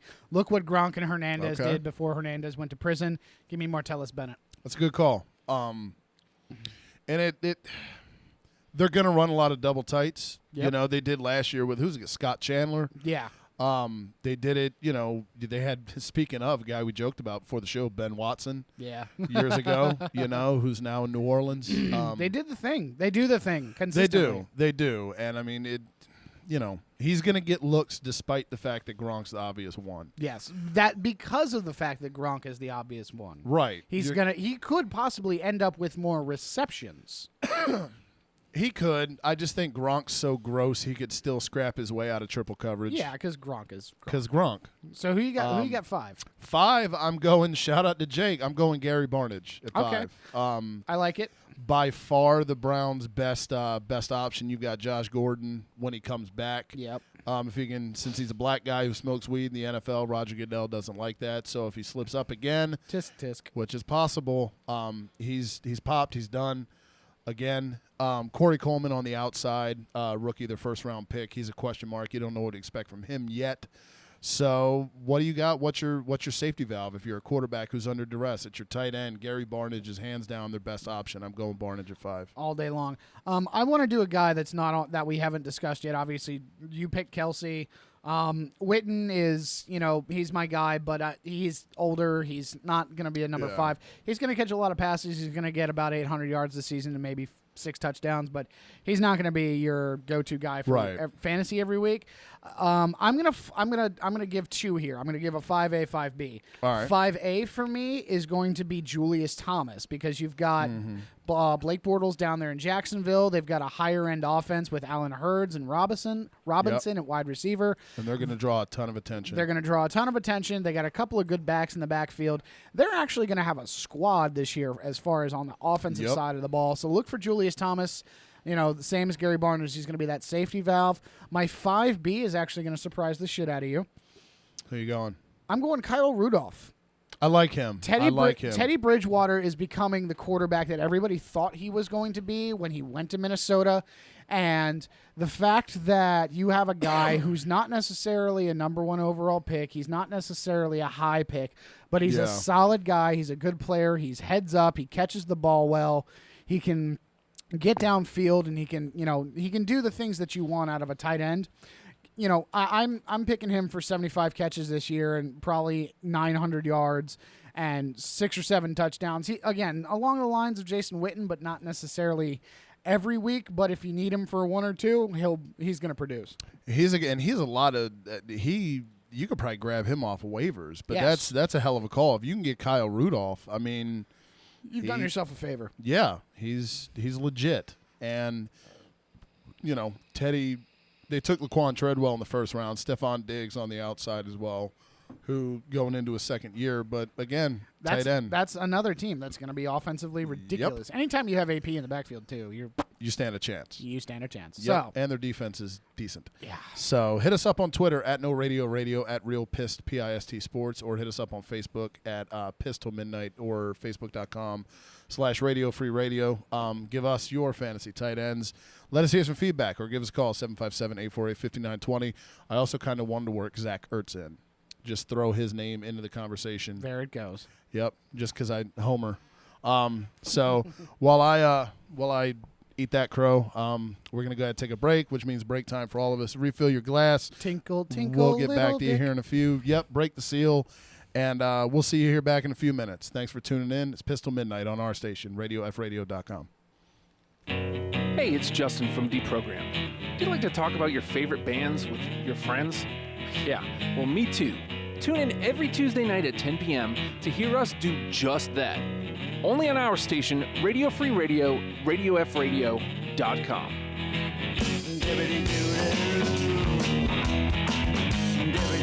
Did you know that Radio Free Radio has over 100 videos on their YouTube channel?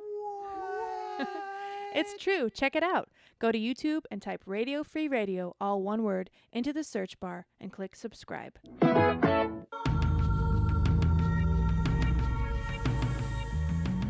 Do you ever feel like there's something wrong in the world around you?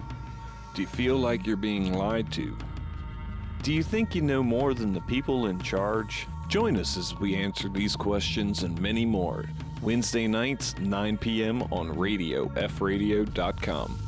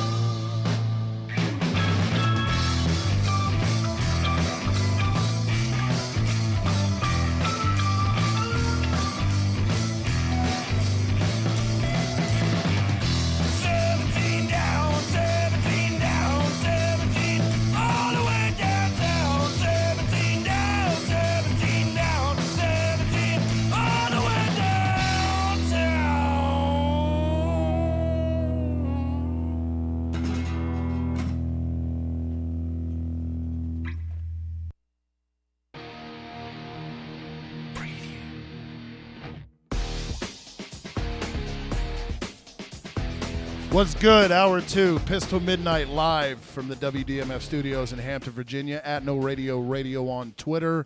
At Real Piss Sports, PIST. Facebook.com/Radio Free Radio. Facebook.com/Pistol Midnight. Thanks for joining us. What's up, YouTube?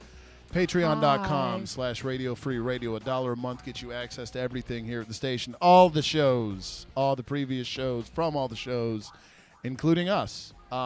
In our Pokemon draft we did a couple weeks ago. So you don't want to miss that. Yeah, $1 a month. That's all we ask. To everyone who's donated, thank you so much. Here to kick off Weird Hour. Loosey goosey hour. We're gonna piggyback off of our guy Justin, the producer here, and GMYD from Monday night.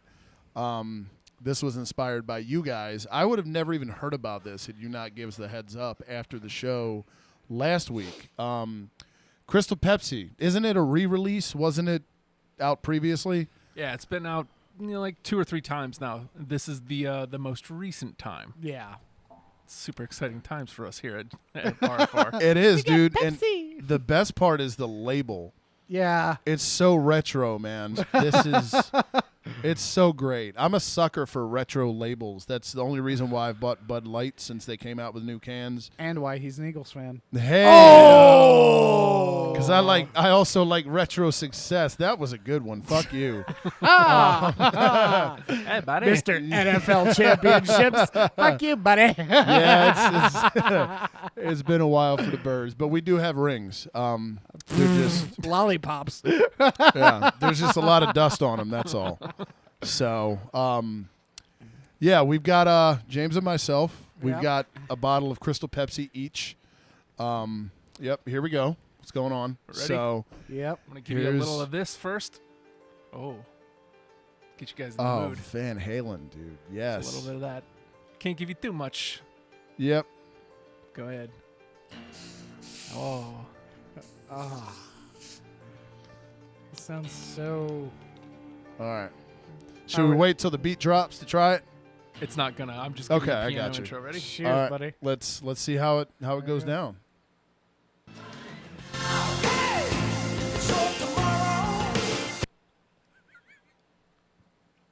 It gets me every time. That's so great.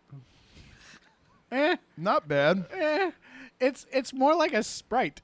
A little bit. I thought Sprite remix. I really initially. thought that was a Sprite, and then I realized no, it's Pepsi. I also like the Sprite remix though, so I'm not that bummed. But here's how idiotic I am, and here's how easy it is to buy me. I will buy it again purely because of the label. Yeah, I mean it's flavored seltzer water. It's not grand, but Club it's, soda. Yeah, it's put some fucking gin in this bitch, you'd be happy. So it would be perfect for a mixed drink. Thanks, Justin. We didn't know that one was coming. I'm not bummed about it. It's a little too. You can have. I'll put it back in your fridge when we get back to the house. Meh. In the meantime, while Corey is enjoying the rest of his my Crystal Pepsi, we're gonna do a throwback to a sport that we haven't talked about in a while. All right, let's get to it. All right, so. Bunch of stuff going on in Major League Baseball right now. We're going to do... Super busy week. We're going to do 3-minute quit it. How's that? Justin, can we get a 3-minute timer? If you've got it on the Google machine. Because I'm so excited for this. Because baseball. Does anybody else like baseball? If you like baseball, don't call in. Yeah, because we're only giving it 3 minutes, literally. So yeah, literally. If you're going to call in, by the way, 757-848-5920. Just do not ask us about baseball. Because reasons. All right, yeah. We ready? But we'll gladly talk to you about Crystal Pepsi. And go. Prince Fielder retired today. How do you feel about that? It's a bummer. He was super powerful guy. Yep. And I liked him because he was big. Yeah, he's a big dude. Huge guy, super powerful swing. I remember watching his old man. I always liked his name, too. Yeah.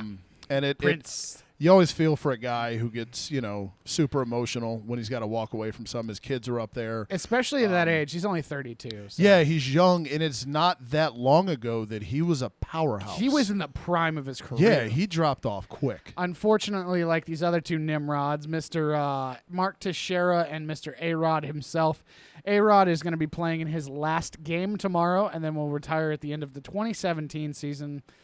He will be a clubhouse guy for the Yankees for the rest of his career to end his contract. And then Mark Teixeira announced he will retire at the end of the season. Mark Teixeira to me looks like the Denver Broncos logo.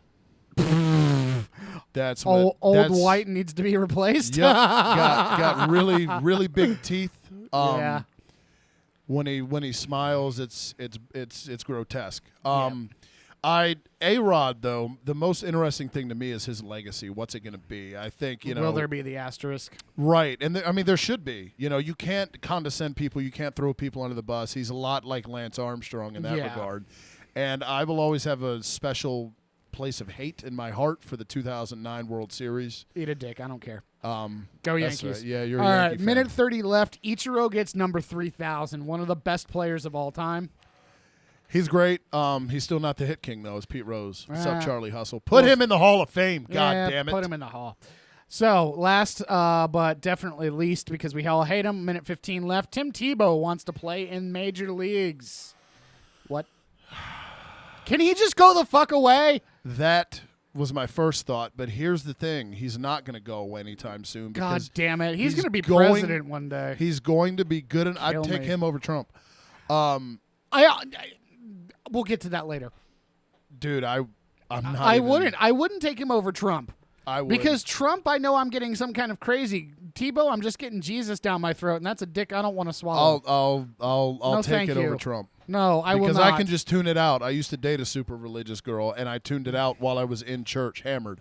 But no, in all honesty, someone's going to pick him up. He's going to be good enough to where a minor league club will say, "Hey, I'll grab onto him to sell some tickets." Now he's in a system, and it doesn't matter if he plays for a AA or a single A squad. ESPN's going to be showing the shit out of it, so he's not going away. Thanks, Michael Jordan, the second coming. We don't give a shit about Tim Tebow, though. Nope. 5 seconds left. Fuck Tebow. And that's all we have for the MLB. All right, no more baseball till next year. Yep. Or the World Series, whatever. But then we got football and hockey. Is that supposed to be a timer? You were trying to do the timer countdown? Something? Yeah, Justin missed that drop. We beat the timer, though. We did beat the timer by 2 seconds. So I'm happy with that. Yay. Under 3 minutes of baseball, even better. So now Less is more. we get into the good sections. This is the fun stuff. All right, so it's time for dun, dun, dun. What do you want to do Hashtag first? Ask Corey Hockey shit and hashtag Ask James Soccer shit. We doing pucks or soccer first? We What can do you go wanna do? pucks first. All right. So here's the deal. Here's what I promised everyone last week before. He was a dick. Yeah, before I reneged on what I had put in the promo. Yep. Top 10 NHL power rankings for the offseason. Obviously, free agency's still going and whatnot, but all the main transactions are done. The draft's done and whatnot. So pretty much what you've got what you got going into the 2016-2017 season. So I did my homework. I got it ready to go now since I didn't last week, and I was a terrible co-host last week. But I'm here to make it right. At 10, I got the Montreal Canadiens. They got a healthy Carey Price back. He was the defending Vezina winner going into this past season, who had a hell of a season. Carey Price, you hear about Braden Holtby this past year and the year he had. He didn't break Bordeaux's record or tie it. He wasn't in that regard. But Carey Price is as good a goalie as Braden Holtby is. He had a Braden Holtby-esque in his own regard season the year prior. So when he fell out, when he got injured, Montreal took a huge step back. And you've also got, since he's going to be back, you've also got the blockbuster trade of the offseason. Montreal's one of the teams involved. They brought in Shea Weber in exchange for P.K. Subban from Nashville. Short term, I believe that trade benefits Montreal. Short term, I think it benefits both. Yeah. But long term, it's going to screw Montreal. But while Shea Weber's still in his prime, before he gets to be 40, before that contract that runs through 2022. Isn't that his prime? What do you mean? Yeah, look at Yager, dude. There's not a lot of Yagers running around. So True. Weber's got a wicked slap shot. He's a hell of a defenseman. Short-term wise, it's a good move for Montreal. I like it. They added Alex Radulov and Andrew Shaw. They come with asterisks, but they do add a little bit of nasty to Montreal's front and a possible scoring pinch. So I'm putting Montreal at 10. Number 9, I got Anaheim.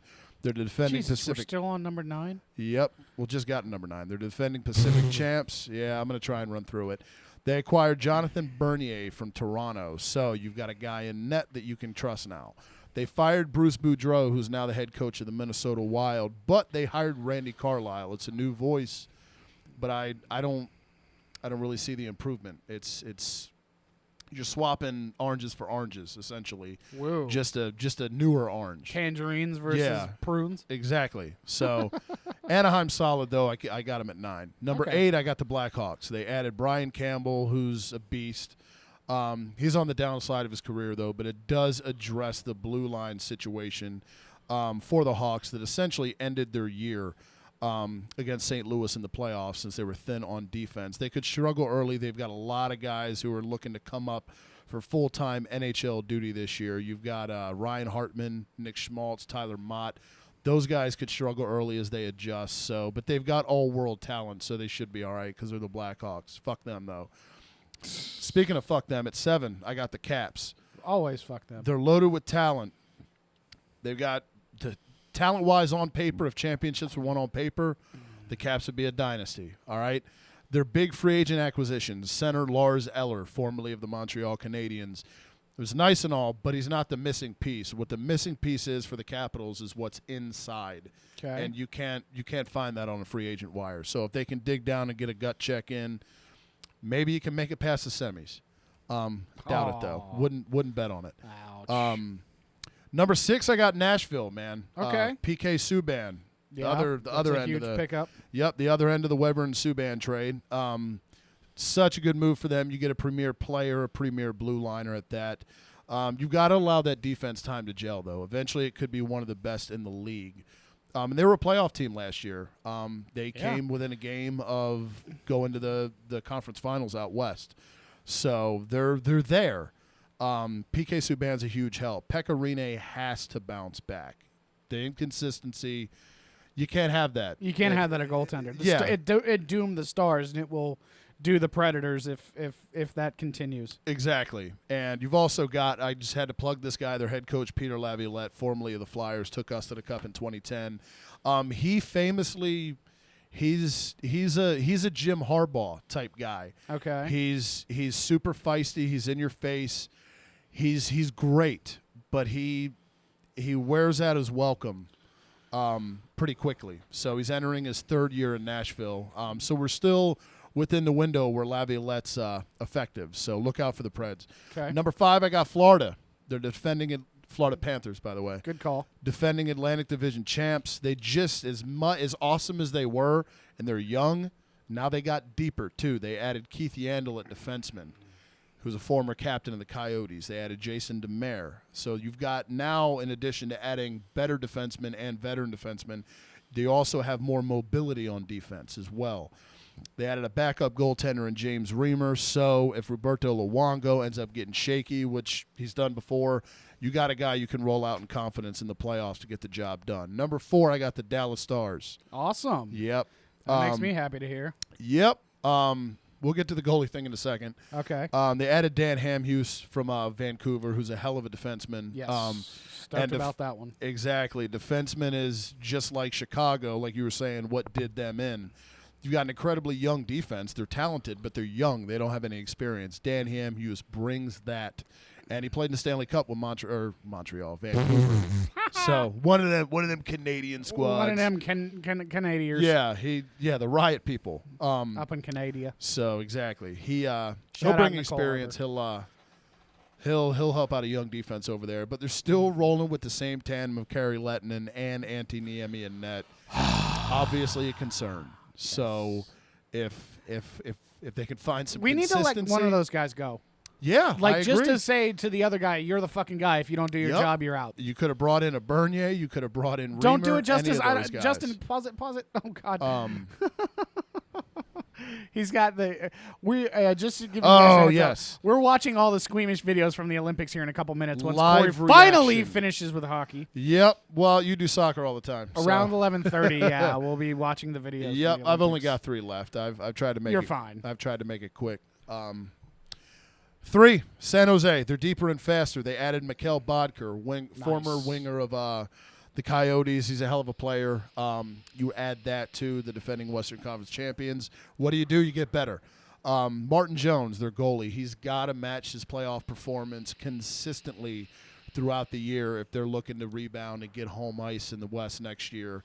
Martin Jones has to be the guy all year. He caught on towards the end of the year last year, and he played his ass off.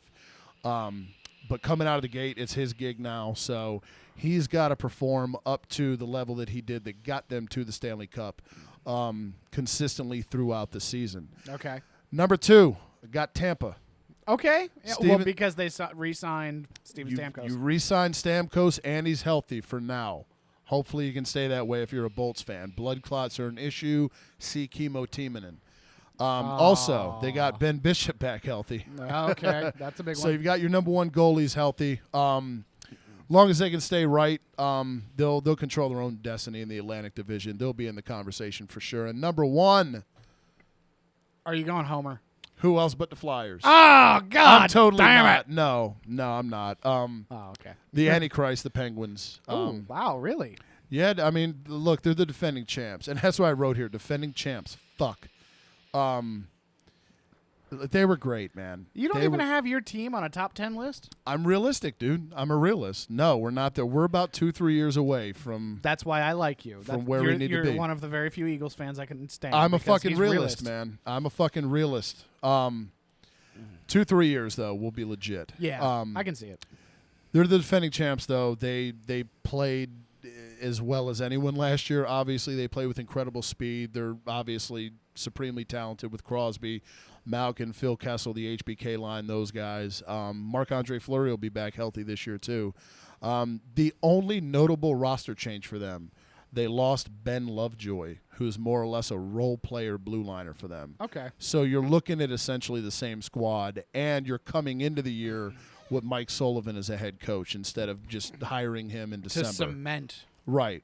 So you're starting the year off with him, and you won a Stanley Cup after he took over mid-year. So yeah, you're not too bad off. I hate to do it, but I got the Pens at 1. All right, well. So. Throughout this segment, you can still hashtag Ask Corey Hockey Shit and hashtag Ask James Soccer Shit, because we like you guys calling in 757-848-5920, 5920. Holla, holla, holla. Holla, holla, holla. Holla. Yep. I'm swallowing my mic. Hey now. So in soccer news, Corey, do you actually want to write these? Let's write these predictions down once you light that cigarette, because we are actually going to predict. Corey's going to do this with me. We're going to do this for the NFL too. Once the NFL season rolls around, each week we're going to do predictions, see who does better. Do you need a pen? Yep. Where's my bag? I got my bag. Live searching. Live searching on the interwebs. Yep. We're so prepared, goddammit. We are. Justin, what are you doing? There's a Sharpie right there. Oh, shit. Oh, we're fucking morons. Thanks, Justin. We're going to watch that back later and go, we're fucking stupid. Wow, we're dumb. One of the many reasons why Justin is awesome and why he helps us out is because of stuff like that. Because we can't Not see. only is he the producer, but I didn't see there was a Sharpie. If it was a Cobra, we both would have 18 died. inches from my face. So I'm going to give you the matchup, so you write the matchup down. And then I'll give a little insight, and then we can both predict. Copy that. All right, so the first one is going to be, these are going to be Saturday matches, Saturday the 13th. So I'm writing the date? You can if you want to. Okay. It's going to be Leicester, Leicester. Hang on, I'm still writing the date. All right, Saturday the 13th. Leicester versus Hull, Hull, like a ship hull. I knew that. Hey, these are soccer names. You can't spell them. I'm helping out. Fuck you. Leicester, I never would have guessed. Leicester. Yep, that. All right, so Leicester is the defending champions from last year of the Premier League. Hull won a two playoff rounds last year to sneak in to the Premier League. They got promoted over a couple other teams that probably should have gotten in. I'm going to go the defending champs 3-1. Are they at home on that one? I want to make sure that's a home Are we game. doing scores too? I am. Okay. I am. But yeah, I'm going to go 3-1 Leicester. With a W. They're defending champs, so I'll take them too. Yep. But I feel like Hull's a scrappy bunch. Oh, they will be. I'm going 4-3. 4-3. Yep. Okay, interesting. That's not I know necessarily. nothing. Well, Leicester just lost N'Golo Kante to Chelsea, who is a big powerhouse midfielder. He's a big guy. He's essentially a blue liner. Okay. Okay. So really, really good in the midfield. Really good at holding the ball. So he's with him out. Right. That's not necessarily. It could go that way. I wouldn't be surprised. Okay. All right. Next game is going to be Tottenham, Tottenham, versus Everton, Everton. All right. Tottenham finished third in the league. They chased Leicester to the title up until the very last couple of matches, and then fell off the race. Everton finished in the bottom half of the table. Roberto Martinez was their manager, the guy who I talked about last week, taking over for the Belgian national team. Tottenham's going to try to come out strong, but I'm going to go draw here. I'm going to go 1-1. All right. I'm going Tottenham because I like their name. It's catchy, and it has a food in it. Okay. They have ham. So I like them. I'm going 2-0. 2-0? All I'm right. even using soccer terms. Attaboy. That's 0 in English, kids. All right. Next one is going to be Stoke, like Stoke a Fire. All right. Versus Middlesbrough, which is Middles Borough. If you need me to respell that, I can. Borough, Borough. Oh, got it. Middlesbrough is a team that actually gained promotion. They finished second in the championship last year. Stoke is a mid-table side. They produce some good results, but they're not necessarily the bee's knees. I'm actually gonna go with the upset here. Middlesbrough, 1-0 over Stoke, away from home. Okay. I'm going Stoke. Okay. Give me 2-1. All right, good call. I think Middlesbrough, they'll sneak one in. All right. Stoke won't see it coming, but they'll do it. I'm gonna try to speed through these real quick. So Watford, Watford, versus Southampton, Southampton. Southampton, one word. Yep. Watford, middle of the bottom half, so around 14th, 15th, finishing last year.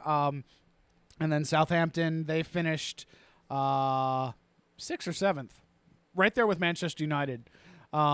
So they've got the firepower. I'm going to say 3-0 Southampton, owed to my stepdad's team. I'm going to go them too. Okay. Because we live in Hampton. Yeah. And they've got Hampton in their name. I'll go same as Stoke, 2-1. Okay, cool. Next one is going to be West Brom. I'm not going to give you the whole one because it's a huge name. So West Brom, Brom. They're playing Crystal Palace, your Eagles. Your Premier League team. Both of these teams finished towards the bottom half of the table, or towards the bottom of the table last year. Crystal Palace is a team that needs some wins badly. Their manager, Alan Pardew, they didn't have a very good end to the season, so they really need to pick it up. Unfortunately, I see this being a lackless 0-0 draw. All right. I'm going Crystal Palace because I adopted them last week. Because Eagles, I think they beat the shit out of West Brom.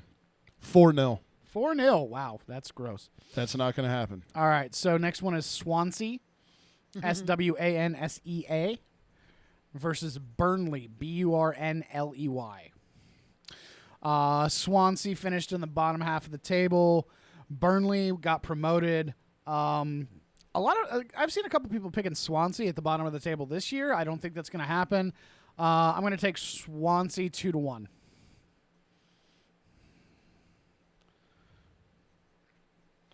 All right. I am going Burnley because I'm Team Valor in Pokemon Go and the Phoenix Burn stuff because it's on fire.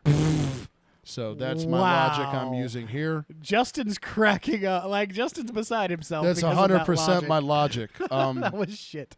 I think this is going to be tight, though, because it's two teams with two syllables in their name. Yep. Those are usually the close ones. All So right. I'm going 1-0. All right. Next one is Sunderland, Sunderland, versus Manchester City. I figure you can spell that. Yep. This one's going to be at the Stadium of Light, the home of the Black Cats, Sunderland. But I am going to go Manchester City because there's no way in hell this team doesn't destroy. Sunderland almost got relegated. City was in the conversation up until the last 4 or 5 games to win the championship. City wins 5-0. Whoa. Oh, yeah. This is a big one. You hate Sunderland. Well, I hate Manchester City even more, but there's no denying City's going to roll over these fuckers. They're my champion prediction from last week. Yeah. I'm going Manchester City because I've heard of Manchester, and they sound like people that are good at soccer. I'm going 3-0. Okay. Next one is Manchester United. You know how to spell that? Versus Bournemouth, Bournemouth. Whoa. Bournemouth.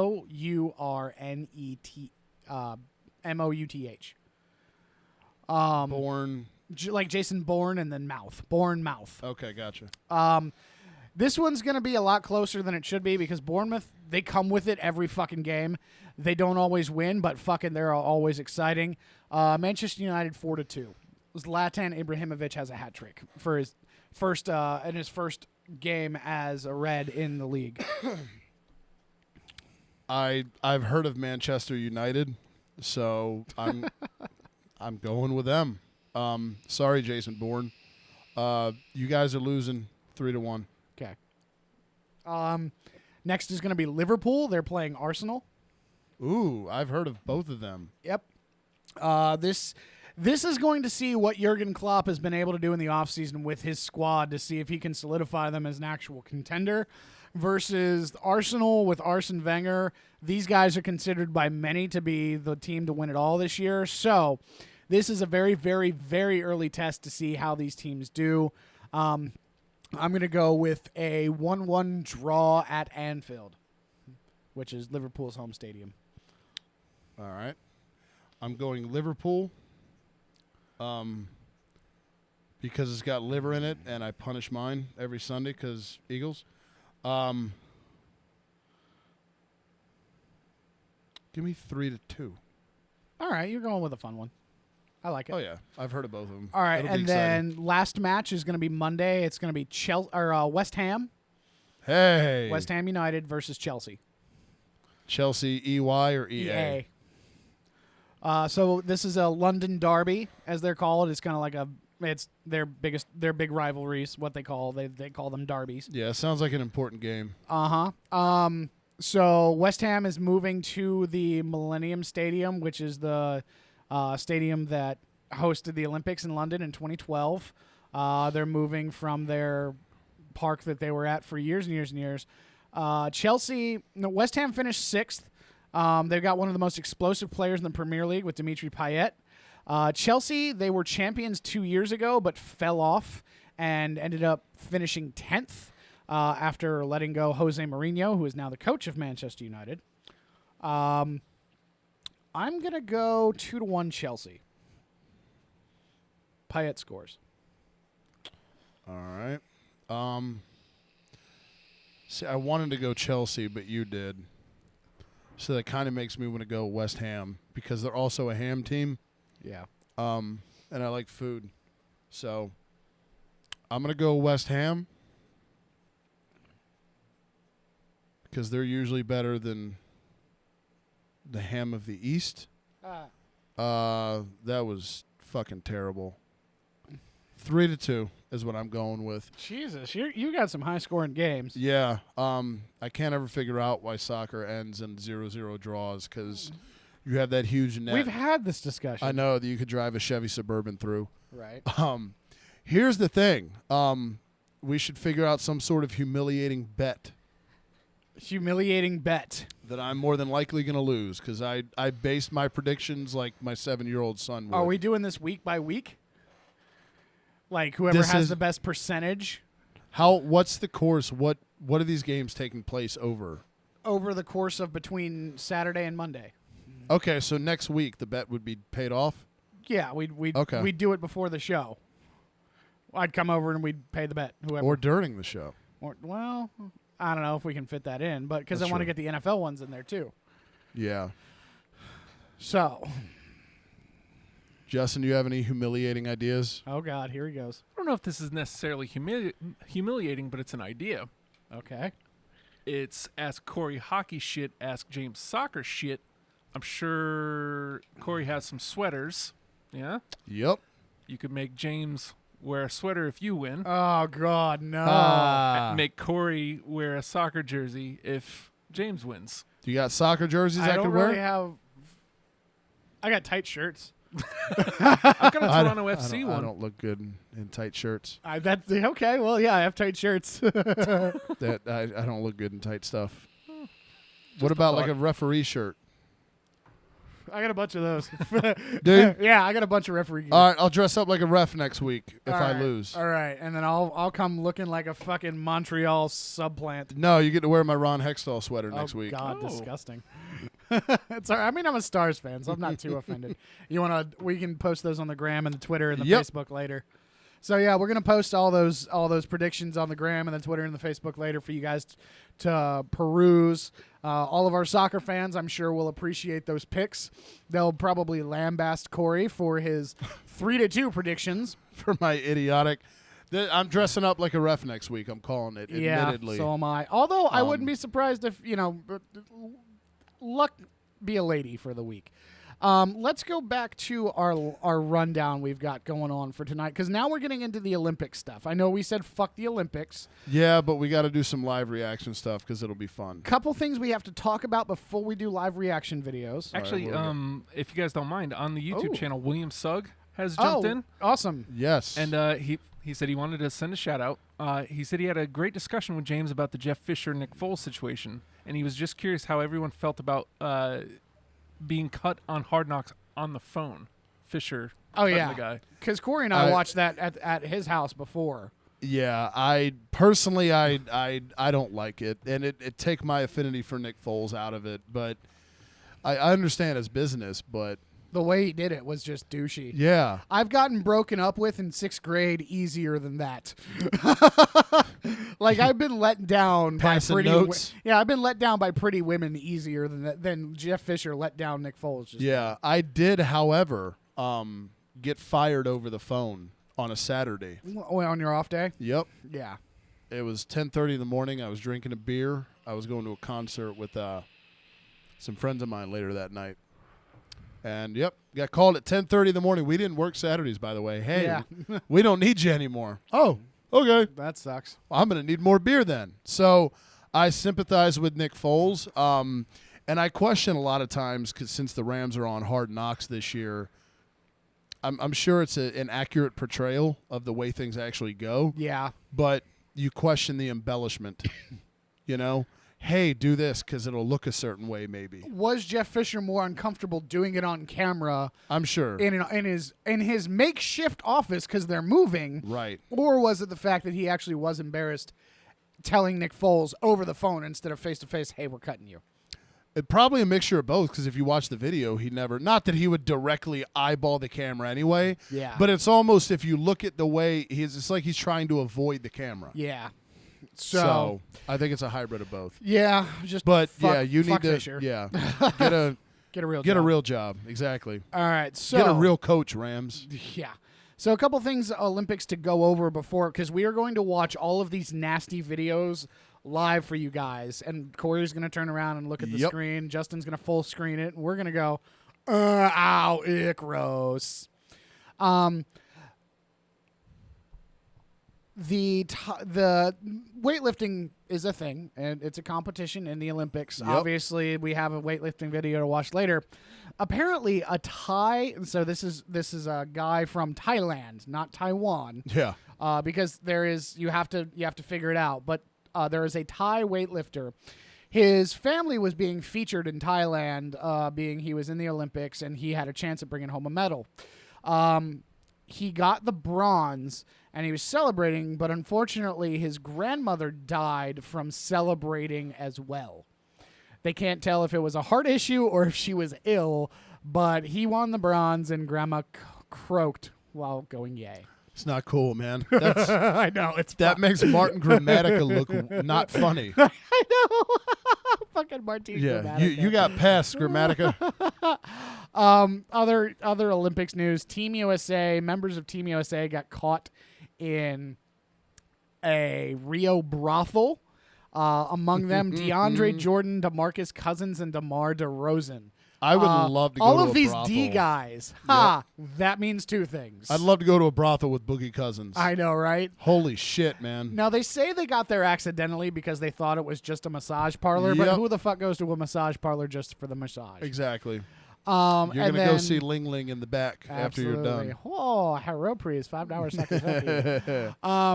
And then lastly, before the videos, Ryan Held, he was a part of the 4x100 freestyle team that for America that won gold over the French, the Aussies, and the Russians, because fuck all those other countries. Especially the French. Especially the French. He cried during the national anthem, and everybody saw it, and he cried like a baby back bitch. I won't lie, though. Every time I watch the United States and they play the national anthem, I cry like a baby back bitch. The Olympics is the only circumstance where I'm okay with national anthems anymore. Okay. So. Yeah, I don't want to turn that into a bigger picture thing. But. So, are we going to watch the... Yes, we're going to watch the French gymnast first. Corey and I have waited all week to watch these videos. I will admit, I watched the cycling video. It's not too horrible, but I haven't seen the Armenian. I haven't seen the French guy. I want to see these fuckers break some shit. So Yeah, I've been holding off all week, dude, since we talked about it. It's like, hey, let's not watch it. Justin, give us this French fucker. So here we go. All right, live gross out.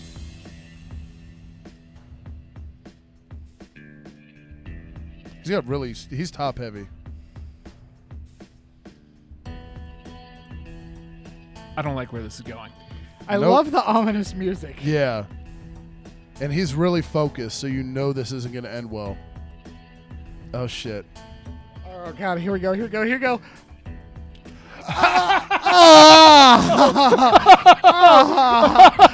Holy shit. Hold on. Oh, now we're doing slow-mo. Slow-mo. Oh, dude. Why? His leg, yeah.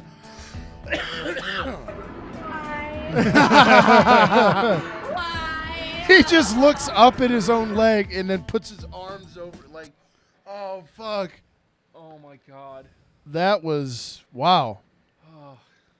That was worth the wait, though.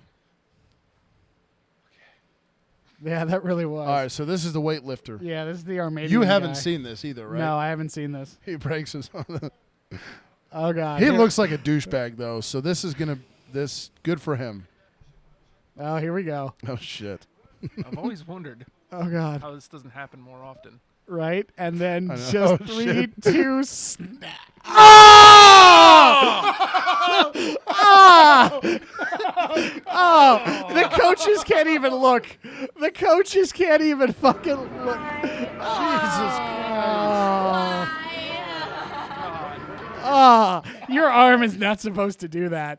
Oh, God. There's another video. All right, here's the cyclist. That's like an action figure when the arm bends the other way. Yeah, here's the cyclist. This chick, she was like 6 miles from the finish, and she was going to win gold. And nope. Bap. Oh, God. Now, the shitty part about that is she actually, like, another car passed her like 20 seconds later. She was still laying in that same position. She, like, fractured her spine in, like, 3 places, and it was just bad. It was bad. Wow. Oh, God. I Nothing like a little live grotesque. Yeah, and then if you look up, there's the Patriots, I think, wide receiver guy. Yeah. He just broke his arm. So if you look at that, Is this video the video? it's a Patriots. That should game. be, yeah, because it happened tonight. Yeah. Yep. Here it is. Here it is. That was a compound fracture from hell. Ow. Oh, God. Ew. All right, so it's be safe, everybody. Ow. Yep. My body parts hurt now. Yeah. I need to go see Ling Ling for a massage. That's what I need to do.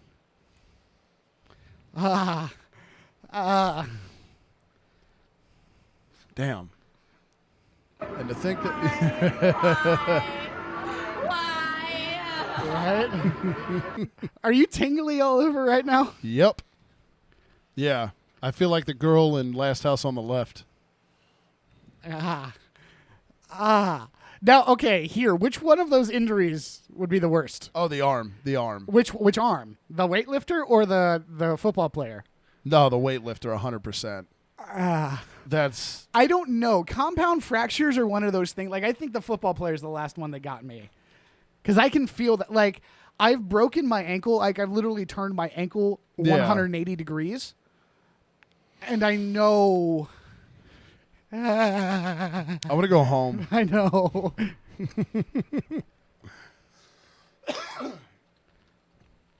So, yeah. If you happened. haven't seen them, head over to YouTube.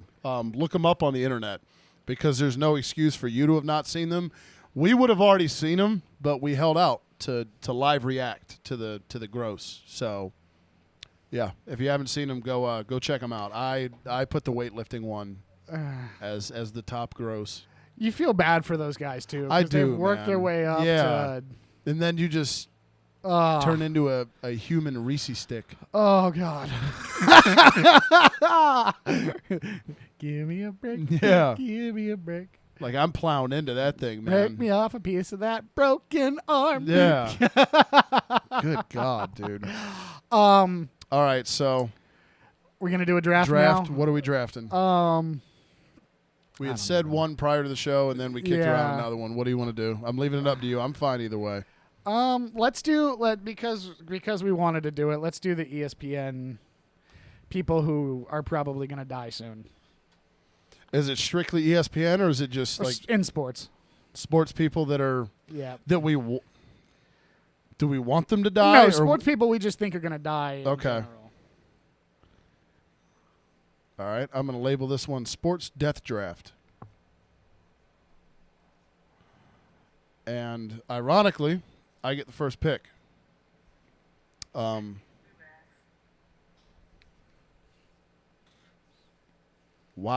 There's a lot of ways to go here. Justin, you want to get in on this, or are you going to pass on I'll pass on this one too, I think. All right. Had enough grotesque for the night. Yeah, this is we've really turned this show into something. This is a morbid ass show. My arm is still twitching. Yeah. That compound fracture. All right. Yeah. Not a good time.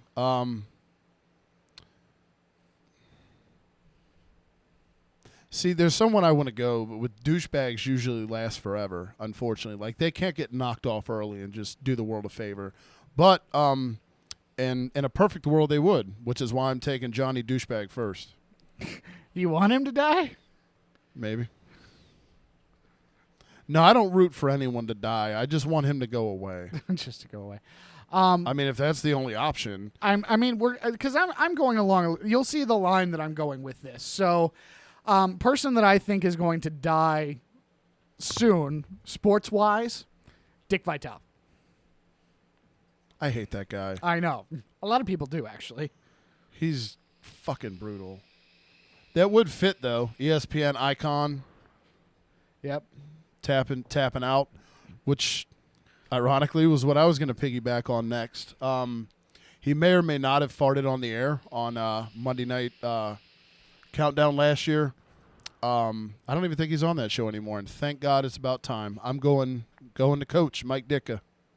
Okay. Yeah.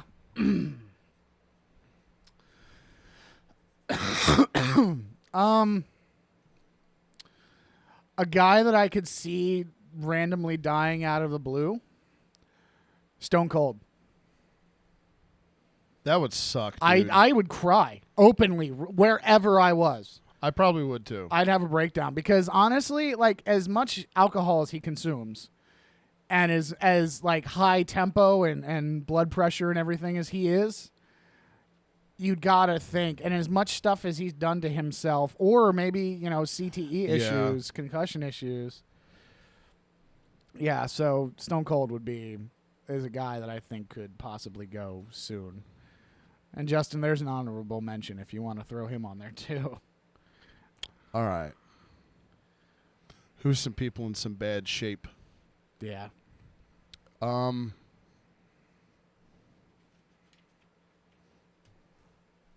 Shit, I just had a guy.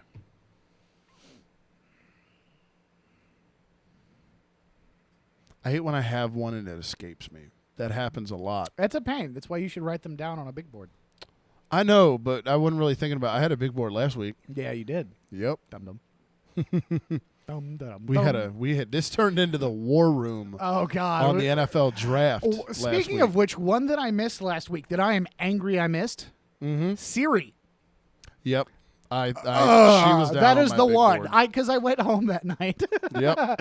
And I was going through my files, and I went, Yep. How did I miss this sexy woman? Afterwards, I wish I would have gone Jennifer White over Carter Cruz. Carter Cruz was just like the Mike Mamula that rose up the big board, Yeah. meteorically. But Jennifer White's been there for me for years, and I appreciate her. All right, I'm stalling. Snake draft. Go ahead, pick somebody else because God. I literally have no one right now. I had one, but it escaped me. Somebody that could potentially die soon, and it would devastate the sports world. Magic. Going off what we saw earlier tonight. Yeah, sir. What kind of AIDS does he have? Right? Good The God, dormant dude. kind. Yeah, everybody wants that kind of AIDS. Well, the people that have AIDS. among the AIDS community. I'm not running out looking for magic AIDS. You are. You're failing at this so hard. I'm not good at this right now. Oh God, come on, give me a guy. All right. I'll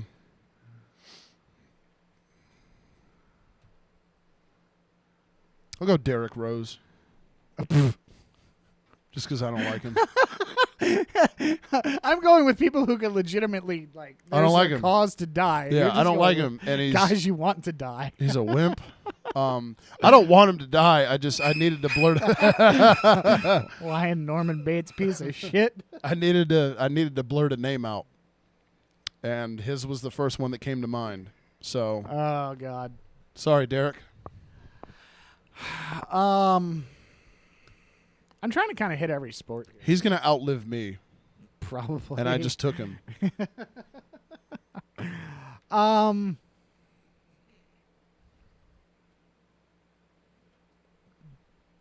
Nolan Ryan. All right. I love how we didn't do snake draft there. No, we didn't. It's all good. Improv. As long as we're even. Yeah. And I'm not just taking guys off the cuff. I'm gonna go hockey here, because these guys that play the way this dude did usually bow out fairly early, and I cursed him eternally when he laid out Eric Lindros. I'm going Scott Stevens. Okay. I mean, he threw his body around like a motherfucker. Yeah. I hated him. He was a hell of a defenseman, though. I'm gonna go sports reporter next. I'm gonna go my guy, Skip Bayless. Really? Yeah, I mean, it would cause the stir of the century, because whether you love or hate him, it's like fuck. Skip Bayless just died. Can you imagine Stephen A. on the air with that? Dude, he'd probably leave the set. He probably would. I wouldn't be surprised if he did. I wouldn't blame him either.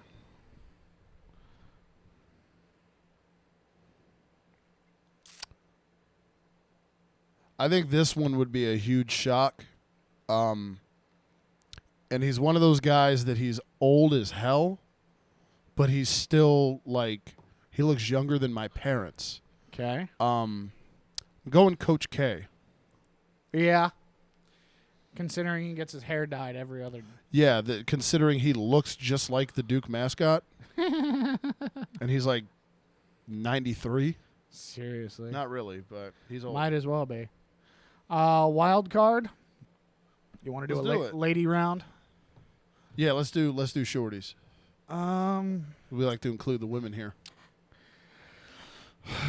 I always love including women in anything I do. So. Hey now. Unless it's taking a poop, because no. Well. No, just stop right there. All right. You're done. Everyone can connect the dots. Justin's still thinking about it. It's not good for her. That's a good one that you got up on the screen, by the way. Yeah. I love that guy. Yeah. But him and Melrose. dude, if Melrose goes, I'll probably cry. I love that guy. Yeah. The guy on the screen, by the way, for the listeners, was John Kruk. John Crucky. I love Crucky. Um, Lenny Dykstra, too. How is he not dead already? And I love him, but for the what a mess. ladies. Trying to think of, because we just had Pat Summit pass away. I don't want to go the obvious Shelley Smith. Oh. Because, we already, that was kind of the cancer thing. That kind of brought everything out, like, that's made shows for the past, like, 6-7 weeks. Yeah. Can you think of any? Gino Auriemma. He coaches women. For the ladies, yeah. That would be. I hate that guy, man. I actually like him. Fuck him. Susie Colbert. No, dude. Yeah, that one right there. That would.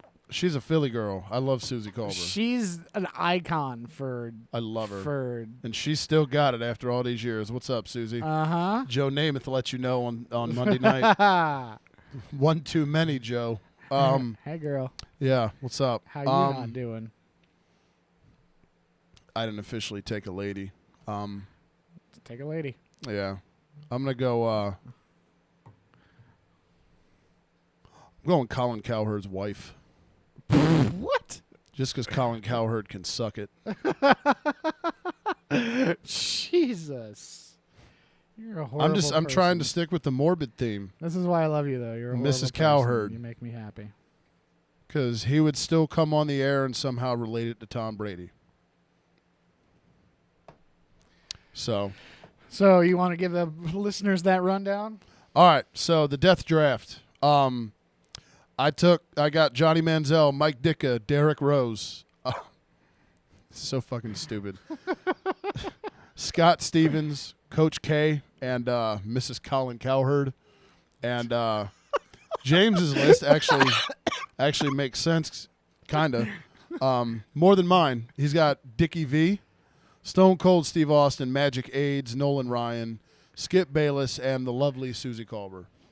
Oh, man. I always wondered that. I remember I asked my mom, like young, when I found out Magic Johnson had AIDS. What's the AIDS? And I was like, why is he still alive then? Like, as if I wanted him to die. And I don't. And she had some smart ass.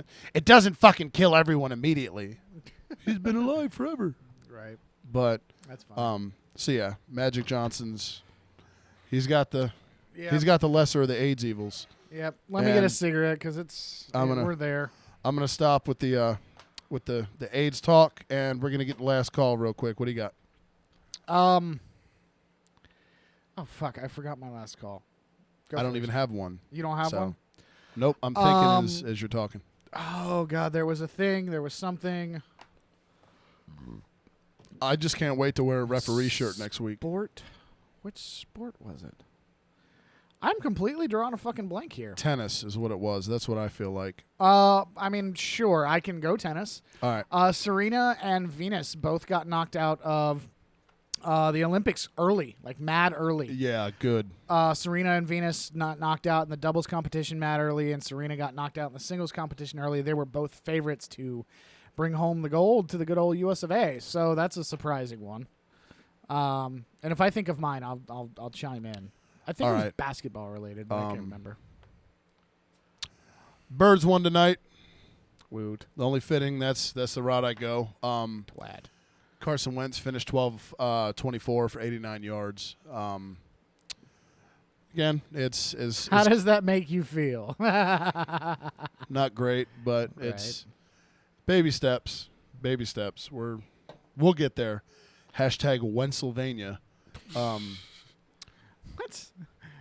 I waited this long for Eagles football. I know it's meaningless. Hashtag Wennsylvania. Please, can we make that a thing in the studio now? Yep, I like that. Because I can't do that with any of my football, but I can't do Desless. Nope. You know, I can't do Romolass. That works. I might get shirts made. Wennsylvania. I'm gonna get you that for Christmas. Thanks, pal. I'll wear it proudly. I know. That and the referee shirt that I'm gonna have to wear next week. I hope he ends up like Foles. My prediction. I hope he does too. Before Chip Kelly decided to let him go. So yeah, go Birds. I know it's meaningless, but I'll take a win any way I can get it, because when September rolls around, there aren't going to be a lot of them. So, yeah, I can't remember what I was going to go off on. So, appreciate you guys tuning in tonight. As always, we here at the WDMF studios are always glad when you guys listen in, when you call in, when you interact with us. You guys are what makes the studio, so we appreciate everything that you do for us. If you want to do a little bit more for us, you can head over to Patreon. Check out the Patreon page for the station here at Radio F Radio. And then also you can help us out. We're putting up a website come next year, and we're looking to do YouTube videos. We're looking to do other stuff. So we're looking to buy stuff for our account. It's going to be realpist.com, P-I-S-T, and just like Piss Till Midnight. Yep. If you want to hit us up on Piss Till Midnight, at Real Pissed Sports is our Twitter, P-I-S-T, Piss Till Midnight on Facebook, at Real Pissed Sports on the gram. And then also if you want to hit up the radio station, at No Radio Radio and Radio F Radio on Facebook.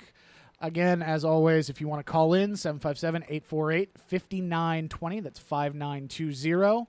And for the layman, I've got nothing else. If you want to sign us off. That's about all I got. You were giving me some good practice there. I appreciate it. Yeah, man. I was going to work something in, a plug, but I can't remember what it is. So I'm going to spend the next 7 days trying to figure out exactly what it was. Mike? And we'll come around and, I'll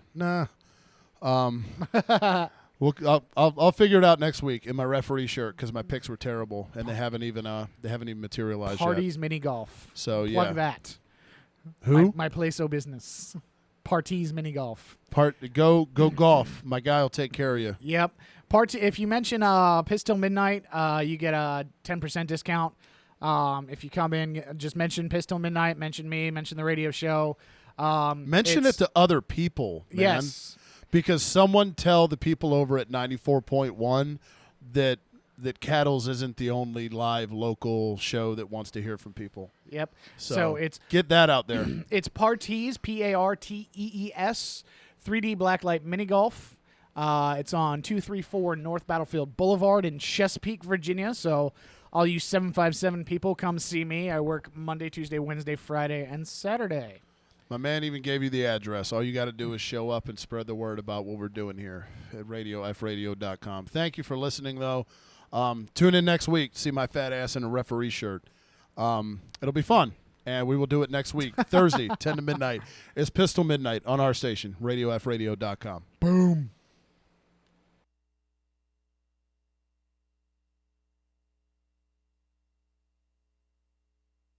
Won't you come and play? Hey, you found a happy place.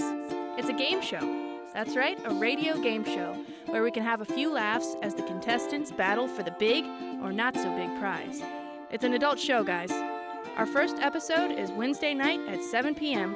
on RadioFradio.com. Adolani said WDMF.